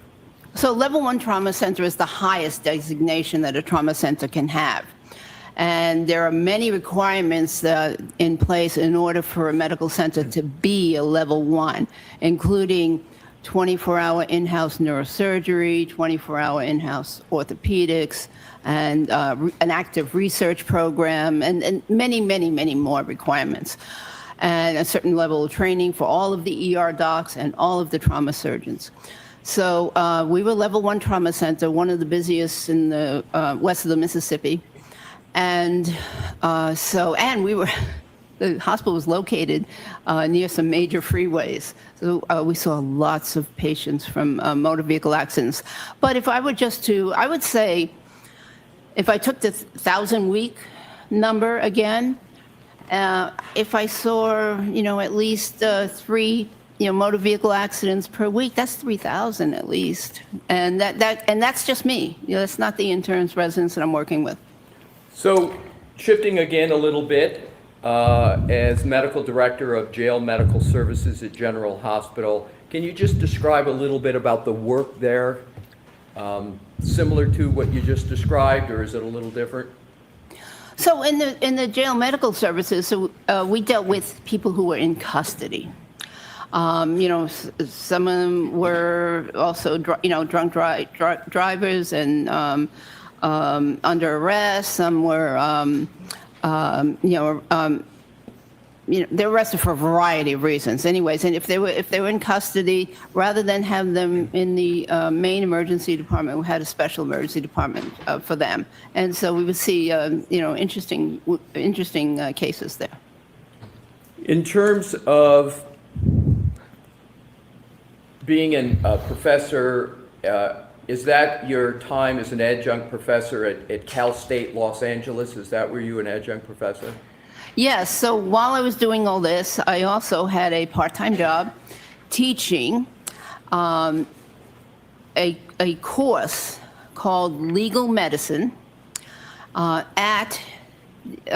graduate students, master's level students in the criminalistics master's program at Cal State University. And in terms of topics, just briefly, some of the topics you would have taught them, and particularly any that may be apropos to why you're here today. So knowing that many of these students were going to go on to work in crime labs or be crime lab directors someday, what I needed to do was to teach them about the aspects of a crime scene that dealt with a body or someone who was injured or killed. And so we dealt with things such as time of death, post-mortem changes, wound analysis on the body, looking for different patterns of wounds or types of wounds that could direct them into, to steer them in their investigation. Let's see, so many other things, yeah. There was a little bit of a noise here when you were talking about wounds and patterns. Could you just repeat that aspect of it? Sure. So when a criminalist or a crime scene investigator goes to the scene, they have certain duties to attend to, and they need to be aware, that certain kinds of wounds, might indicate certain types of deaths. For instance, gunshot wounds in certain locations, or lacerations or stab wounds in certain locations might mean that this could be a suicide, this could be a homicide. They need to know, if there's something that might look like resemble a bite mark, that maybe that area needs to be swabbed or photographed specially, and et cetera. So that's basically, it was very basic, but that's. whatever. Let's now shift again to your work at the County of Los Angeles Department of the Medical Examiner's Office, or is sometimes called the Coroner's Office. When did you have that work, and what did that position involve? So that was from 1993 to 1995.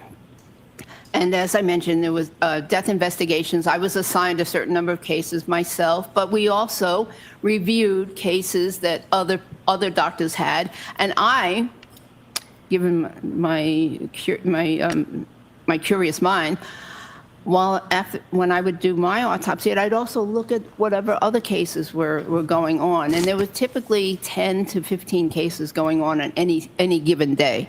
And so so I learned a lot, not only from my cases, but from other cases. Did you ever conduct an autopsy of any individual that sustained dog-inflicted wounds? Yes. Please describe that autopsy. That was a case I'll never forget.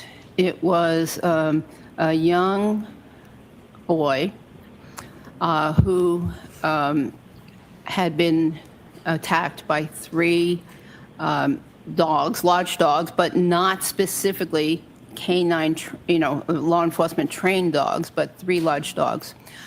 And the wounds there were extensive wounds all over the body, or as best I can remember, including a wide variety, puncture wounds, some scratches, abrasions, contusions. There were a number of different types of wounds.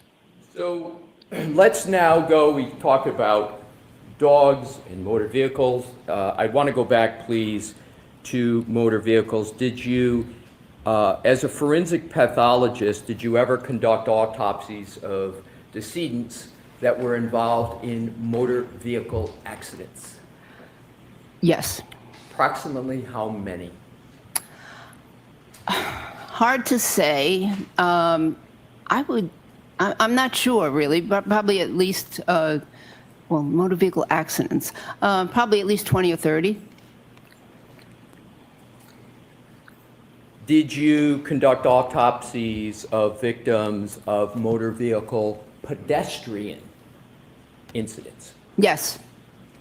Now, prior to working at the coroner's office, you worked at the jail emergency department at General Hospital that you described, right? Yes. And in that position, did you provide treatments to persons that suffered dog-inflicted injuries? Yes. And just approximately how many? And then we'll move on to the next topic. Approximately, personally myself, about 40, but I was involved I worked as part of a team, and so I think we saw probably about 60 of these severe dog bites. We're going to shift again to keep it moving. Have you authored or edited any publications on dog-inflicted injuries on humans? Yes. And what publications, please? So I was a co-author on 2 peer-review articles in major emergency medicine journals. One of them was describing the law enforcement dog bites, injury patterns, and another one was more focused on the management of the law enforcement dog bites. And did you, those are ones you co-authored, correct? Yes. Did you ever edit the work of others' articles or books as part of a peer review process? Yes. Describe that, please. Yes. I was asked to be a co-editor of a 2-volume series on forensic emergency medicine in a peer review article series. And one of the chapters in one of those issues was on dog bite. Was on bite wounds. Peer review. It was written by Dr. Gerald Vale, V-A-L-E, and who is a renowned board-certified forensic odontologist. In terms of moving now from peer-reviewed articles you co-authored, peer-reviewed books and articles you edited, Have you attended any seminars or talks or lectures on wound identification and or bite wounds? Yes. Just briefly describe a couple to give the jury a flavor of what those were. A flavor. Well, there have been many lectures on wounds of all sorts. And in the emergency medicine program, of course, there were lectures on wounds from various types of animals and how to treat them. In the forensic arena and at some of the professional organizations, there were lectures or talks on wounds, and also there was a yearly talk on bite wounds given by Dr. Vale at the coroner's office. State perhaps the obvious. Have you had a lifelong interest in dogs and dog-inflicted wounds? Yes. And is that a professional and a personal interest? It's professional. Right, mostly professional, as you've described it. Let's now keep moving and go to another topic. Have you testified as an expert in court before? Yes. Is that in state and federal court? Yes. What topics have you testified to in state and federal court? Causes of death,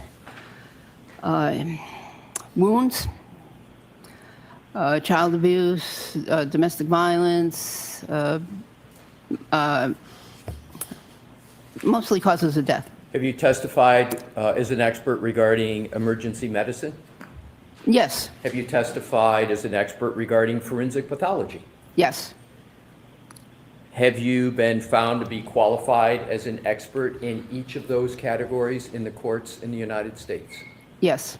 Have you ever not been qualified to testify in any court in the United States? No. Have you ever testified as an expert regarding identifying dog-inflicted wounds on humans? No. And why not? Because it's, prior to this case, because it's not a topic that comes up very often. So although it comes up often in your practice, in terms of whether it's an issue in court, is it, my understanding from your answer, it just doesn't come up that frequently? Correct. Are you aware of any other physician practitioner that would be testifying in court a lot on this topic, given what you just said about the infrequency of it coming up? No, I'm not. Now let's go on to what were in the last question on this line, give a general idea of the types of wounds that were at issue and whether there were any pattern wound issues in those cases that you've testified in court about. Well, many of them were stab wounds. Some were blunt force wounds from from variety of mechanisms, including assaults or motor vehicle accidents. Again, a lot of wounds from accidents, and then of course gunshot wounds. Were those the topics both living persons as well as deceased? Yes.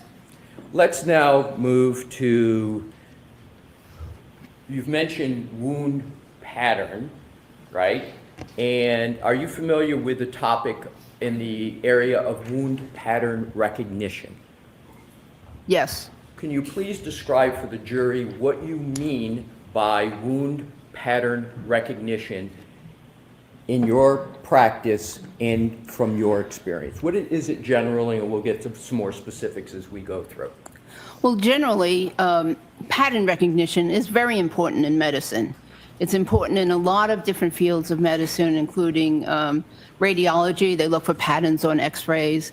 Pathologists under a microscope looks for certain patterns to identify cancerous cells, for instance. So pattern recognition is very important.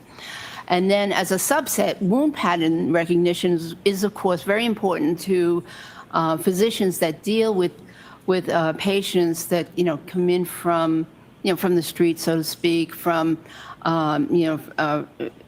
who may have been assaulted, may have been child abuse victims, may have been domestic violence, elder abuse, those kinds of victims, because sometimes it's important to, or you learn that what actually happened is not what the patient or the relative or the presenter said happened.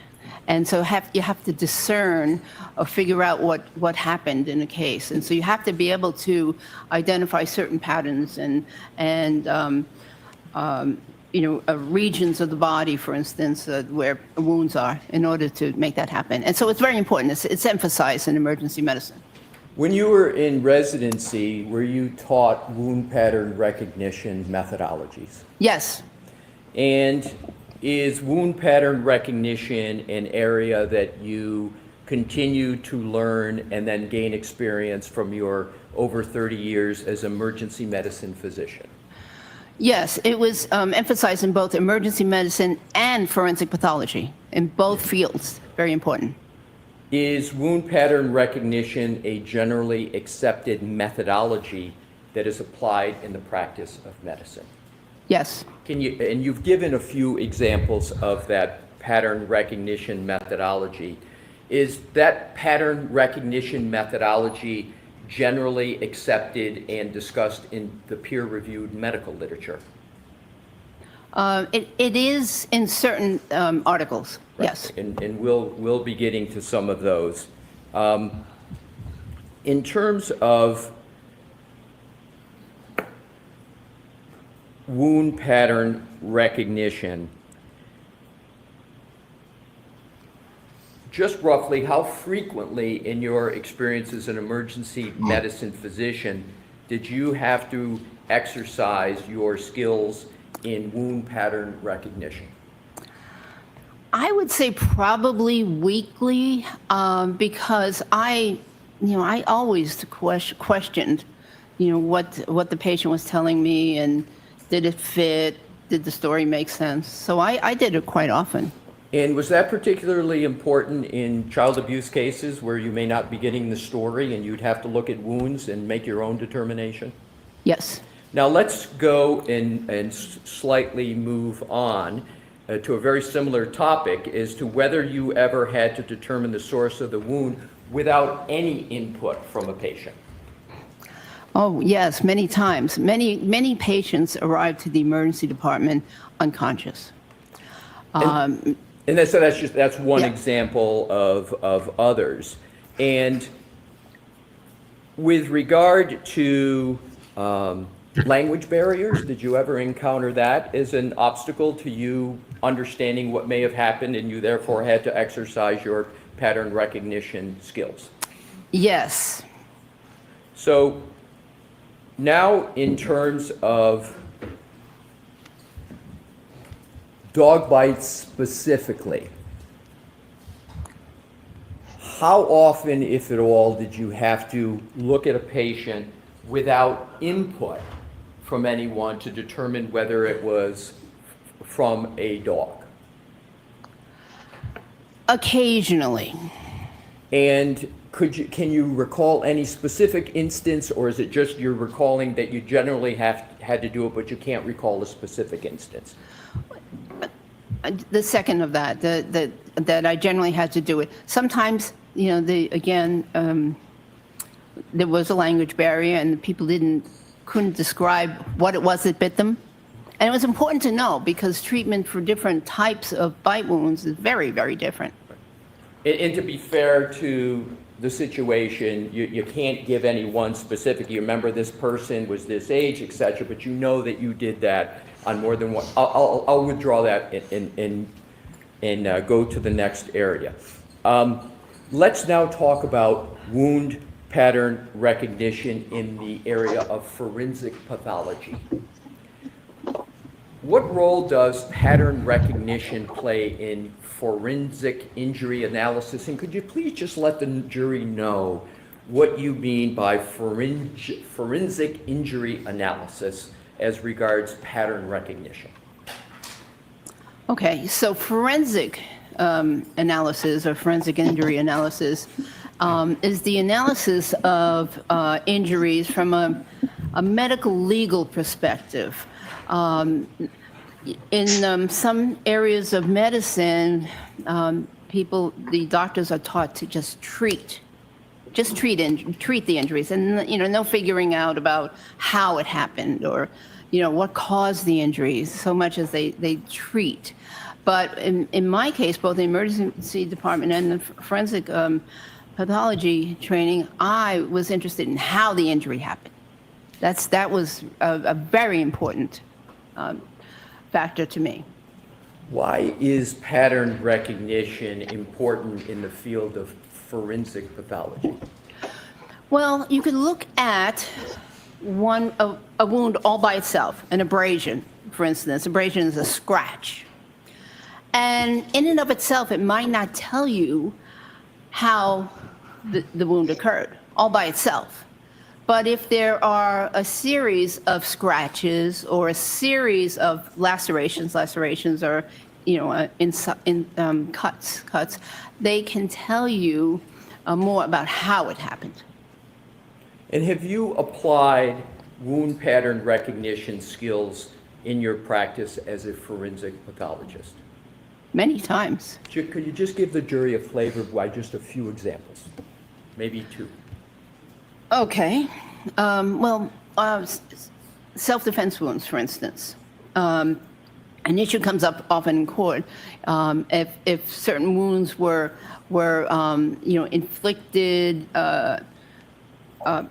on purpose versus were they inflicted self-defense, and things like appearance and location can help you determine that. What was the question again? It's just a few examples of applying pattern recognition skills in forensic pathology. Oh, yes. Thank you, doctor. Oh, more? No, more, yes. Oh, yeah. Motor vehicle accident. People who are struck by cars. There are certain patterns that one expects to see when a individual is struck by a car. And we're taught, to look for certain patterns, and that can help you determine if they were struck by a car. In terms of motor vehicle accidents and patterns, can you give an example of some of the patterns you would expect to see in someone, and that you have seen in someone that is struck by a motor vehicle? Oftentimes lower extremity fractures, for instance. Lower extremity bruises and fractures are commonplace for someone who is struck by a car.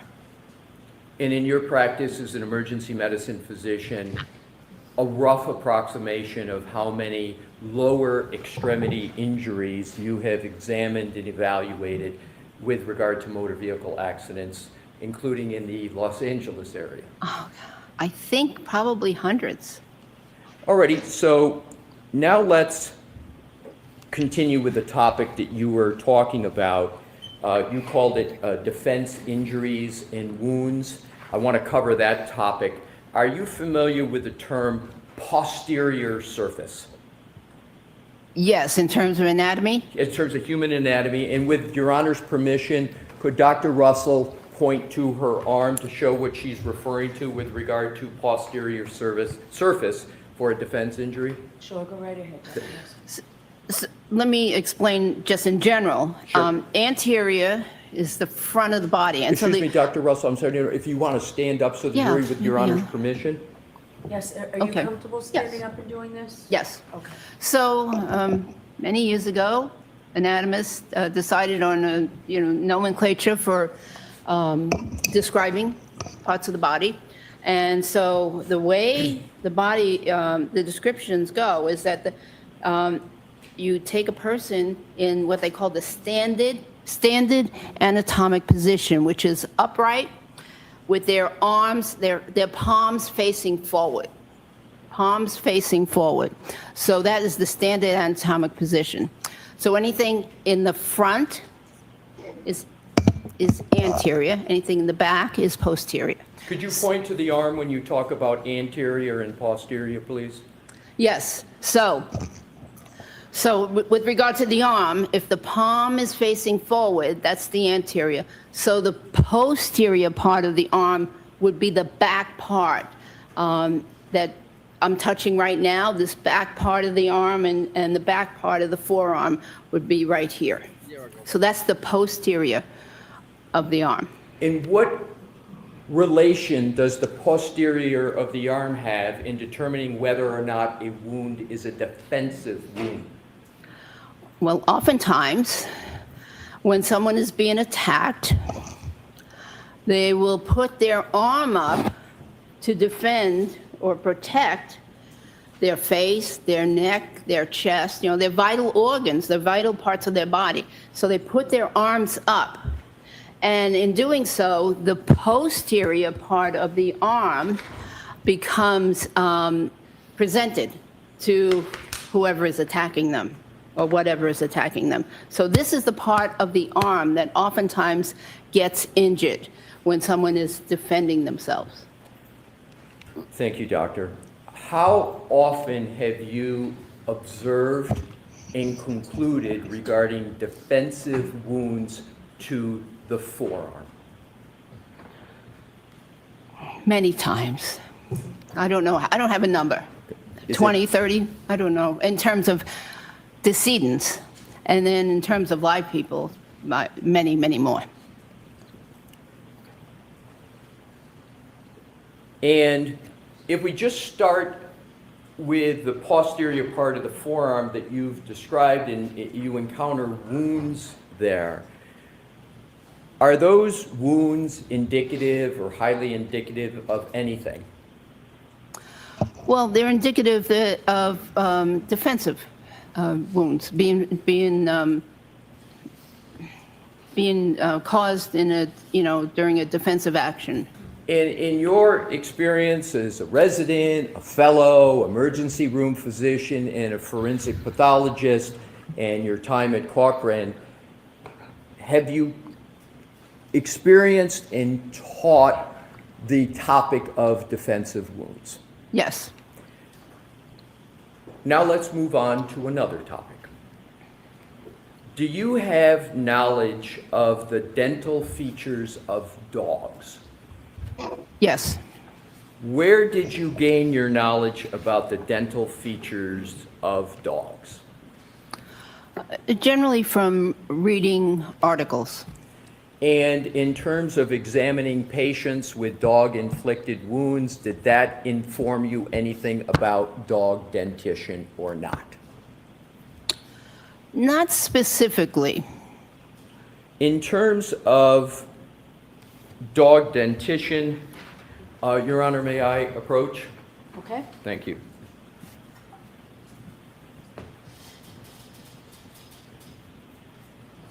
May I approach, Your Honor? Yes. Your Honor, may I have this depiction marked as an exhibit for identification? Okay. So for ID? For ID only, yes. Is it 000 for identification? Oh.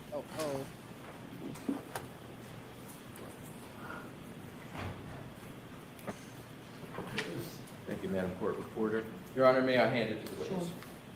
I'm handing you Dr. Russell what has been marked for identification as 000 as in orange. You caught that beach bum. I saw that. Dr. Russell, do you recognize that depiction? Yes. What is it?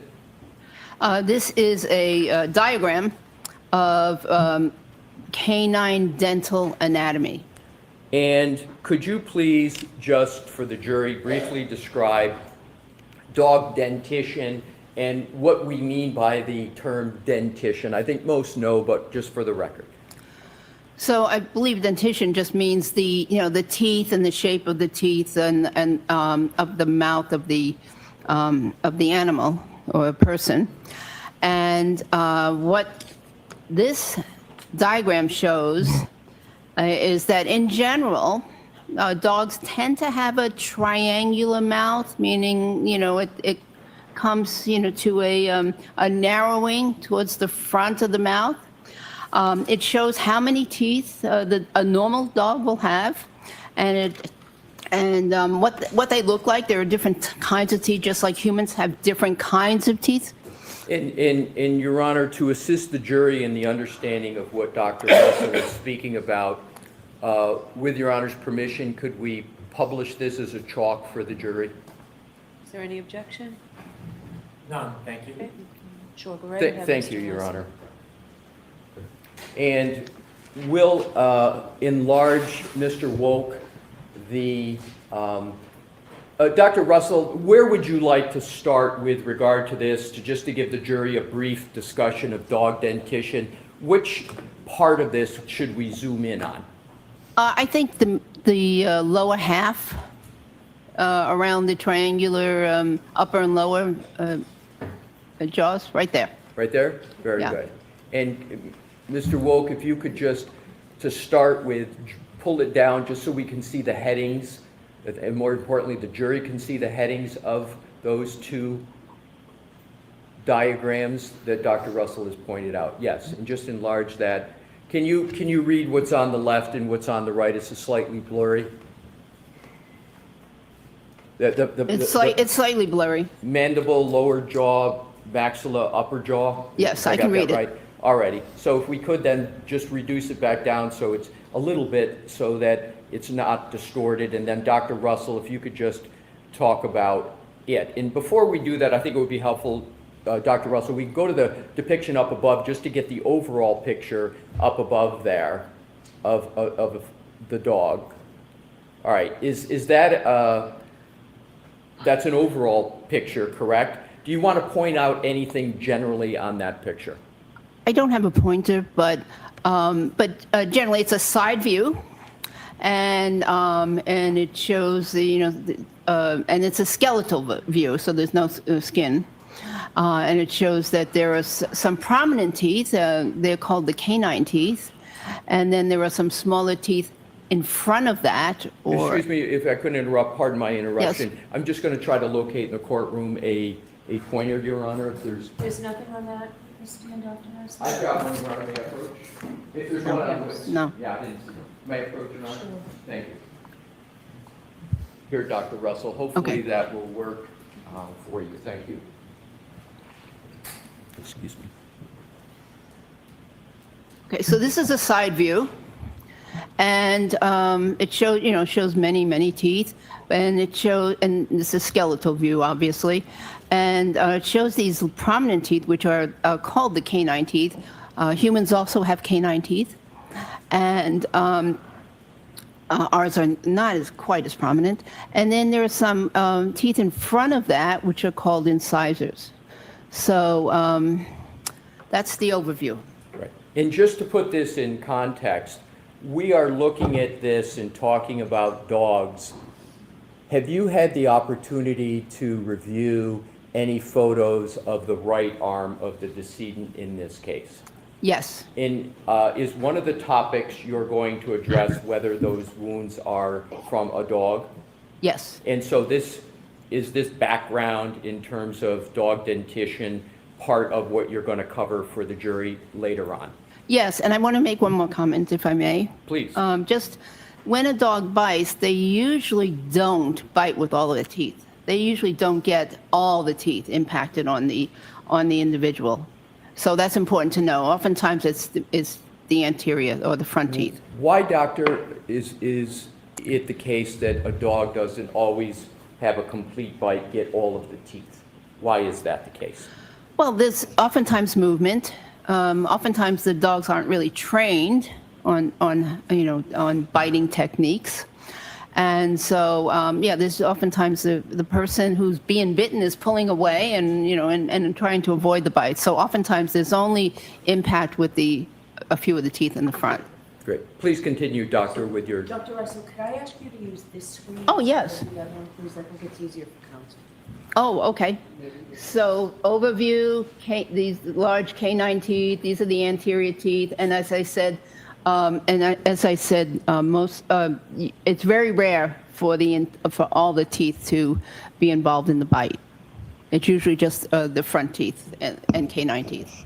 Are there certain teeth that are on this depiction that cause certain types of injuries, abrasions, tears, punctures? Is there any relation to the teeth in any of those categories, or can it be just general? Well, oftentimes, because the canine teeth are so long compared to the others, they are the ones that seem to cause the the puncture wounds, and those are the ones that appear to get the grip on the person's skin. Is there a medical term for a puncture wound from a canine? Or is it just it's a punctate wound from canines? I'm not sure there's a medical term. Okay, please continue. Okay. Well, that's about it on this side view. And is there any other view on this exhibit that you would like to discuss with the jury? Well, I was going to show that it's triangular. Again, the here, the upper and lower jaws. Yeah, they tend to be somewhat triangular. Is that also sometimes the shape referred to as an hourglass, or is it triangular, or you prefer triangular? I've heard it referred to as hourglass. I don't see an hourglass, but yeah, you know, maybe in some dog breeds, because all, you know, the different dog breeds have different shapes of their mouths. But this is just a generalization. Okay, please continue. I don't know that there's anything else. Alrighty, and so you Oh, think... actually, yes. So here you can see, go back, please. So here you can see, again, the canines, and it's oftentimes this is the upper jaw, the maxilla jaw. It's oftentimes these teeth that do the impacting. I'm sorry, I didn't hear you say it's often these teeth that what? That do the impact. The upper jaw is oftentimes the part that actually makes contact with the skin. That's all. Thank you. We can take that down, Mr. Wolf. Thank you, Your Honor. Now let's go to dog-inflicted injuries on humans generally. What type of injuries to humans can be caused by dog-inflicted bites? Well, there are lots of different types of injuries. So they could be extremely minor, from a minor scratch to puncture wounds by individual teeth, to actual puncture and punctures by several teeth. There could be several abrasions because there are multiple teeth involved, and if they don't puncture, they at least scratch. They can scratch the skin. That's what I call abrasion, is a scratch. So they scratch the skin, but in parallel, because the teeth are lined up. So they oftentimes have parallel lines. And then, of course, there are, you know, bruises that could occur because of the crushing injury, and there can be what we call avulsions, which are where an actual flap of the skin is removed. And I can go further, but you know, there's a wide extent of injuries. So there's a wide extent, a wide range, and can you just give one or two factors that are going to determine whether you're on the more minor side of the range to the more major part as regard to the type of bite that the dog is able to get? Well, I think that when there is penetration of the skin and pulling away of some of the tissue, I would consider that a more significant bite because of what's needed for treatment. Just bear a moment, please. Thank you. So in terms of the nails and claws of a dog, what type of injury, if any, can those cause?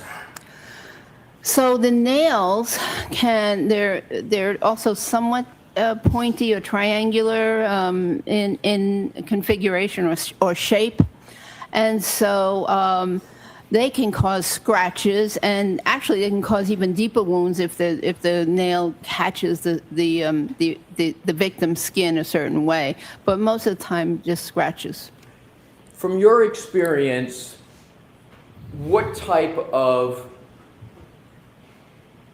medical experience, peer-reviewed article experience, your whole professional experience with dog-inflicted wounds on humans, do you have experience with just a part of the range or the whole range of injuries that a dog can inflict? Well, I think I have a very wide range of experiences because those very serious ones we talked about in the very beginning, where there were crushing and ripping injuries, or those were the trained canine dog bites. Most emergency physicians don't even get to see those. They're so so uncommon. But I was but because I was assigned to jail ward, that's how I got seen. But in the majority, in the main ER, most ERs in our main ER, we saw the more minor type of injuries. So in terms of if someone is bitten by a dog, where are they? Again, I think most people understand this, but just to be clear for the record, when someone gets a dog-inflicted wound, where do they usually go? Well, Sustained. Ask it differently. Doctor, are you aware of the medical facility from your experience where people go who have dog-inflicted wounds? Well, if they feel like they need medical care, they will either go to a family doctor or most likely the emergency department, because the emergency department is where the resources are, the people that with the experience. They go to the emergency department in general. From your experience for people in your literature review and authoring of documents, do people with dog-inflicted wounds go to a veterinarian for treatment? I'll let you answer it. Not from my experience. All righty, now let's move to another category and to keep this moving along. How did you initially become involved in this case?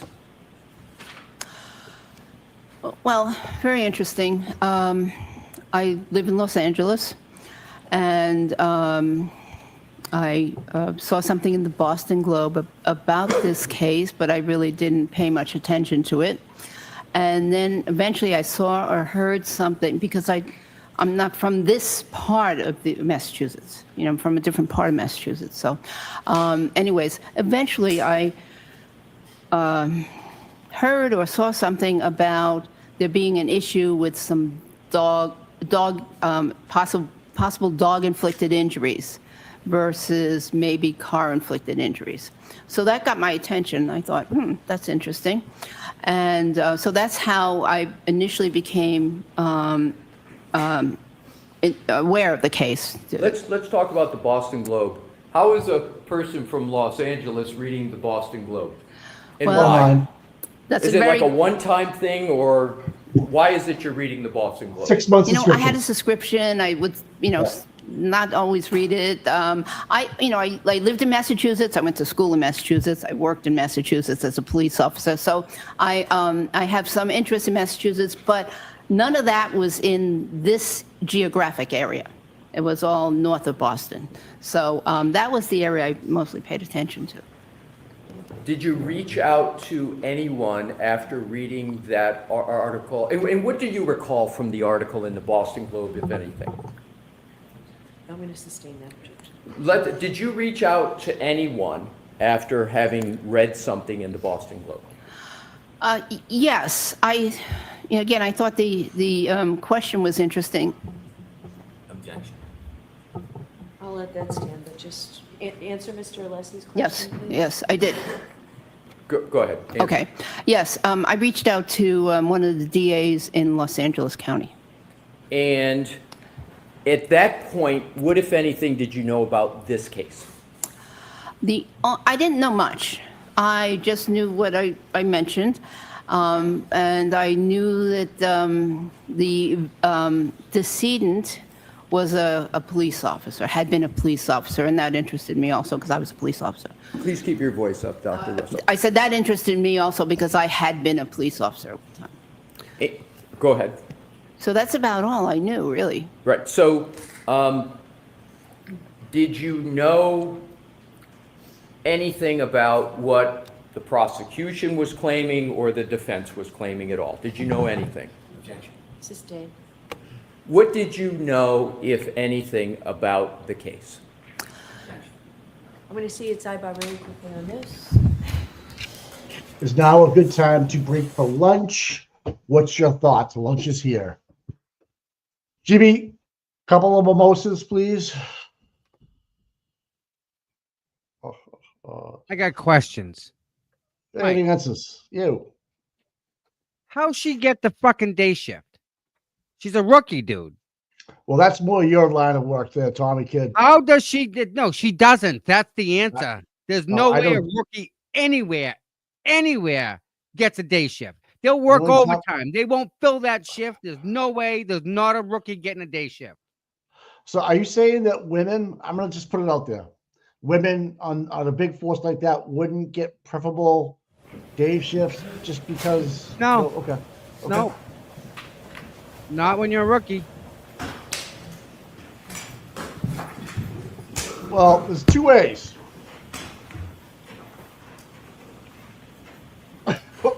Oh boy. What? Moment, Your Honor. Where's Jim?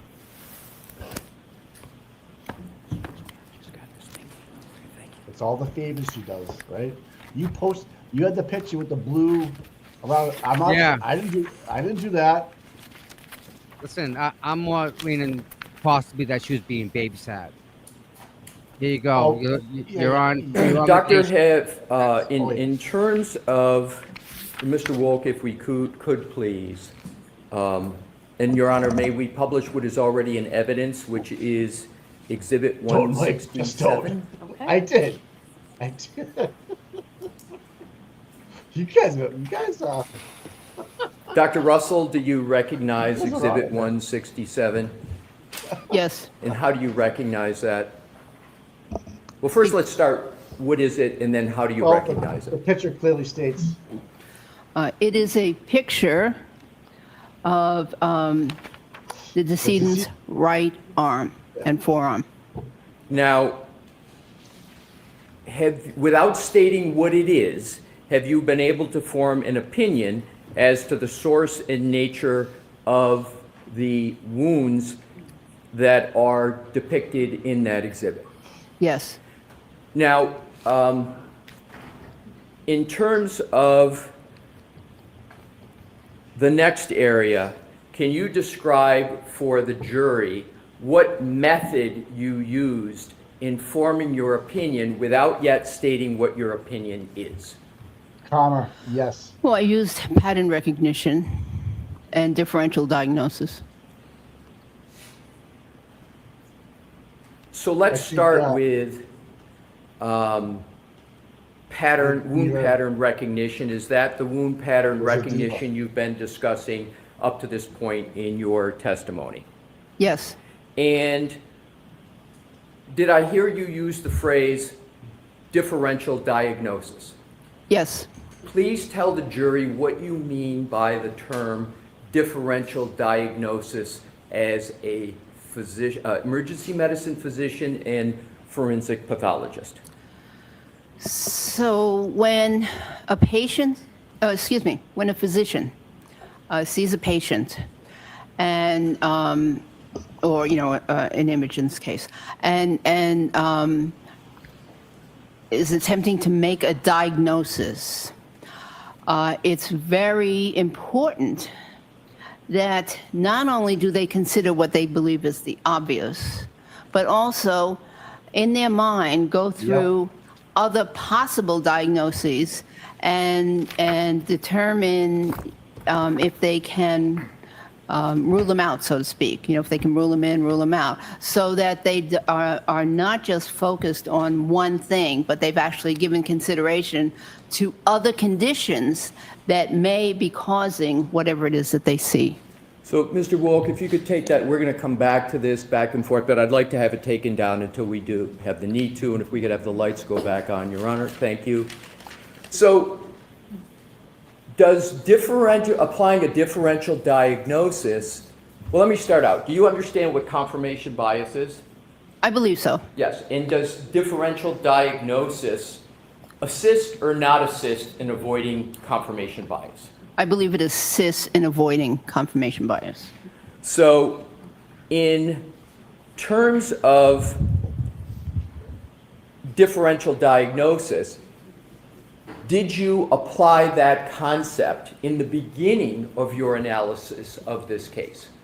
Yes. How did you apply differential diagnosis to, among other things, avoid confirmation bias in this case? Well, in my mind, I went through other possible things or causes of wounds on an arm, and what they would look like, and the configuration, the patterns, etc. And then I figured out why these other potential causes of wounds in the arm, did not fit this case. So is a phraseology a synonym for differential diagnosis, what doctors call ruling out something? Is that another way to say it as well? Yes.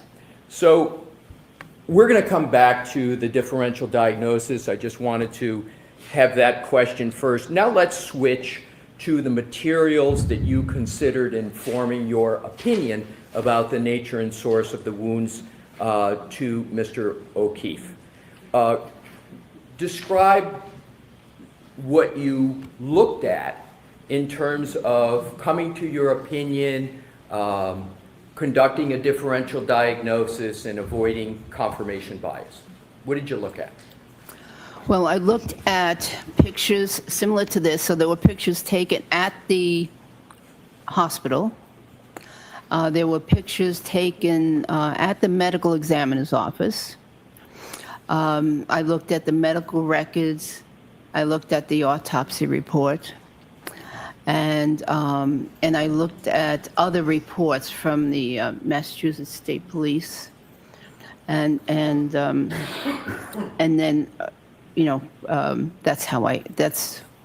those are some of the things I looked at. Did you look at any photographs, including of clothing? Of what? Clothing? Oh, yeah, clothing. Clothing, of course. What clothing did you look at? So there was a shirt, like a hoodie shirt, that I looked at that had many defects in it. And when you say defects, what do you mean by defects? Is there a more layperson's term? Holes. Thank you. Did you look at any history of any dogs with regard to any municipalities and dog incidents? I'm going to sustain that, Mr. Leslie. Did you look at any municipal records with regard to your review in this case? So that's sustained. With regard to other documents, if any, could you describe any other documents that you looked at? Well, I also... I'm going to see you at sidebar. Uh-oh.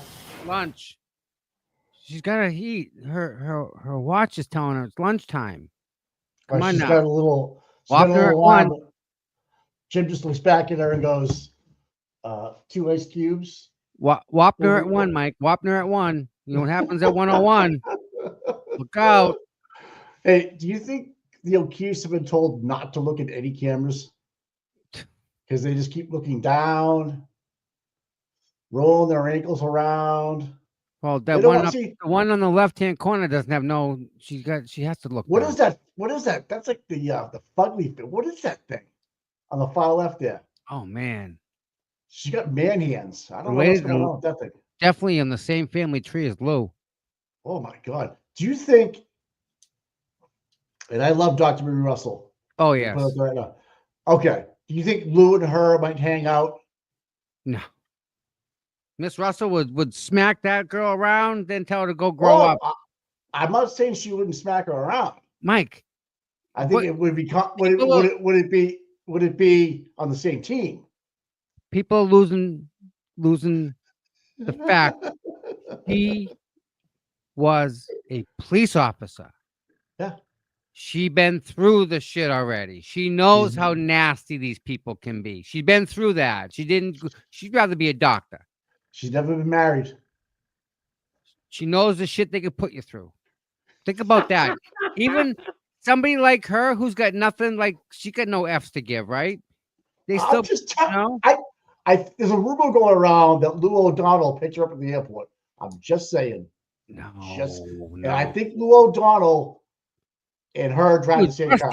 Krusty must have flown in or something. See, No. Heather, I This think Russell definitely kick some ass. I look got at 50 this. on Russell. Okay, she's never been PKO, married. hands She's down. been a cop. Yep. Let's And go. doctor. She dresses like she might be a man. Let's just call it what it is.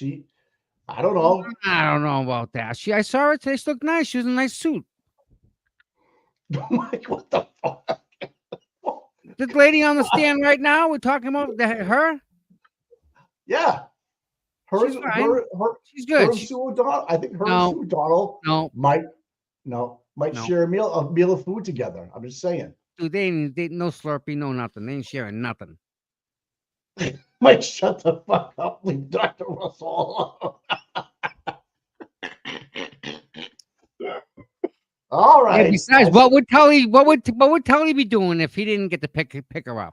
That's right. Or pick anybody up. I mean, he's the chauffeur. Right. I'm still kind of confused how that girl got the day shift. There's no way, Mike. And if she Well- did get the day shift, everyone now is all looking at her. How'd she get the day shift? Right? Oh my god.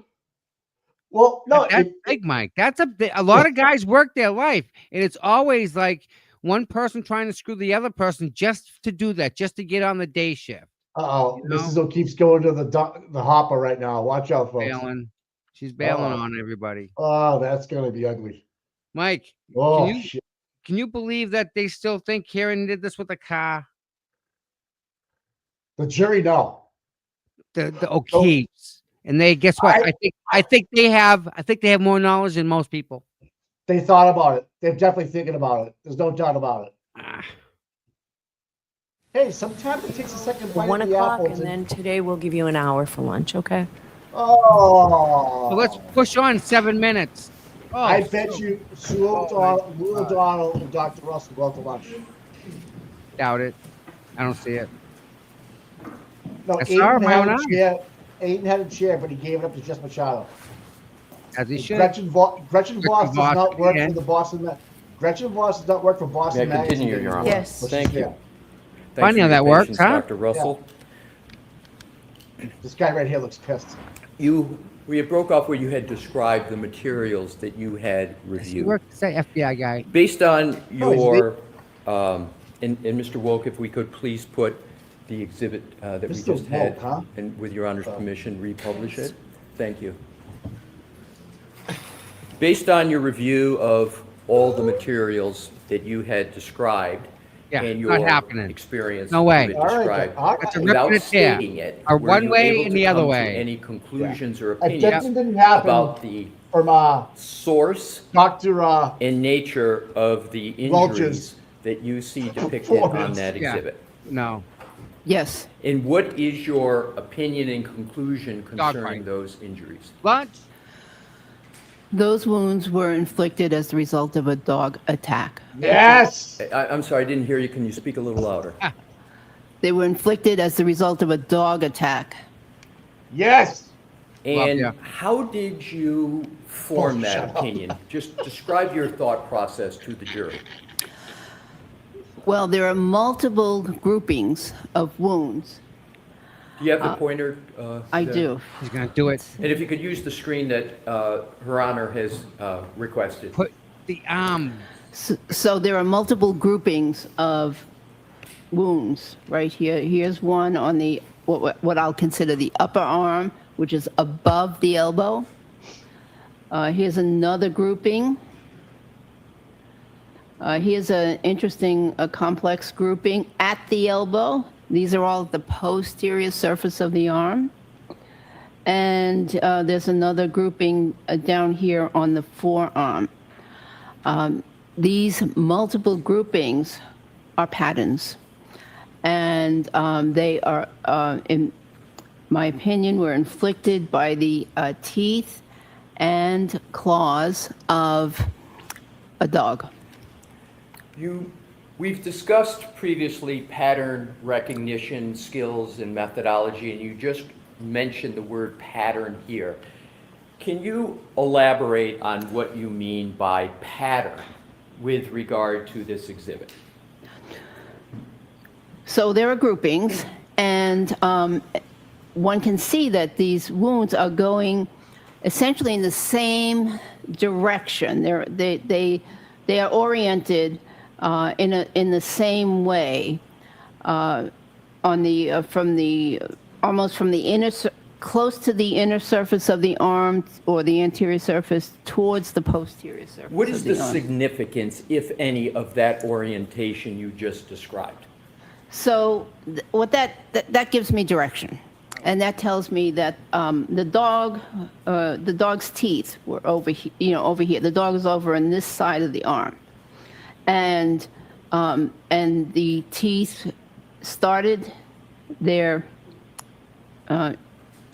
punctures or their injuries over here, and through either the action of the dog or a combination of the action of the dog and the action of the decedent pulling away, or the victim pulling away, the teeth made these abrasions in this direction, from here down to here. And then here it's very complex because of the bending of the elbow. We don't know the exact configuration of what this elbow was in the arm. Was it fully extended, meaning it's fully stretched out, or was it partially bent? Was it fully bent? We don't know. But in addition to the pulling away movement, there's also the bending movement. So that one is even a little bit more complex. And of course, there are some additional marks down here and some possible bruising down here, punctate marks down here, which may represent the lower teeth. If we could just stop at that area, have you observed in your experience what you call that complex area pattern? Have you seen that before? Not that exact pattern, no. But have you seen any that is similar to it? I've seen some characteristics of these patterns before, Right. yes. And it is the appropriate methodology to zero in on one section, or is the appropriate pattern methodology to look at all the wounds and then reach a conclusion? The second, to look at all the wounds. And Okay, could you so- please Why don't we take our recess? Okay, Your Honor. Okay. Thank you. Court, all rise, please. Jury's closure open, so follow me. Goodbye.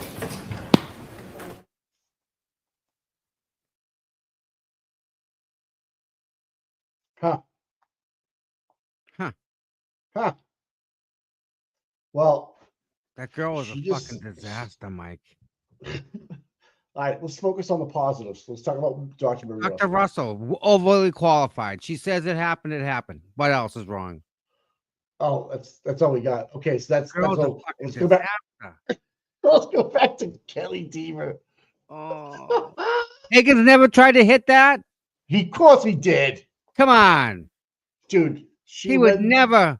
Another She did police the lot. officer. She did the lineup. Come on. I don't want to talk about it. I don't want to. I don't know why he didn't like. Now batting fourth Yeah. for Kenton PD. Oh my goodness. Do I dare open Twitter? Do I Higgins. dare even open Twitter to some of these people that are like, they don't know. There are people that Olivia- don't know anything about it. Well, Commissioner Cox committed witness intimidation. Tell her to fucking do the right thing. That's the same thing Aiden said. So do you hear what I heard? What? Cox didn't hit it. No. No, but listen, not that Carl Dougal would ever make a mistake, but they may have made a mistake when he was trying to walk in on an undercover op and he got thumped. They beat him up in the hallway and left him there. They didn't know who he was. They thought he was just some guy. I guess he hadn't shaved or something. Yeah, I mean, when you hit him, I mean, Your I own, don't your know. own, your own employees beat you up and leave you for dead in a friggin' hallway, and there's no report about it when you get back. Who was working tonight? No report. No, geez, must have been a slow night, fellas. Let's You say didn't you're leave an nobody undercover. in a hallway lying there dead. Let's say you're an undercover cop and you're chasing a perp with uniforms behind you, and the uniforms catch up to you and beat the bag off you, not knowing you were undercover. Well, then, yeah, it's a bad day. Oh, yeah, no, that I happens. won't- Hey, listen, there were some dudes I went to the academy with. They worked for the Cape Cod Drug Task Force. You'd Yeah. never know. You would never know. And any of these dudes rolled up in hall in an alley, you'd be like, I'm out. Like, no, take my stuff. See ya, I'm out. Yeah. Some of them like, dude, you were banking, you in finance, like way different aspects of people. You'd never guess. Oh, maybe not. I don't know. Yeah, Who Cape knows? Cod Drug Task Force. Wonder if what they're doing lately. Season a lot of drugs in Martha's Vineyard. Nantucket, I can tell you that. And now, Mike, I'm sorry, but now it Did all you makes sense. No, Did no, you no. open Twitter? Did you open Twitter? Yeah, but I'm sorry, but it makes sense now. Now I know why that they all drink so much. Why is that? How else do they go to sleep, dude? I mean, literally, Oh, how else do they deal with life? How? Nope. There's no other word. There's no other thing except being hammered as much as possible can make that type of bad go away. Well, you got to surround yourself with like-minded people, And then you're normal now, aren't you? and then you start drinking with them. They Now you're accept normal. you. Yep. Yep. If you don't do that, if you don't hang out with them, and you don't and get yourself involved in the bullshit in the minutiae of the department, Yep. you're an outsider. You're a fucking outsider, and no one will trust you. And you're gonna do 20 years like that, you'll never make 20 years. They won't No. let you make 20 years. No, you almost have to be dirty, or I shouldn't say dirty. Get some dirt on you to be Yeah. okay. To be okay. It's funny, a 'Cause- friend of mine, there was stuff going on. He went home after a detail, right? To take a nap before his shift at 4 o'clock. Yeah. 3 o'clock, his wife goes over to wake him up off the couch. Yeah. Nope. He didn't wake up. Oh fuck. And guess what he was going through? He was going through some racial stuff too. On top of the other typical locker room stuff, we'll say. Yeah. He was dealing with the racial aspect of it too. Because one of the guys was like putting the Confederate flag on his locker. A little Oh, sticker. Jesus. Yeah, shit like that. Yeah. No one knows nothing though, right? No one knows nothing. Most secure place in the world. Who can break into a locker room inside of a police headquarters? Who breaks in there? Nobody. But yet no one knows nothing. Oh yeah, that looks pretty bad, doesn't it? Oh yeah, huh? It's just Everybody knows. no respect for people. Everybody knows something along the Yeah, line to but protect from themselves. your from the people from the police department and from cops, no, you don't expect that. You're supposed to be No. better than that. Supposed to be a lot, and then to have it from your people you work with. Oh, Yeah. come on, there's no way in any world that's okay. That's a hostile environment. Yep. And you know what? He went home to take a nap in between doing a detail on the shift, and he never woke up. Did someone give him something that he was allergic to? I don't know. Oh, yeah. I mean, I don't know how Drink deep it rolls. Bottle of water. Take the water, you drink it. You don't think nothing of it. I mean, you just look back at that movie Trial 4, where the cop was shot out in front of the CVS, the Walgreens. Yes. He was in with the Mike, bookies. Yeah. Now think about this. Now you guys are all now getting a taste of all this, right? Does it make sense now when we say that the cops don't have to protect you in any way, shape, manner, or form? They're not there to protect you. They're only there to get paid. And then when I say get paid, their salary. That's it. The DPW does probably more important work than some of the police departments that are not to be named. Seriously, DPW. If you take the DPW out of town, you have 3 days and you're all dead. The amount of contamination from just the water, you wouldn't be able to control the contamination out of it. I think the federal level is a little different from the local levels. Oh, I don't know, 'Cause man. they're Hey, smaller, no, left smaller, wing, more. right wing, same fucking bird. I Don't matter. understand. I just don't know. It depends what town you city. I guess. Okay. Let me They're rephrase. making OT too, dude. They're making some good No, money overtime too. but my point being is that if you have a certain beliefs, as long as you go to the right city and they're in line with what Democratic, Republican, Sure, whatever you want to be, sure. you'll be fine. But you can't do that at the local level. You kind of have to. I get to work where I work and live. Feds will ship you to Houston. They'll Mike, ship you to California. the minute any of that is like deemed like okay because of what, where, how you're lost. It's just no. All this corruption, Mike. It's either all or nothing. Because you can't just say, well, Yeah. they, out of 50 cops, 10 of them are good. You're telling me that the 40 are bad? Really now? Because that's a Okay. whole argument that the 10 cops will have against the 40 cops, and vice versa, right?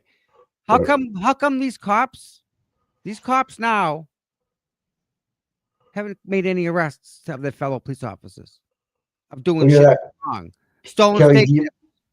D, she went from 85,000 to 142. Oof. All right. I think we saw everybody that was involved in this case making a little bit more money. I'd like to know the percentage that is, because Canton's one of the higher paying towns, my friend. Well, that's in Boston, bro. Canton's one of the higher paying towns. Boston I know. is you get paid good, but it shouldn't be more than that for the time she wasn't a cop that long, dude. No way. Again, do the right No thing. way, dude.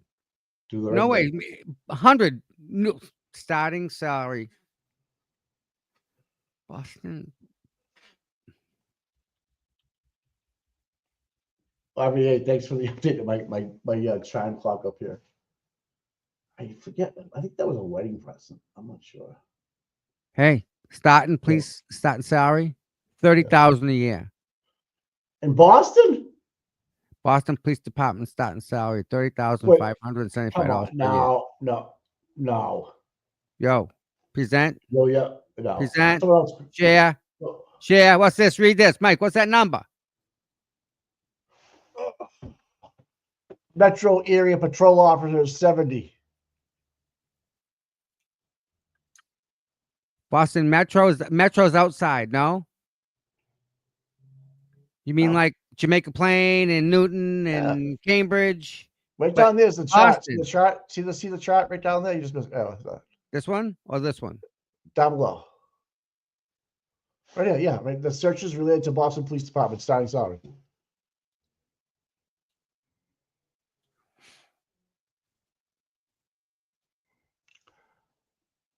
Yeah, I mean, there's a lot of ways.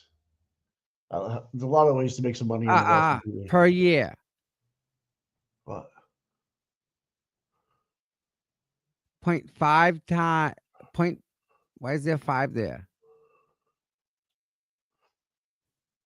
Highest Half paid police officer. or half 0.5 the average annual salary of a Boston Metro. Yeah. Okay. So it's half of so they're saying it's about maybe 0.5 the average annual salary of a metro area patrol officer. Did you get it? I think that's what they're saying, Mike. Am I wrong? I love you, fucktards. Shelby. All right. All right, Joe, do I have to get on the Google machine to figure it out for us? Try it, because my There's Google thing here is there's- telling me there's- different stuff. There's no Sorry. cop, in my opinion, unless you live in Duxbury, making 30 grand because you got nothing to do. Oh, I would God, not get my. I wouldn't Dude, get. no. I wouldn't get. Here's my thing. I wouldn't even get out of bed for 100, unless it was 100K on the line.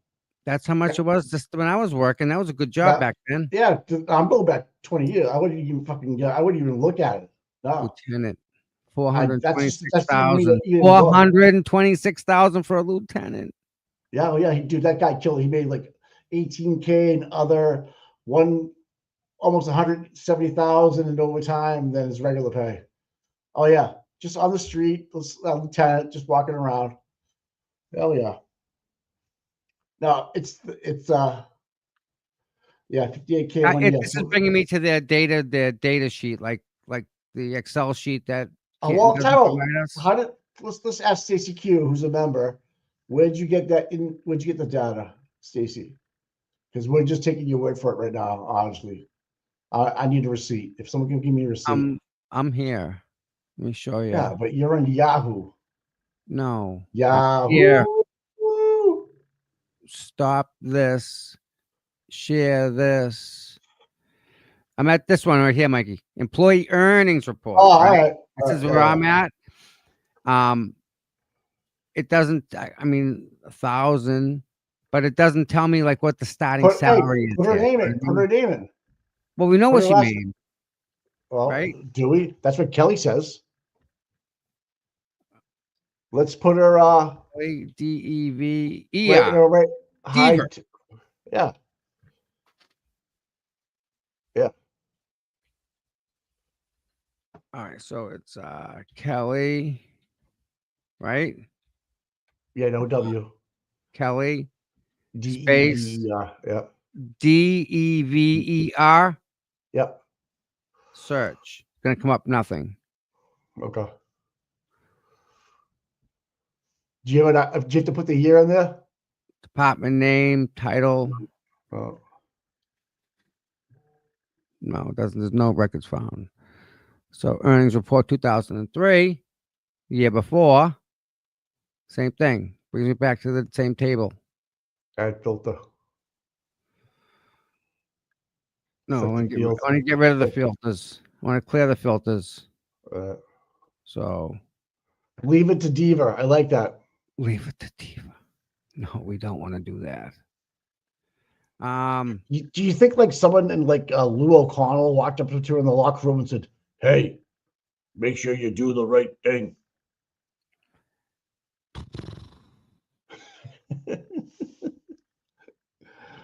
Oh, here we go. What's this one say? City of Boston. Here's some information. Government side. Let me share this one. Stop. Share. Lou O'Donnell. Go away. The average city of Boston police officer salary was $189,000. Average. Oh, Average. 29% higher than the average salary for his job in Massachusetts and 74% higher than the average nationwide. Okay. Police officer salary in the city of Boston is usually between 145. All right. See the filter on the left-hand side? Put patrolman in there. Says job titles. Nope. Over to your left. My left. Yep. Right there. Oh, yeah. They have a. All right. Yep. I had a little drop-down table if you want to back it up. No, just click on. Oh, never mind. You're over there. I'm not going to fuck with you. Jeffrey Driscoll.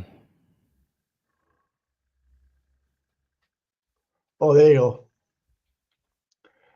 Kelly Deaver. I'll put Deaver in the last name. Fred, it's spelled. No, just go back up top. Okay, right. Put in the name, put Deaver. Back, last name. First, but okay. Go ahead. Found it. There she is. Okay. 2003. View salary details. Let's go, you cock. Right here. $85,000. All right. What's salary? She making but wait a minute. What? She was employed and had an annual salary of $85,000. That's yeah, her we have salary. that. Not detail. I know. Not details, right? All right. Hey, click on her name. How come it's green? Can we click on it? Kakaruski.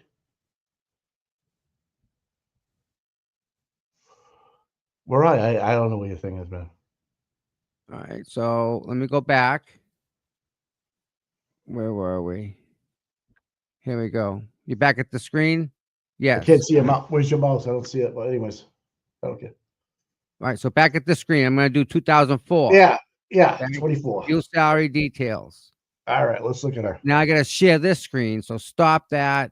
Now I gotta share this. It doesn't carry over. Tom, I don't get how the clock works. Just tell me what time it is. Kelly Diva was employed in 2004 with her annual 24. salary of $143,562. Yeah. Her salary went from Wow, 51% higher. a lot. A lot. Kelly held a job police on 23. Kelly Diva's salary was 7% higher than the average police officer in the state of Massachusetts. View public records. Oh yeah, let's go. There's nothing there. All right. Can we Wait scroll a down? minute. I'm gonna do this. That's an ad. I You know, see but it, wait a right? minute. This is- I want all to right, bud. show you guys this. So everyone, let me start. That's 2004. No, that's 24. 24. yeah, 2024. It's not plus overtime, Mary Jo. It's her annual salary. It says it right here, and I'm going to show you why. Stop this. This Oh, is God. the prior year. This is 23. Okay. So make sure I pull the right one up. Share. What's this read here? 85,773. 733. Yep. And the other one was what? 143,562. And it said annual salary, correct? Yes, Thomas.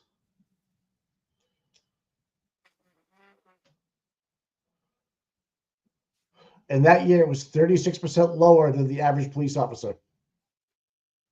Interesting. Interesting. Mike, pay me. Tom. Pay me, dude. It's not about the money. Well, that's when she moved into the city. Well, You ain't living in the city. You ain't living in Boston She's and living doing large. okay. She's And living no large. fucking way, dude. Living you can't large. make it not 85,000. Not even at 143. You just if she's living alone, that's $3,000 for rents, all the other bullshit. No, it's not enough. That's $36,000 a year alone in rent. Who knows? Then she's got to pay for her booze money, which is another fucking $30,000 a year. Right? I'm in just awe here. I'm not. What else does it say about the key data about her in 2023? Can't see it. Can you get rid of Stacy Q's comment? Oh no. I can. There you go. Can you scroll down and kill key data stuff? Oh no. Yeah. On the right hand side. Yep. There you go. This one here. Yeah. Employer, city 2003. boss. Yeah. Okay. Information may include where available salary, bonus, and benefits. Okay. May not. How much you want to bet? They say though she moved her 401k over. That's her wage. That is her salary. View personal details. Oh yeah, let's go. I don't want to know nothing about this one. Oh, I already know. 2023. 25,000 people work for Boston. Yeah. All right, let's see. Oof, yeah. Same job title. That's a lot of working, dude. At what point does safety become an issue when you're working that much? Co-workers. What the hell's that all about? Compliance monitor. Oh boy, let's see what we can find here. Teacher.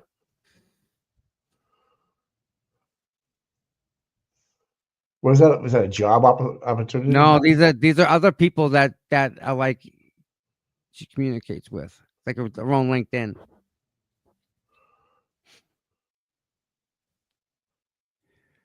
So if that is co-workers, huh? Compliance monitor, City of Boston. I wonder if compliance monitor works with anybody in the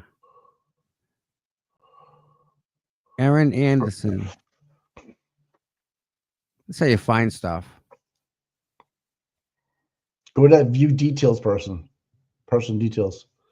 Few What did I personal tell you? details. Nothing. Nothing. 70,000. Aaron Anderson. Nope. This poor guy here, he's busting his hump, only making 67,000, Mike. Oh, bad police for him. captain, Lieutenant Sodello, Stephen Sweeney. I don't know, man.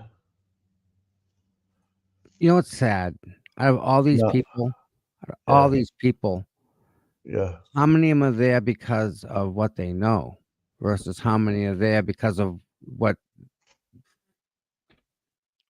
their profession is? Like their profession, half the problem being a cop is what you legally can and legally cannot do. You legally can arrest somebody. What you can't do is you can't violate their civil rights while doing No. that. No.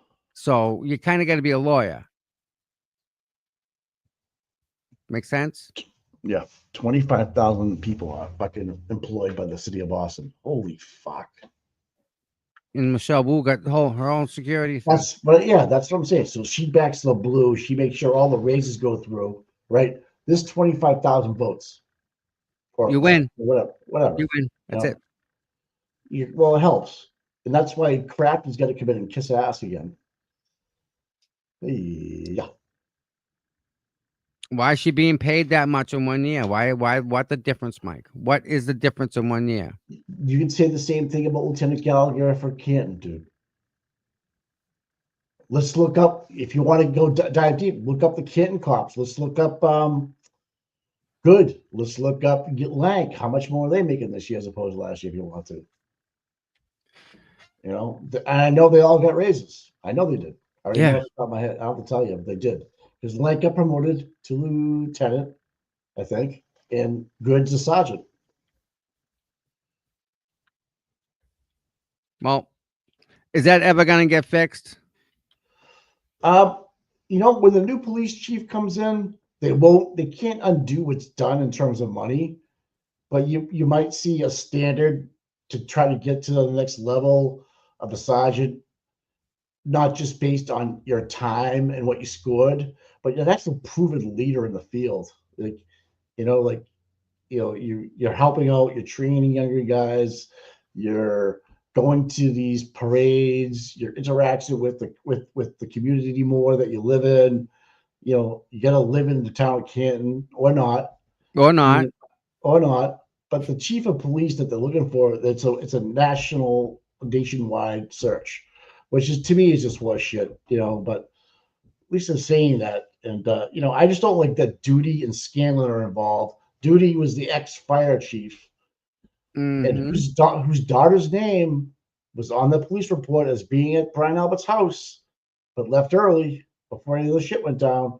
Like at 10:30, 11 o'clock left. Yeah. With a couple other people, his daughter, Duty's daughter, was there. And they spelled her name wrong, and then all that other shit's wrong. Yeah, He was the fire chief at the time. Then he leaves after this accident happens. He leaves being a fire chief and is now town administrator. It's fucked up, man. And I think Lieutenant Gallagher's married to a Duty. Yep. So the fire chief's sister is married to Lieutenant Gallagher. What? Huh. You say what? You say what now? You sure about that? Yep. So Duty and Gallagher are brother-in-laws. I'm incestuous, dude.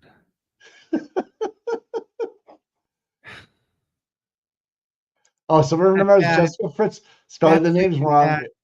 So I'm telling you, the names being spelled in the police reports, done on purpose. The phone numbers were done on purpose because they didn't want it to come back on Google to have them show up at college. Shit, it was done on purpose, and that was the biggest red flag for me. I'm like, these names are all spelled wrong. Yeah. So if you think I'm crazy about that relationship, it's Kitten. That's all I'm going to say. It's Yep. Canton. Yeah. Canton. And I've never Wow, seen guy. I've never seen Lieutenant Gallagher and Coco Albert in the same room. I think they're one person. I can see Lou asking Nicole out. Oh my God. She went from 36% lower to 7% higher. Who, Deaver? Yeah. Johnny Denver? John Denver? That's a lot, dude. From negative 30%. Wow. No.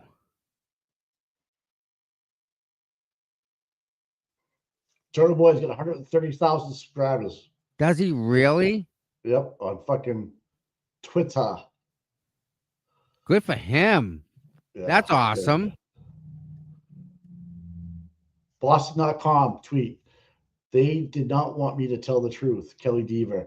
Now a Boston police officer testifies referring to the defense. She's saying the defense didn't want her to tell the truth. What? How did Furbish die? A heart attack. Yep. Yeah. Well, I heard other things, but yeah, heart attack. Something induced the heart attack. But I'm not that guy. I can't be that guy. But yes, it was induced by something. It was not good. It wasn't a clogged artery. Wasn't a White Claw either. All right. Yes. No. It wasn't any of those. Okay. I would say look at the toxicology report if there was one done. You can't do that though, because then you won't get the benefits.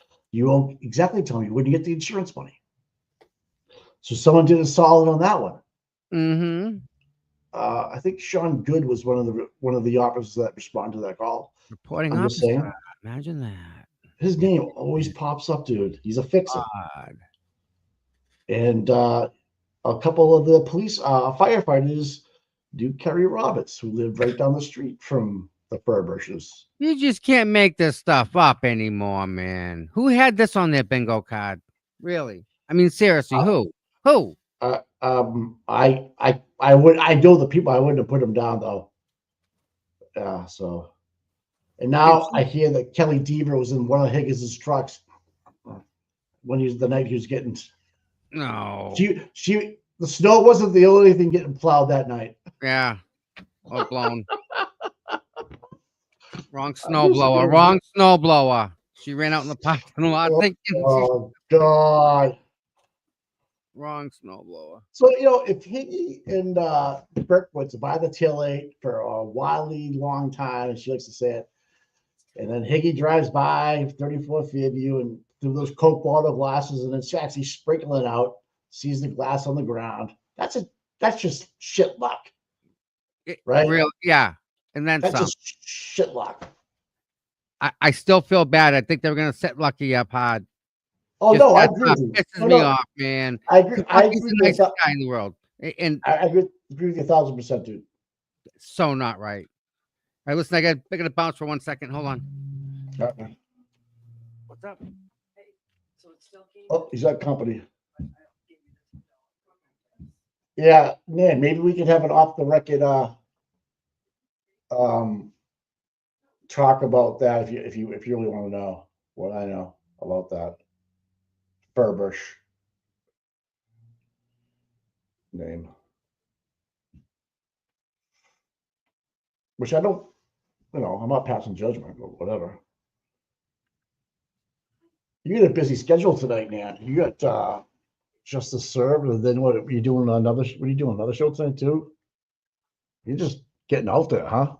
You're out there. You're flying around. You're a butterfly out there. Yeah, if Higgy gets called to the stand, Mary Jo, oh fuck. Most recent tweet no. I get her. I get her. I did see you in I think it was a Bentley, the stick sports car. I don't know if it was an Audi or a Bentley. I'm not sure what you're driving. But I'm kind of cool that you're it's kind of cool that your son's making a video of how it's going for you in your trial. That's kind of cool. You know.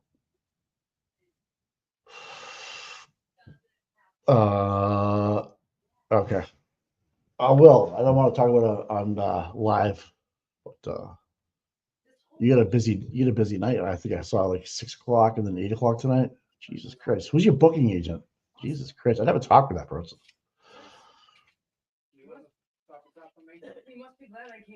See, I don't know why Tom doesn't put people on. I drive a few because that one's a Beamer. Okay, yeah. Listen, I drive it. Listen, hot, big wig attorney Gallagher. I drive a couple of cars. I have a few, I have a few cars. Oh, I left this wow. Oh my God, I totally walked out. You need to have it on your keychain. Yeah, I know that. Like always, Lyrica, always. See, here's Tom, just being Tom. I really have to get back. That's why she's still. That's it, a menu, so we know. No, Jessica, we didn't even go on the. We didn't leave the house. We didn't even go find a car.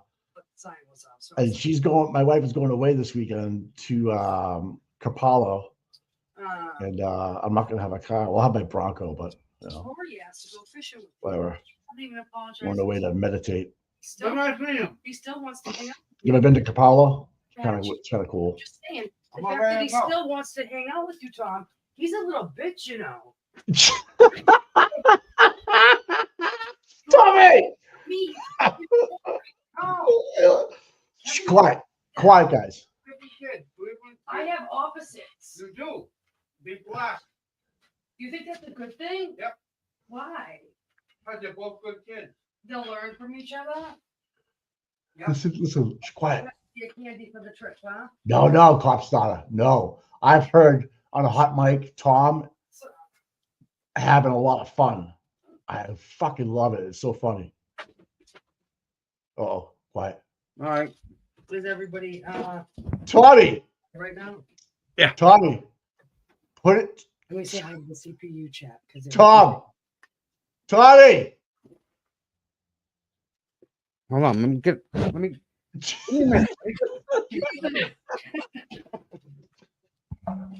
Hi, family. Did you hear us, Mike? Fuck yeah. Oh, that's nothing. I just wanted to come. Go ahead.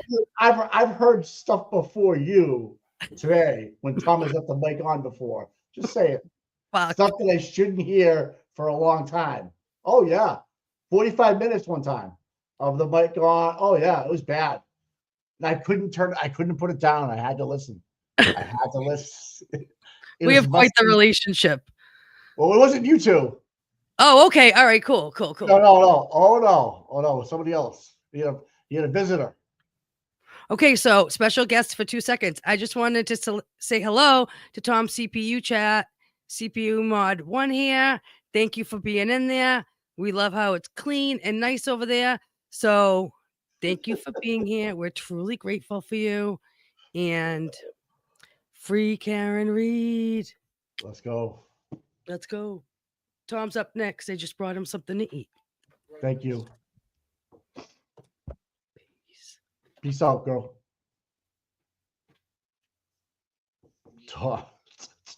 It's a whole family thing with Tom. You know what I mean? Tom's family.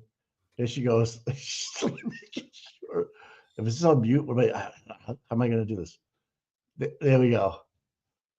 Oh my God. You got to love these two. Frickin' frack. Oh.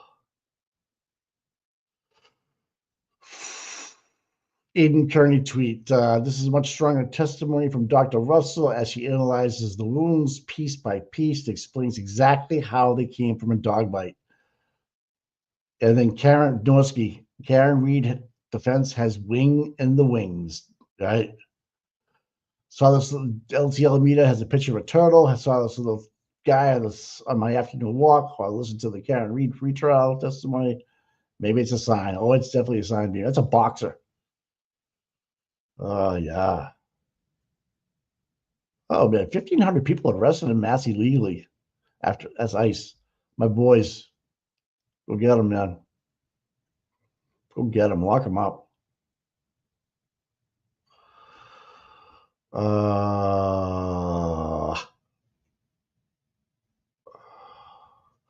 I think Diva looks like that chick Wednesday. You know, the one with the. Is that giving her too much? Is that giving her too much cred? Oh yeah, so Boston Herald just immigration's official in Boston confirmed the Colorado firebomber terror suspect was in the country illegal. Yep, it was. Would you guys be friends with Kelly Deaver? Yeah, ice is cold as ice, man. In case of an emergency, just so you know. Right? And if you have it in your phone, in case of emergency, kind of funny.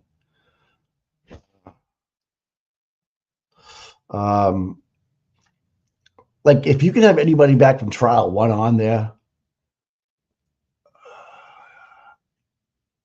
Has anybody fed their nail today? I do have a video prepped up. Yeah, well, I saw the new motions this morning, but they already went through them. Yeah. Yeah, they got I saw they got snagged the high school kid going. I can be her in case of emergency. Oh, you know some feds. I know, they was going to the high school graduation. They popped him, and his girlfriend started crying. Like, what are you talking about? We just paid for his goddamn fucking education. If the guy goes back to El Salvador, the guy's gonna fucking be like the smartest guy in El Salvador. Am I wrong? Oh, I think she looks like Wednesday though. This girl, Deaver. She's having a good time. I think she's gonna get loaded drunk tonight. Her and Levinson. They're gonna split one of those Xanax things and drink until they can't walk anymore. That's what I think. Which is a normal Monday in Canton, just so you know. Hold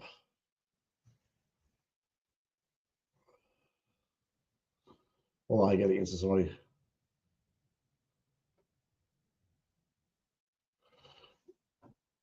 Okay, never mind. They got the message. Cool. Yeah. Yeah, the dominate. Yeah, I'm telling you.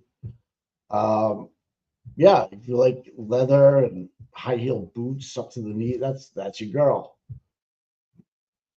But she's not gonna be your girl. She's gonna be a lot of people's friend with Benny's. I don't know.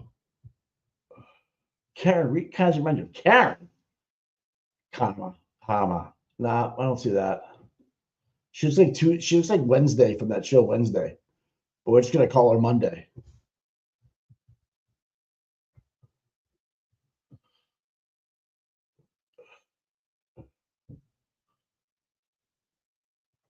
Man, not yeah, you might, Dan, during the day, but not at 11 o'clock at night in some strange apartment. Well, maybe. I don't know, man. I don't know. You're gonna call her Tuesday. Is it Wednesday or Tuesday, the girl's name on the show? Wednesday? On like HBO, whatever it is. She got the black hair. And then I don't want to hear about your personal life. Oh my God. Oh, I can see. I just had a visual of Dan in that outfit in a judge's chamber. I can't even go there, Dan. I can't. I'm not going to do it. All right, because I just can't. I won't. I refuse to. Oh God, you guys are fucking great. Oh, when Tom gets back, I'm gonna take a break. Tom just scoots out on me. There he is. Oh my God, Dan! Man. Look at Dan. She does send me pictures. Look at her. Holy! But you're not like that's not what I was thinking. Yeah, that looks good. But I'm thinking like, you know, an OnlyFans kind of. Yeah, I just saw that, man. I saw the text. It's not. I can't publicize it. I refuse to. No privacy rules. I ain't going nowhere. I ain't signing up for nothing. You know what's wrong? You know what's worse than having a sister? Having a sister that thinks that she's gonna tell you about Karen Reed. Oh my God, Tom, you turn a whole nother level. turn your fucking mic off when you go talk to somebody. Yeah, it's just my sister. I don't care. Huh, It could be personal. It could slip out. I don't know. I got you. I've heard Want it. other things. I've heard other things in that apartment of yours. Not I here won't yet. go But there. there's people upstairs. Oh yeah, okay.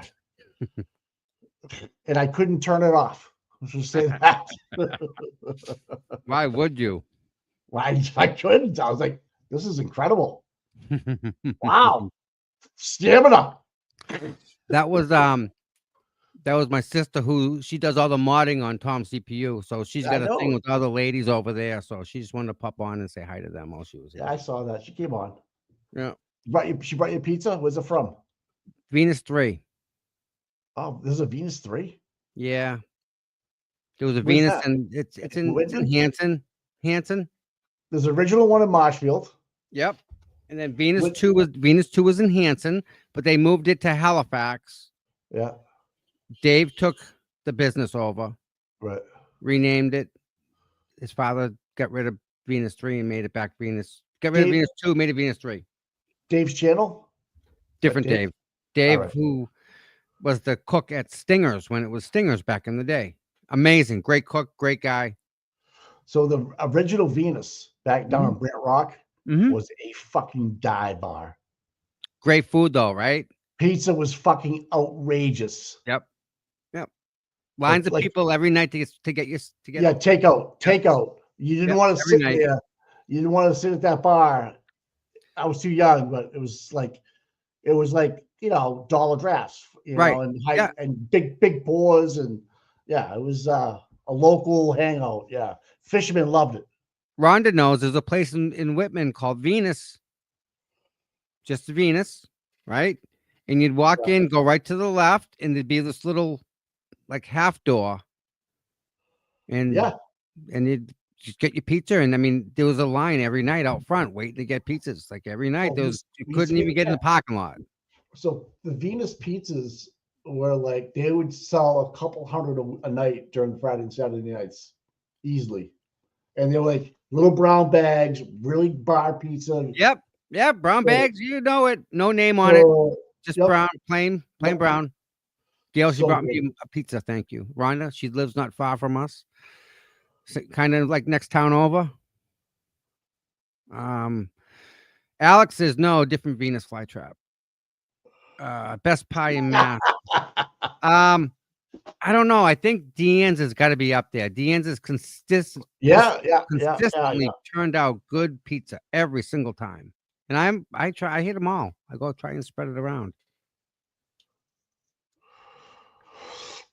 I don't know, man.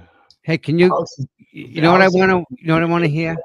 Stoughton, Connor, are you serious? Right there, legs and eggs. Oh my God, how did I know they do legs and eggs? You know who we need to get in touch with? Oh, you know, Jimmy, Auntie Deb.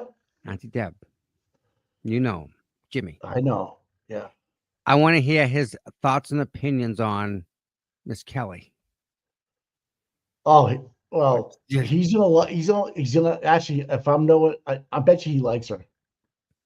He goes, he'll find something good about her. I don't know. I'm just kidding. I don't know what Jimmy's gonna think.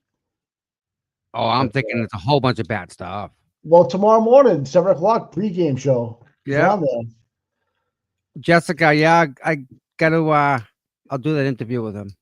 Definitely get on that. Yeah, Deanne's, I got to have Deanne's. Great pizza. Venus 3, it's all right. It's all right. Town Spa. No. Yeah. I've had that. It wasn't that good. Linwood wasn't good when I had it before. D&E's Pizza in Canton is fucking phenomenal. The best. Guaranteed food. There was people standing outside of D&E Pizza last night. That's right. All the way across the street. They were across the main street. They I were saw lined up the line across the street. The pizza's so good there. They were holding signs up of how good it was. Seen that. Is that amazing that he has that much pizza that people were lined up yesterday afternoon with signs? Across the street, man. Across the street, lined up, waiting for a pizza. Can't get enough. They want more, man. That is I was blown away. proud of them. I was blown away that they actually still out there waiting in line for a pizza. And they were just all nice and peaceful, waiting their turn across the street, Mike. They weren't arguing. They were behaving themselves, waiting their turn. It was a food celebration. It was like a little parade they had going on or something. It was amazing. It was amazing. There must have been 15 people out there waiting for a pizza. Yep. Can't get over that. It was That's great. the first. I don't think that's the first time that's happened too. No, there's been some great quality food coming out of there lately, Mike. And I think it's he does like a special deal when there's a bunch of people there. He might cut the prices in half. I don't know what goes on, but again, there was people out there waiting for pizzas for a couple hours yesterday. I don't know. On a Sunday, Mike, that's pretty good. You've said a lot to be said about that. Yeah. Yeah. Linwood is only good in the restaurant. It changes if it sits in the box. I had Linwood last week, 2 weeks ago, whatever it was. Yeah. We saw them. Yeah, they were out there. I saw them too. But look at Jess. Jessica knows. Yeah. They're so busy they can't even take a break from out front with the family. I know. Not even 2 minutes on the sidewalk to drag them around up and down, nothing like that. Now you have C.F. McCarthy's right there, which is another good restaurant. They wanted to go to D&E's. I couldn't get over that. I was just like, what is going on? Lined up as far as you could see, man. Just look right down the road. They're all lined up. There's another pizza, but they wanted that pizza. That specific, they like that stuff there. It's got to be the sauce, Mike. I don't know. They probably put a lot of blood and sweat and tear into that sauce. Must be Mike, it's like that Coke. When they made famous Coke, the original Coke, they put cocaine in it. Yeah, way back in the day. Yeah, maybe they're making like sauce that has like stuff like that in it. It has like nicotine in it. Well, you just got to have it. Something, right? yeah. And everybody in Canton's like, I got to go. I got to go to Canton. And once you have a little bit, you can't stop. You're on it for a couple days, and then you wake up and you're hungry and you eat again. Great. That business model works. Jesus Christ, dude. How did you get into that? Listen, how do you pay a $20,000 bill? Legitimate question. How do you pay a $20,000 tax bill selling freaking subs and salads, dude? How? Well, when you take in more money to clean it and you don't report it or you don't pay on it, that might be a problem. I don't know, but I just want to know why. It's got to be something. Why were there so many people waiting for a pizza yesterday? I saw it. I was like, whoa, honey, what's going on down there? We got to go. Check that out. I actually weren't they donating pizzas at the trial last year? Tom, what they can donate? You buy one, you can send it and have it delivered to a shelter or something last year. Yeah, there was something similar to that going on, but I think the money they were just donating it to keep the doors open. I'm not sure. They had to keep the doors up with that pizza, David. That crowd yesterday. Big crowd yesterday. Big crowd. Sales down, but big crowd anyway. I wonder if they sold a couple of croutons. Wow. So again, how do you get $20,000 by selling 24 selling salads and subs? Oh, you got to pay the people. You have to pay the electricity. You got to pay the rent. You got to pay all these other things on top of it all. It'd be nice if you had like a side business on top of that. Yeah, you'd have to. Right? Does his wife work? I don't think so. Stay at home So mom. he's got kid in college, high school. Massasoit. No, he's at Bridgewater. I don't know where he is. I don't know. That's right up the street. Yeah, so if you had a side business, a side hustle, a selectman. Yeah, that kind of limits you, doesn't it? You don't get paid, do you? The container industry sucks, Mike. Just no money in it anymore. Entertainment? No, the container. The Oh. The storage containers, that business is down. It's down. Imagine if you sold alcohol, though, if you had an alcohol license. Is that guy getting freaking fined now that he's not a selectman? Oh, John Conley? John Colfax Conley? Oh, no. That'd be my man. Is he getting fined now that he's got the same shipping container in the back of his yard that has not changed since I think 30 years? Right now, I think the select board has bigger fish to fry, but cold cuts is on the list. I wonder. Yeah. Hey, I wonder if they sell cold cuts out the front door at that pizza place. I don't know. He needs a bigger truck if that's what he's selling. What's in that shipping container? You think? Lawnmower, workout gym. Definitely couple of- workout gym. That's been in storage from day one, man. That he ain't touched that in years. A couple of people held hostage. Yeah. People hanging, just swinging in the wind. Yeah, I'm hanging here for a couple of years. Yeah. Hey, how about Berkowitz is in there living large? Berkey's in there taking inventory. Right. Oh my God. Imagine if you had like a nice little. I bet you Cold Cuts has dug a hole all the way to Cassie's, and then up underneath Cassie gets free food all the time, and brings it back to underneath there. You know, because you can walk from Cassie's to his. Yeah. You know, so it's like a glass little stair. He's got a little roller cart, goes down there, goes shopping, grabs his Cold Cuts, heads back to the thing. Yeah, that's a great comment. They don't sell beer and liquor in that establishment, do they? Dini? Yes. I'm not sure if it's upstairs or downstairs. Yeah, because I'm not sure. I think this Oh, would they're downstairs. preclude him from having one. But if the company, if DUI would, anyways. yeah. But if you just did it anyways because you know people and you, Yeah, I guess it wouldn't matter, would it? Because who's gonna bust you? Who's gonna bust you? Yeah, out? you know your brother's a detective, and Yeah, the other big bad brother's a Boston cop, and you could get away with murder if you wanted. I'm sure, right? yeah, they all need a place to drink after hours. You know, they make pizza. They make pizza after hours. You know, when they're hungry. Just be careful. That bridge is a bitch when you had a couple. That's all I'm saying. There's one way in the back door. Oh. That's a nice little setup, Tommy, isn't it? Mm. If you want to get out, hey, I'd build it that way. You shitting me? That's perfectly right, no doubt. Yep. Lock the bridge. Yeah. you see it not going up. You're fucked. Reminds me of Porky's for some reason. I don't know why. Remember the day we were gonna let Rubber Duckies run down the river and videotape it? Oh my God, that was We're fun. still thinking about that. The lady, she's out in Michigan. She got a bunch of ducks, and she's gonna come up here, and she says we're gonna find somewhere to run and do the ducks. Oh, we know exactly where to put them. That's what we'll bring it. We'll start writing everyone's name on it or number, and we'll do the drawing again, right? So everyone gets a thing on the wheel, right? And then we'll drop the ducks, and we'll see who's the first. We'll drop them, and then we'll go down to where we find wherever it ends up, and we'll wait. First duck wins. Oh my God, that's good, Tom. Yep, that's good. There's a back parking lot at DD's Pizza. If you go past DD Pizza, take your first left at the lights, and then take your first left, you go by this huge like welfare condominium place, and it's right there on your left. You got to go over a fucking gated bridge. So one car over, one car in. There's water underneath that bridge. Yes. But does it flow? Yes. Flow a lot?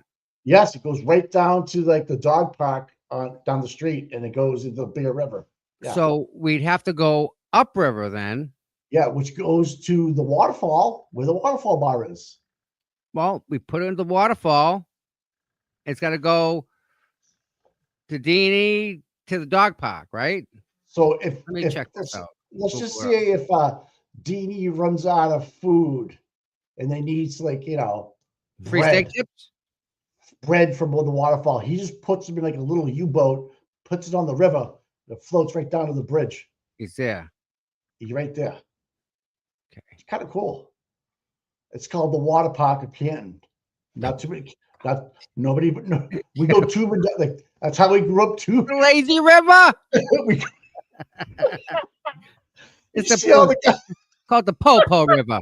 You see all the guys at the softball games on Sundays with their tubes down in the back parking lot, getting their fucking six-pack ready, going down the lazy river behind DD's.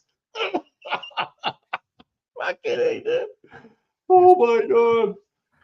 All right, so I see the Waterfall Bar and Grill, and I see. Are you in Google Earth? Where are you? Oh, this riprap goes right down past makes the turn, goes under another bridge. Yeah, it goes to the fire department, right near the new fire department. Yep, right near the dog It goes park. to the driving school under the train tracks to Guess that who owns the driving waterfall. school? Guess who owns the driving school? M&M driving school. Mike Laughlin. Selectman. That's a good Oh, side hustle. What? Huh? Oh, huh. Side Got a hustle. contract with the school, got a contract with this person. Yeah. Oh, yeah. No doubt. Oh, it runs deep, my friend. Runs deep. But anyways, back to the water park. That was a good Yeah. idea. Instead of having the Canterbury Tales and stuff like with the duck boat, we Right. can just do lazy river rides in the That's- summertime.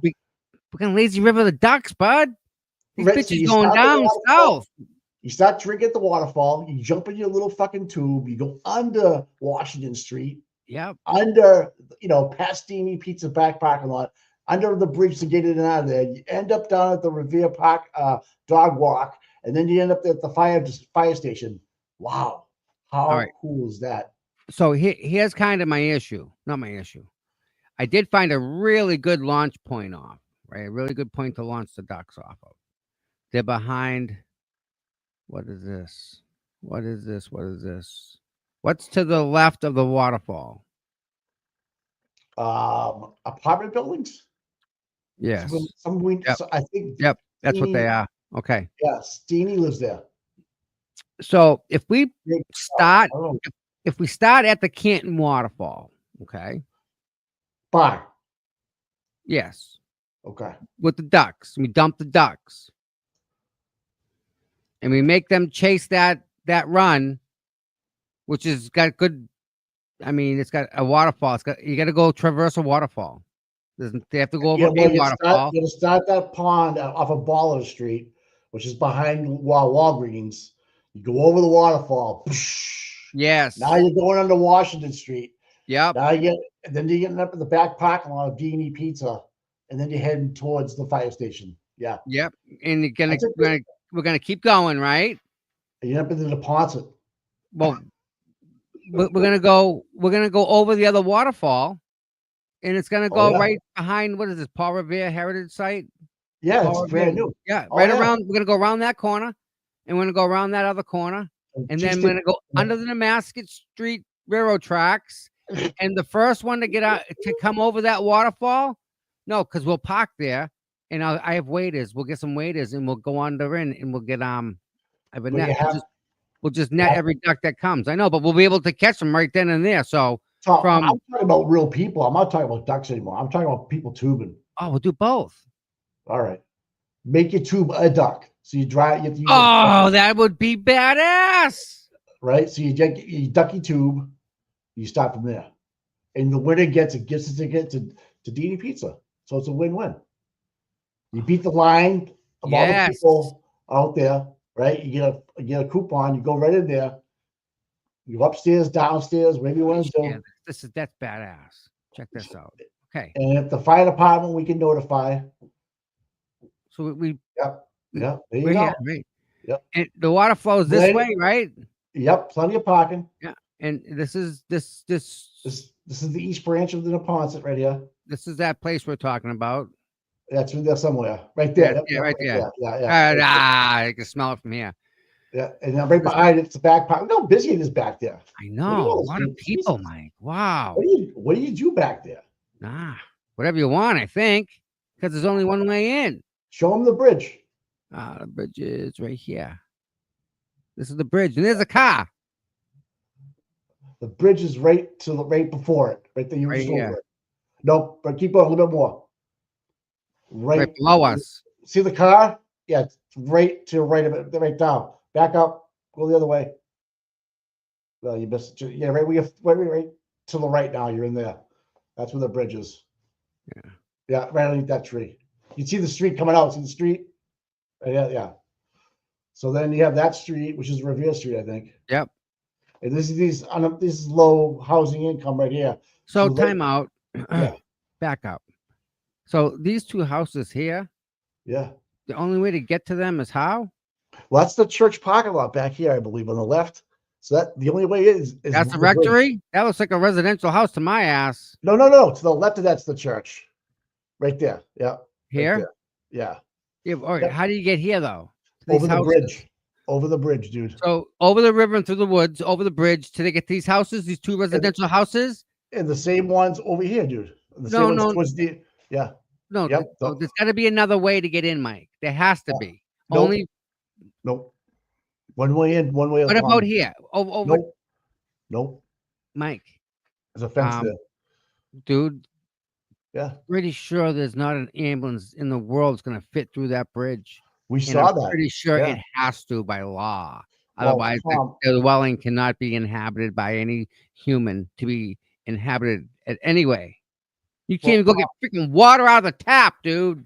Tommy, it's fucking Ken. We're our own city. Oh my word! Seriously, I'm You telling can't. you, man. You can't get any fire apparatus in or nothing, dude. Nothing. No, You can't no, even get a hose over the friggin' trees. Nope. So if that place goes up on fire, that little Done. circle, They're both done. They're both on fire. yeah, smoke them. Yeah. Come on, let's finish our water tour. All right, so here we're gonna go down here. This is the Yep. second waterfall. Oh, here we go. Right? Oh, that's the other waterfall. Yeah. So you have to make it past that. All right. You can pull Not off that far here. of a fall. You Those can aren't keep those drinking. those aren't rocks. They just look like it. No, Just that's a it's body. deeper That's here. that's a body, dude. Canton. Vegetation. It's That's a deeper. Stay to the body. left. Stay That's to a the left. body. That's a body. Just keep your feet up here. You'll be all right. There's another body. This would be a good time. We just get it. You just get your rubber duck floaty and you go. Just send it, man. Full send. Right. That's all. And you know, you got all this green space you can picnic after. Beautiful. Oh yeah. Hang out. Absolutely. Great places. And then you go under another bridge. Yeah. But wait, it gets better. These ducks are gonna get ravaged, man. They're gonna get just like You gotta get your fishing pole out. yeah. There's a bunch of Little lodges here, little spots here. Yeah. Oh, there's a heron run down here, motherfucker. Boom. Wait. Watch this though. Watch. Under this bridge. You guys know what that bridge is. Yep. And then Another freaking waterfall. boom. That's on the main road right there, going to the highway. That'll be the finish line right here, man. We'll park here. Yeah. We'll load this guy's place up, and this will be the finish line. We'll start as they come over. This is the finish line. Hey, if you keep going this way, we can go right to F&F Power Equipment. If you keep going down the branch, keep going. You're going the right way. There's F&F right there on your left. We can all park right here. We can walk right down to the river. Yep, we can all go down the river. We can get off that way right there. So now again, you can probably see the pothole Colleen's talking about. I don't know how old this picture is. Probably right here. One of these right here from that she wiped her tire out, or on the edge. So he fixed it. And another thing, you ready for this? Yeah. This freaking guy. You can definitely you can definitely jet ski. Not a big deal. You can definitely do it. Yep. Yeah. This freaking guy here. Illegal house. Illegal. Because there's no frontage. There's no post office back there. There's nothing. It was a shed at one point.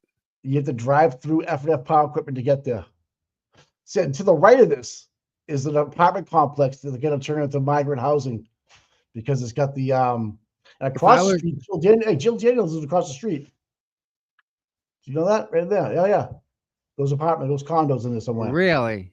Yeah. Huh. So all she has to do is stumble down that road. She's right at the bar. That kennel place was over here. She puts her floaties on, stumbles down. She's good, man. Substation. Yeah, that's the train tracks. Yeah. Wait a minute. What's up? There's a house here though, right? That's her house. They own that one. They rent F&F that one does? out. Yes, it's Okay, the one so- you were just on. That Officer Ray owned at one time. Okay. That one's fine. That one's fine. It's the However- other one behind it. That's illegal. The one back behind it.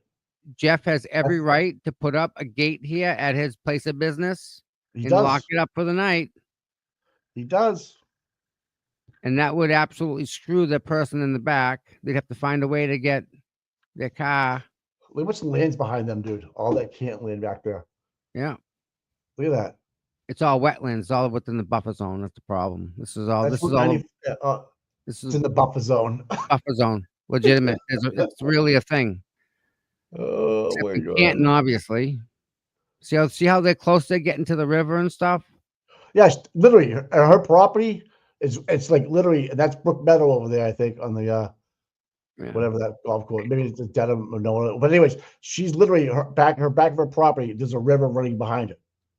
So that east, that so we could get there a couple of ways. You can start from F&F Power Equipment if you don't want to do the full ride. You Yeah. can take F&F, and then, or you can start from the original, go over 2 waterfalls. Yeah, Bolivia. that pond is disgusting. You don't ever want to go in there. Really? Oh my god, dude. Oh no, nope. Nope. Why they don't have? I paddleboard them all, bud. I paddleboard Yeah. them. Oh, this is bad. Bad. Really? Bad. Right. Kill that one. It smells. You don't want to. Oh, that's bad. No, we don't like them. That's bad. They're all Bad. stagnant. The only one you want to fish is the Exactly rest. why. Yeah. Yep. Yep. Exactly why. And the water doesn't get turned over enough, and it just people don't know that smell, Mike. Oh, it's even tough. We Can you know. believe it's been an hour? We just talked for a whole hour. Oh shit, 2:06. All right, let me put court up. Thanks, Oh, guys. got the fan. Holy shit, that was quick. I felt that kind of flew by. Poof. Well, we set up our tour. We'll get tickets out available when they're ready. Just so you guys know what's going to happen, where we're going to be, what's going down. Yep. Probably So be you know. a fall time to get everybody cold and ready to go. Yep. Got all, but just shot. Yeah. I'm really shocked at how much that these law enforcement people. Tom, if you don't mind me asking, what was your starting salary back when you started? I want to say 27,000 a year. Fucking, I wouldn't even get out of bed, dude. Yeah, for a bullet. It was like $12 an hour when minimum wage I think was maybe $5 an hour maybe back then. $5.10 maybe $5.50, $5.55. You're old as fuck. Yep, very old. Very old. Here we go. What's key about the migrant houses here is that the fucking key stops right there. Oh, that's where they want it. They need it. They have no transportation. But John Conley wants to put a pawn shop up in Canton. Oh, Mara Haley, no more barber poles in Massachusetts. Know those barber poles? The red and white? No more. Why? Mara Haley. She wants the rainbow instead of the white and blue. Mara Haley. What's back in session in ABC?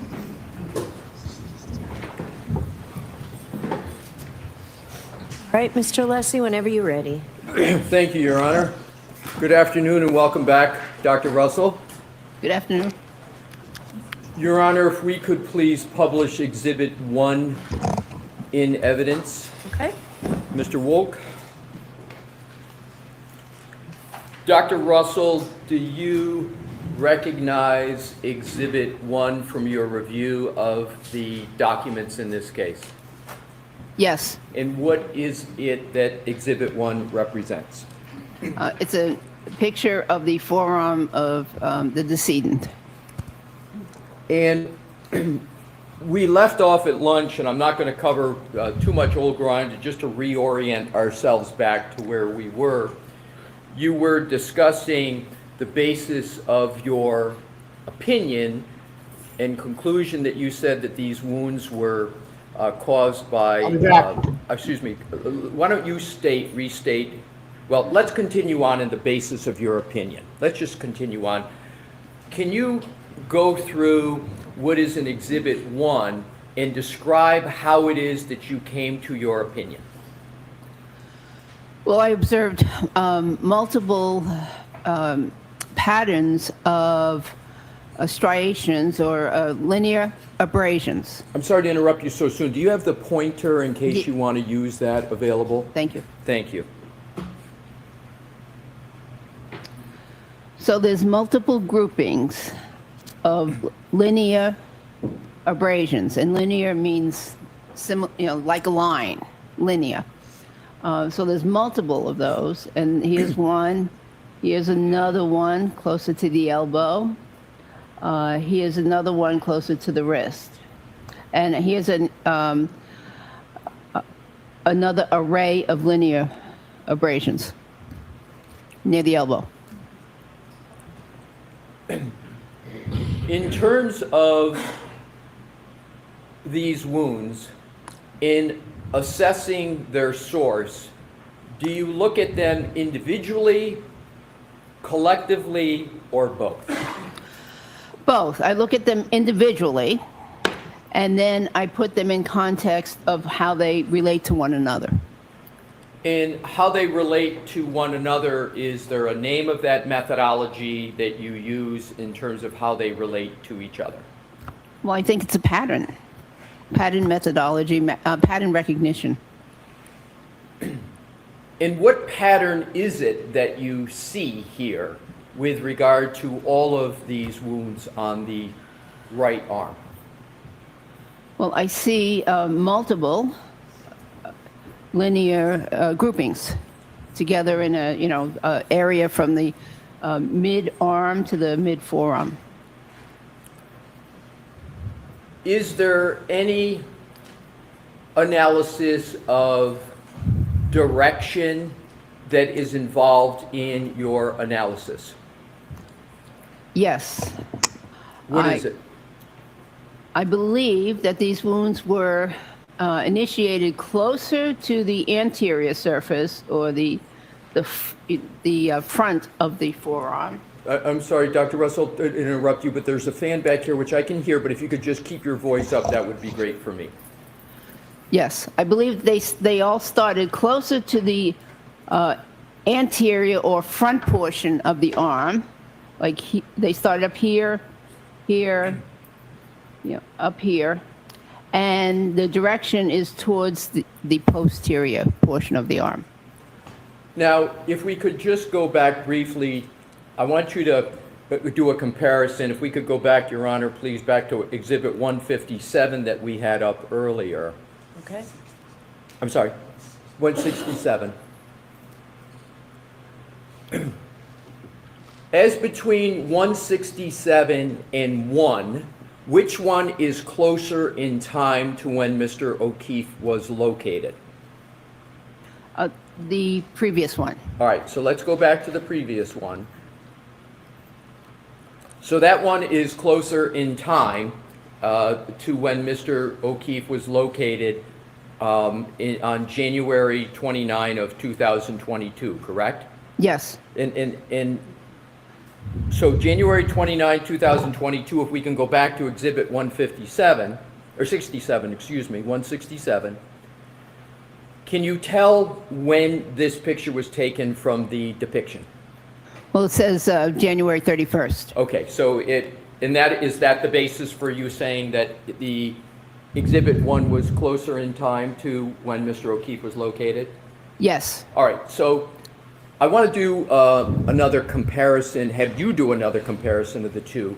If you can look at what is depicted in Exhibit 167, and now go back to 1 and see if you see any differences at all as to what's depicted.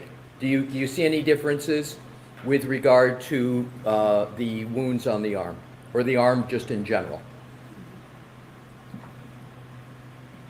Let's go back to, see that now, let's go back to 167. Well, the coloration of the photograph is slightly different. And what do you mean the coloration? Well, the skin tones here are more yellow than they are in the previous photograph. And I'm sorry, what is, do you have a conclusion as to why there is a difference in skin tone in this exhibit compared to Exhibit 1? Well, it could just be technique, lighting technique. I do see some lividity on the chest, postmortem lividity, and that's what that means is pooling of the blood, which happens after death. Can you explain to the jury what lividity is? Yes. So, blood follows the laws of gravity, and the blood will settle to the dependent parts of the body. In this case, the body, the body of Mr. O'Keefe is horizontal, and so the blood is going to settle from the top of the chest, which would probably be up here somewhere, down towards the towards the back, which would be the inferior portion of the chest in that position. And likewise, it would happen on the extremities too. So you just mentioned the extremities. Do you see any lividity on the extremity here, the right arm? You know, actually, there is discoloration over here in the elbow area. I do see some lividity. Okay, so there's several areas of lividity on the arm. I'm sorry. There's some right here. This redness right here in the near the wrist. I believe that that's postmortem lividity. I believe that this redness in here near the elbow is also postmortem lividity. And yeah, that's what I believe. Okay. That's postmortem lividity. And again, lividity is that you said something that sets in after time, after death? Yes, it's the pooling of blood. Is there, with regard to this depiction, do you see any bruising with regard to that elbow? You know, I think that initially, earlier this morning, with the lighting, I may have said that this was bruising, but now as I think about it, and I see all this other lividity here, lividity over here, I believe that's postmortem lividity. And if we could go back to Exhibit 1, and you said this is the one that's closer in time to when Mr. O'Keefe was located, do you see any lividity or bruising with regard to that photo? I don't see any definite bruising. I do see some discoloration up here near the shoulder. I'm not sure if that's postmortem lividity or not. It could be early postmortem lividity. Okay. So if we could, thank you, Mr. Woe, can we take that depiction down for the moment? What I'd like to do is to, and we'll come back to that. If we could have the lights back on, please. Thank you.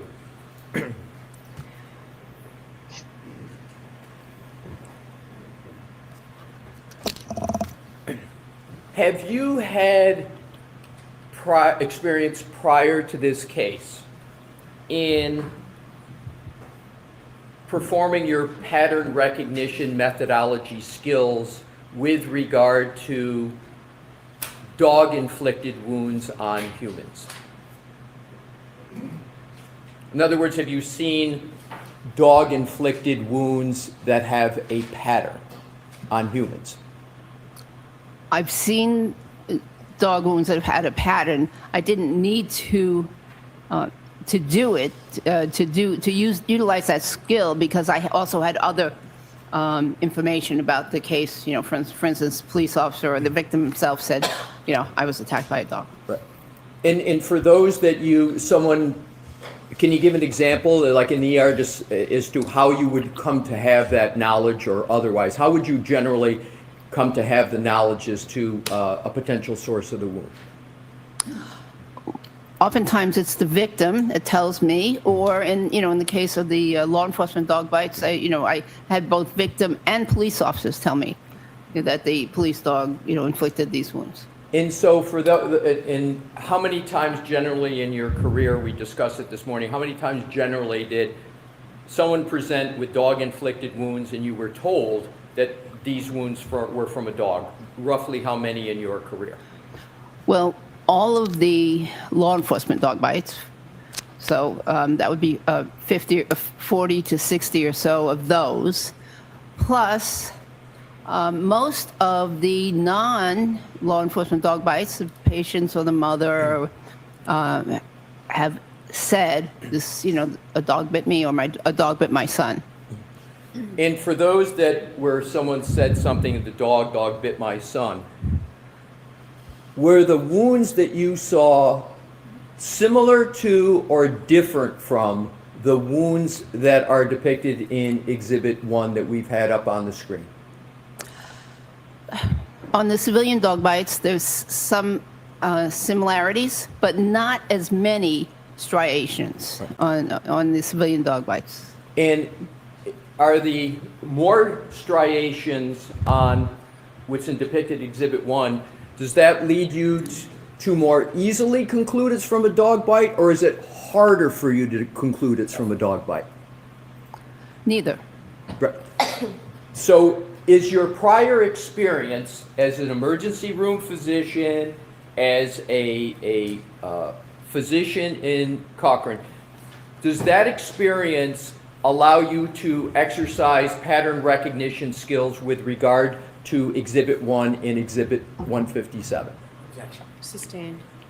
Do you use your pattern recognition, did you use your pattern recognition skills in evaluating Exhibit 1 and Exhibit 157? Yes.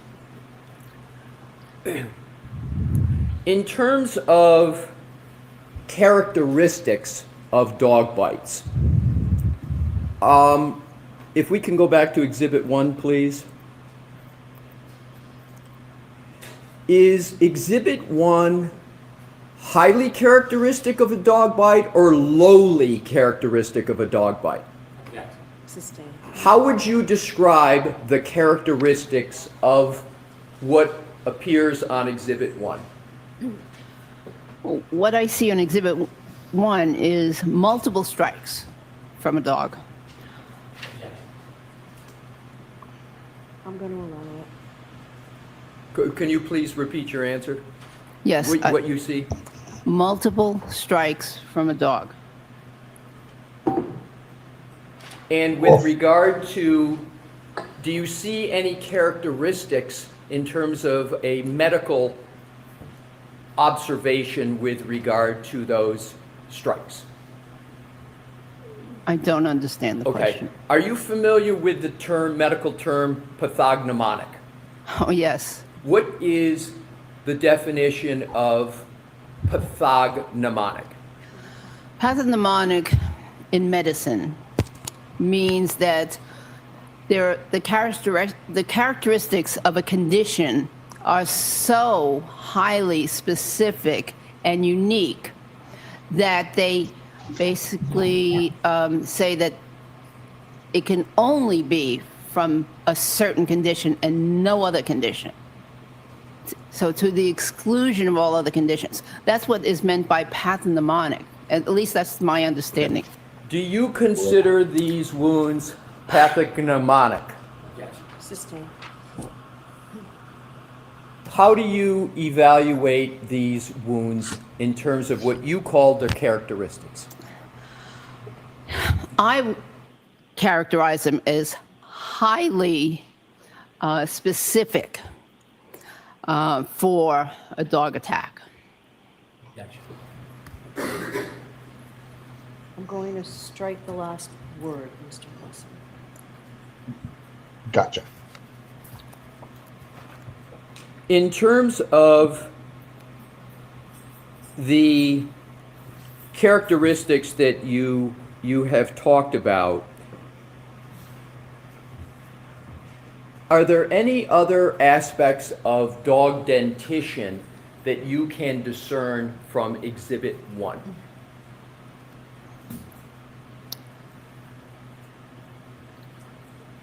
I don't understand the question. You mentioned earlier when we had the dog dentition exhibit up, you mentioned an arch. Is there any aspect of Exhibit 1 that concerns an arch? Yes. There is, in my opinion, an arch-like structure right here towards the lower part of the forearm, towards the wrist, suggesting that this here is made from the very front teeth of the dog. Now, when one looks at these injuries or wounds, one has to remember that, number one, this is not a mannequin. This is a person whose skin is somewhat elastic, whose skin will slide over the underlying bones. And so therefore, some of the wounds may have been created by the exact same teeth, for instance, but look differently, depending on the part of the anatomy, the elasticity of the skin, also depending on things like if there was clothing or something in between the teeth and the skin. So one has to consider and also there may be motion motion effects. The living victim could have been pulling away from the dog. The dog could have been, pulling or jumping and only catching a glimpse, a little slight bit of the skin with his teeth. So there's a lot of movement and things that one has to consider when an injury is inflicted on a body. Objection, move to strike. I'm going to strike that. Can we approach, Your Honor? Sure.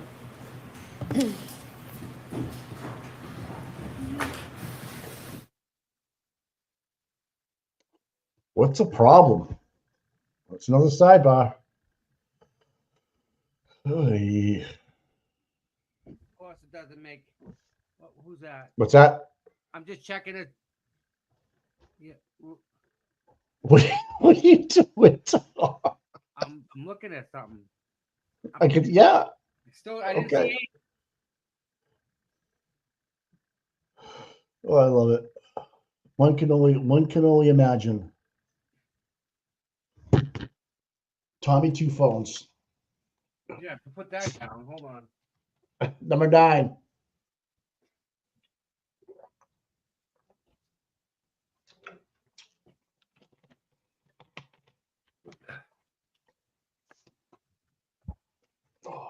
Oh, I thought it was on mute. I'm getting the heating pad setting up.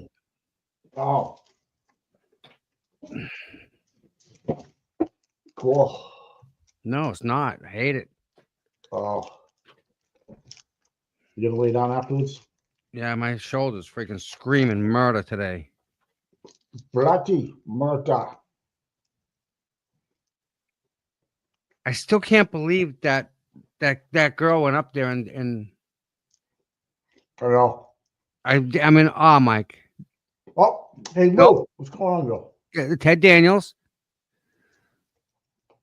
Jess is always working.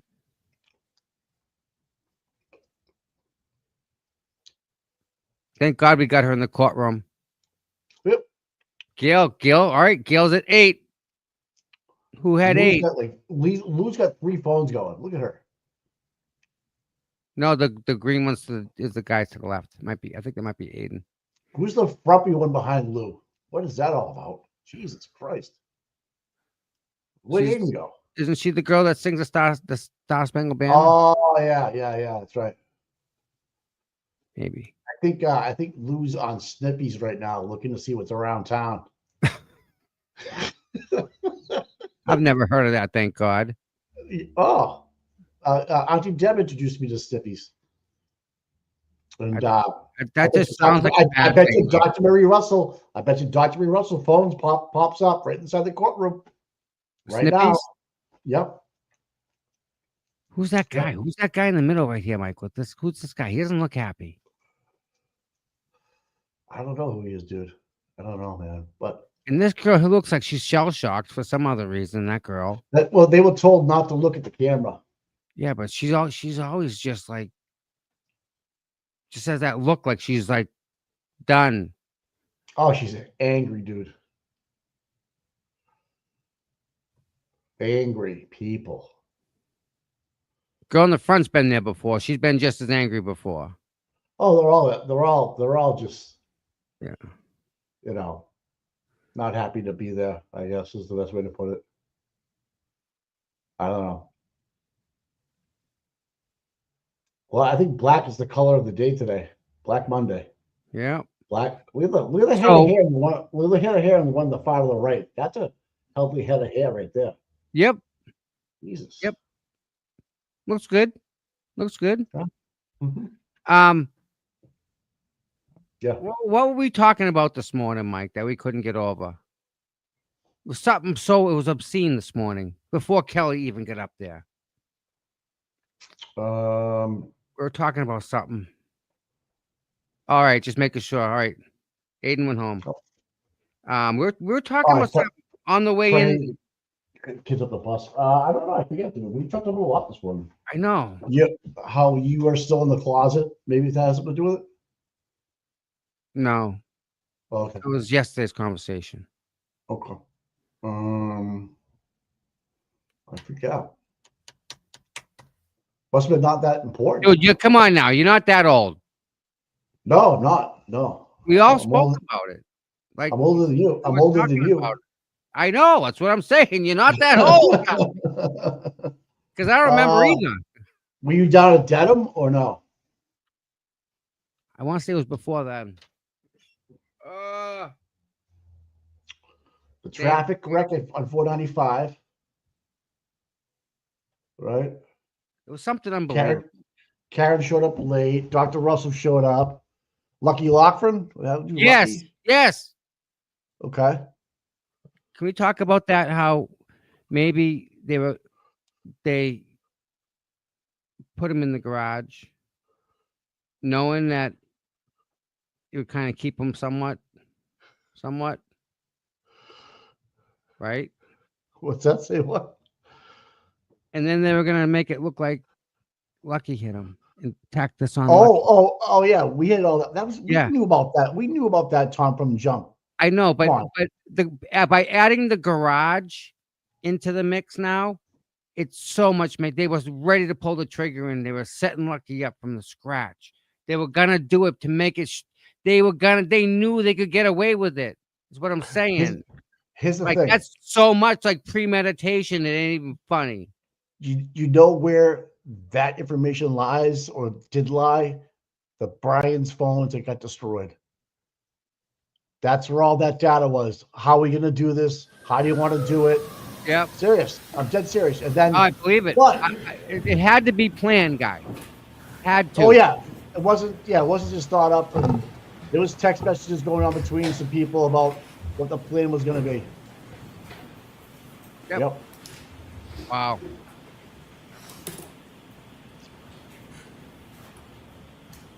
Mayor, Your Honor? Yes. Thank you. If we could put the Exhibit 1 back up on the screen, please, Mr. Wolt.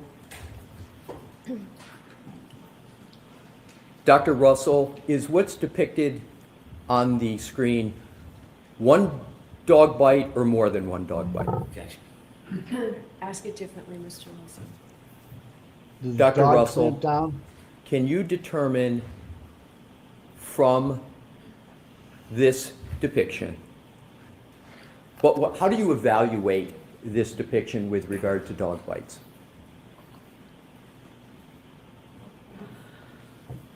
Well, I see several groupings of wounds. Here's one grouping up near the shoulder. Here's another distinct grouping near the elbow, but above the elbow. Right there. Here is a third grouping around the back of the elbow and the upper forearm. Here's some additional marks. I think they're separate, but I don't know exactly if they are separate. Is that human? Dog bites or scratches. What's And your then name? there's another grouping around the No, the guy posterior with the fangs around forearm his fucking near the wrist. wrist. So 1, 2, 3, 4. There's at least 4 different types of either bites or combination bite and claw marks. You mentioned claw marks. Is there any evidence of claw marks in this exhibit? It's hard to say exactly what what these marks are. This one here, and even to a certain extent, this one here has some characteristics of both claw marks and bites. So, Even though you may not be able to determine whether it's a claw mark, can you determine, or the specific type of mark, can you determine that those are from a dog? I believe they are, yes. So now let's go. You mentioned we'll switch. We can leave that up for just a moment, because we're going to come right back to it. And Dr. Russell, earlier on, you used the phrase incomplete dental impression. Do you recall that? Something like that, yes. What phrase would you like to use? Because you were describing whether a dog or not had a complete bite. What phrase would you like to use? But that's okay. Incomplete bite, I Okay. might Do you consider. see any evidence of an incomplete bite on Exhibit 1? I believe all of the bites here are incomplete. Why do you come to that conclusion? Because in my opinion, they don't penetrate the skin, which I would consider more of a bite or more of a complete bite. So they're just scratches on the surface of the skin. When you say they don't penetrate the skin, we see the marks that are on there. What do you mean that they don't penetrate the skin? They don't penetrate the full thickness of the skin and extend into the soft tissue underneath. And what, in terms of incompleteness that you just described, have you observed incomplete dog bites in your career? Many. Roughly how many incomplete dog bites have you observed and treated in your career? Over 100. In our incomplete bites, the majority of bites from civilian dogs, or are they a minority of the bites from civilian dogs?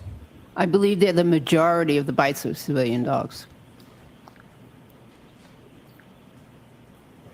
Did you determine whether these wounds occurred at the same time? I believe they did. Why do you come to the conclusion that they occurred at the same time? Because of the wound characteristics, the coloration of the wounds, the tissue reaction to the wounds. So they all timing are at the same time, around the same time. Did you determine whether these wounds were sustained by Mr. O'Keefe before or after he died? Before he died. How do you reach the conclusion that these wounds were suffered by Mr. O'Keefe before he died? Because they have what we call a vital reaction. So there is an ever so slight vital reaction or inflammation around the edges of the wounds. And so that determines that, that supports the fact that they were inflicted during life. Dr. Russell, did you observe Mr. O'Keefe's right arm personally? No. Is it generally accepted in the practice of medicine, particularly emergency or pathology, to observe and determine the source of a wound from a photograph after death? It is generally accepted. And have you, in your career, used photographs to determine wounds and patterns of wounds? Yes. And is that an accepted practice? Yes. And it is a generally accepted practice? Yes. Now, in conducting we're going to switch a little bit now to what you call the differential diagnosis. In conducting your differential diagnosis with regard to motor vehicle accidents, describe for the jury how you performed that differential diagnosis with regard to the decedent. And we can leave that up for just a moment. Go ahead, Dr. Russell. Objection.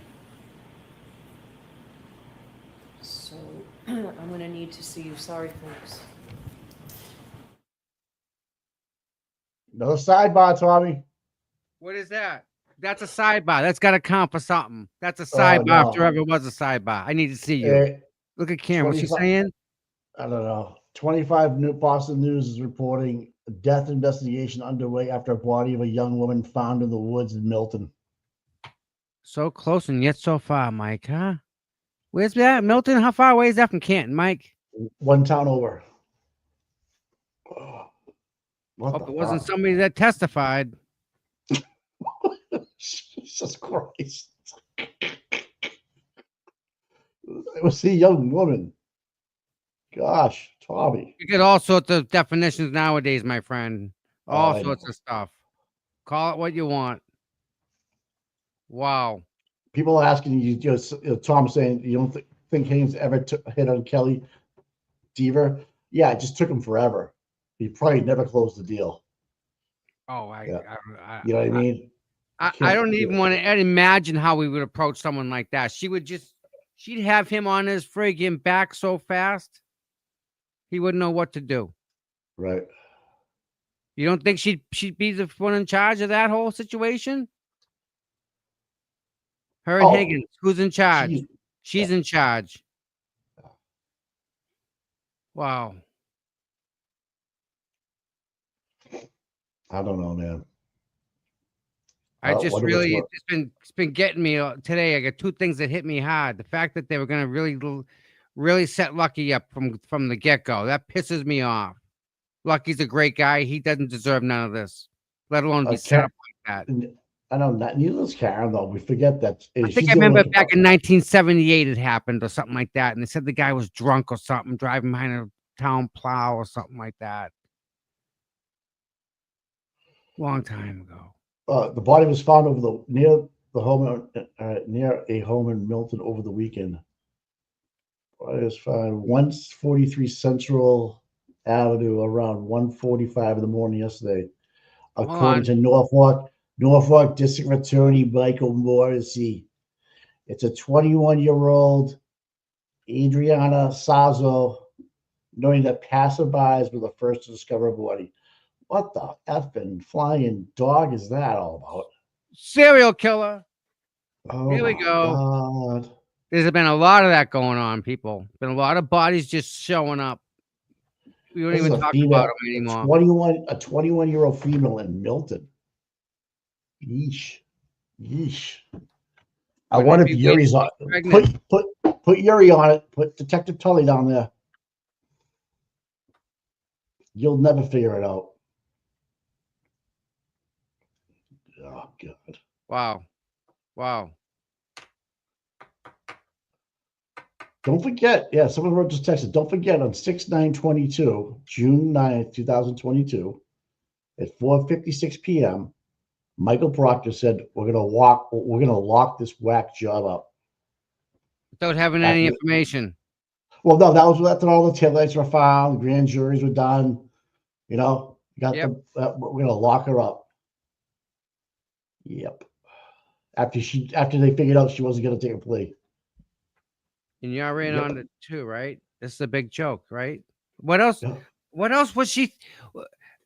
I don't see how she couldn't be thinking that. How can it? This is so much of a bizarro thing, right? They should play that tape. They should play that tape. Right. Does that all make sense to people now? How she could say that? Yeah, I would have. It makes sense. That's like when I got locked up for walking my dogs on my skateboard. Like, what are you kidding me? That's what I was like. I was like, is this a joke? Then he's asked me if I want to turn the music up in the car as he's driving. I'm like, no, I'm good, bro.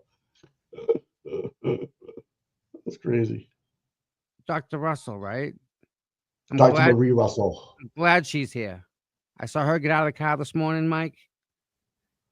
Yeah. Freaking A, man. Nice. It was real nice. Because, like, I know she's kind of dry, but she's all fact. She's more qualified than anyone that's been up on the stand. Well, I can't wait for the cross. They said to check your Twitter. You? Me? Yes. Oh, my. Okay.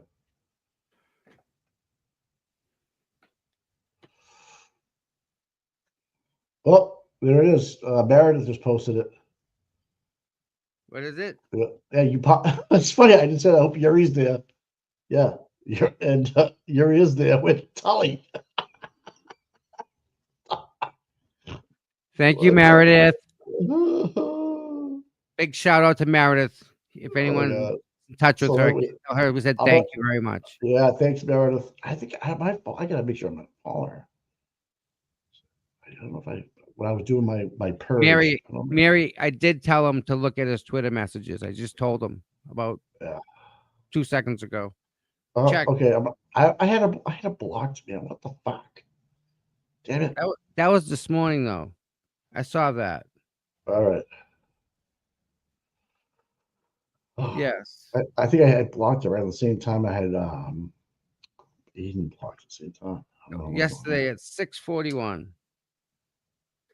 Yeah, I missed it. No, it wasn't. It was the first, dude. Oh, so was they found it on yesterday. Sunday. Yeah. Yes. Yep.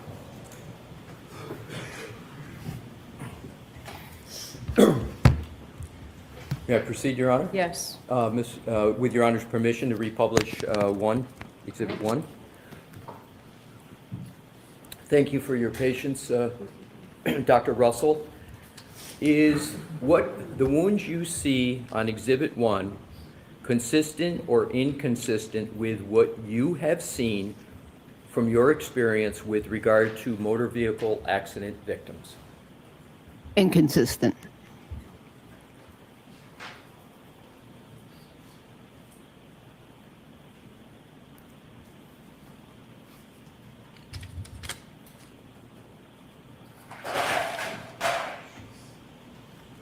If I could have published Exhibit 206, which is in evidence, Your Honor. Okay.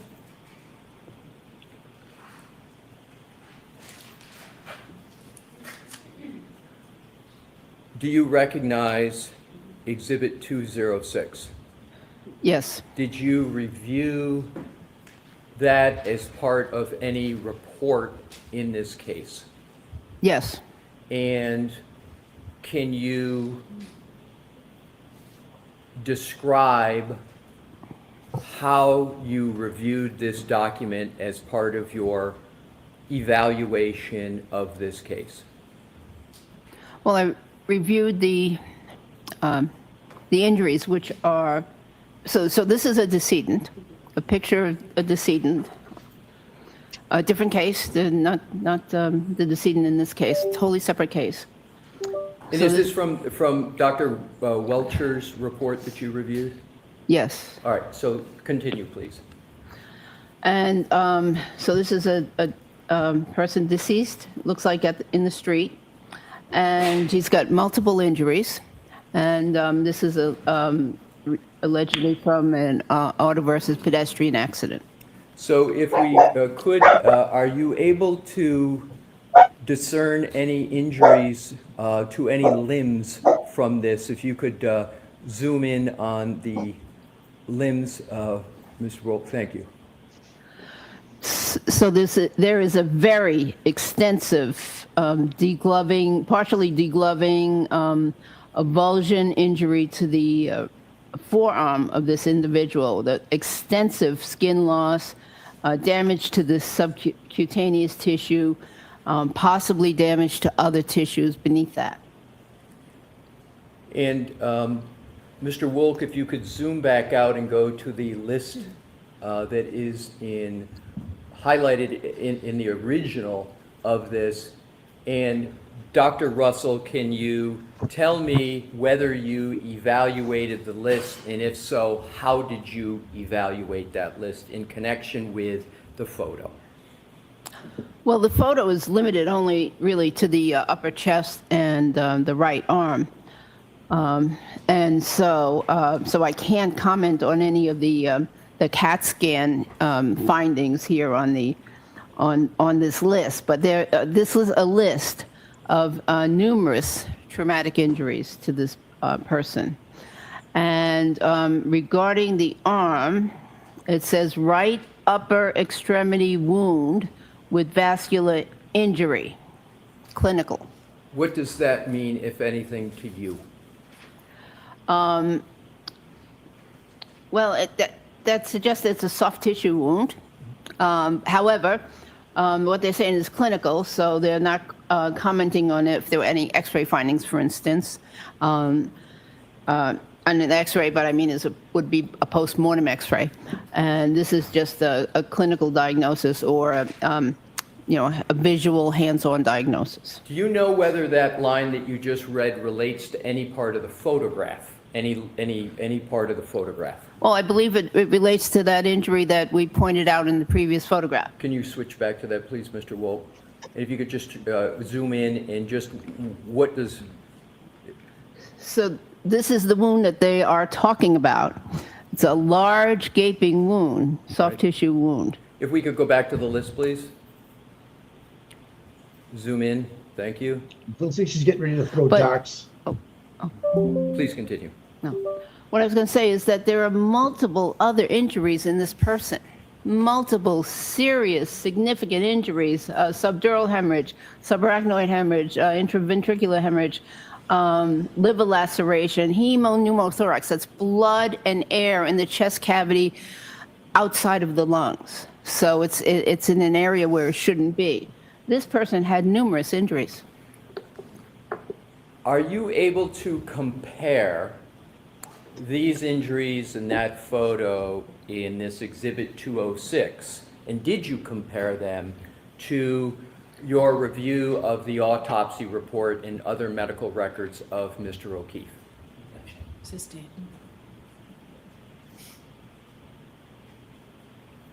Answer the question? Oh. Okay. You can take that down. From your review, did Mr. O'Keefe sustain any liver laceration? No. Did Mr. O'Keefe sustain any gaping, as you called it, lacerations to the right forearm? No. Did Mr. O'Keefe sustain any pneumothorax injuries that you were describing with regard to 206? No hemopneumothorax.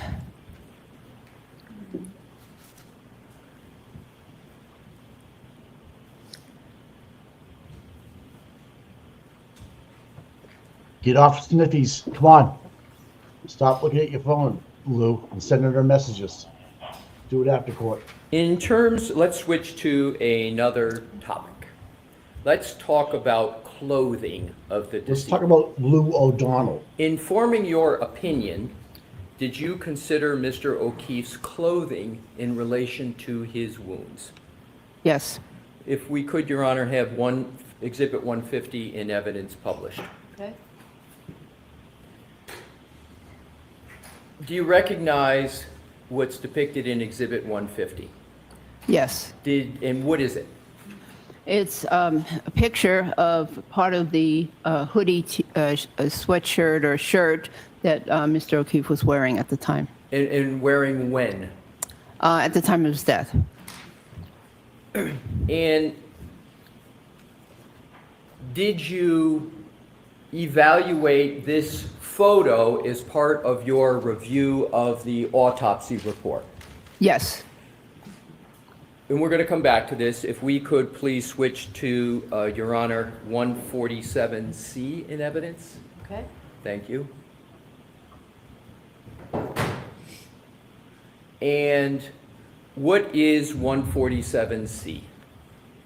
So this is a close-up of the sleeve of that shirt that we just saw on the previous image. And there's a hole or defect here in the sleeve, which I'm circling with the pointer. And there's a label that labels it number 1. And so I see this hole that is rather round and appears to have some fabric coming out of the hole towards the exterior of the jacket or the shirt. Did you attribute any significance to the shape of the wound, and if so, what significance? The shape of the hole, yes. So it's rounded. I actually attributed a lot of significance to that. Describe a lot of significance that you attributed to this hole. Well, I believe that this hole was made by a canine tooth, and with the tooth going into the shirt, reaching the skin, and then coming out of the shirt, pulling out some fabric with it. and we'll come back to this, if we could, Mr. Wolk, go to 147D as in David that's in evidence. Do you recognize this photo? Yes. What is it? A round hole in the shirt, again with some fabric fibers pointing towards the outside of the shirt. Is this the same hole that we just saw on 147C or a different hole? Could we go back?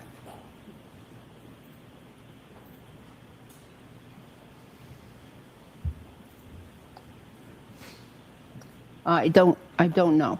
Okay, so let's now go back to Exhibit 150.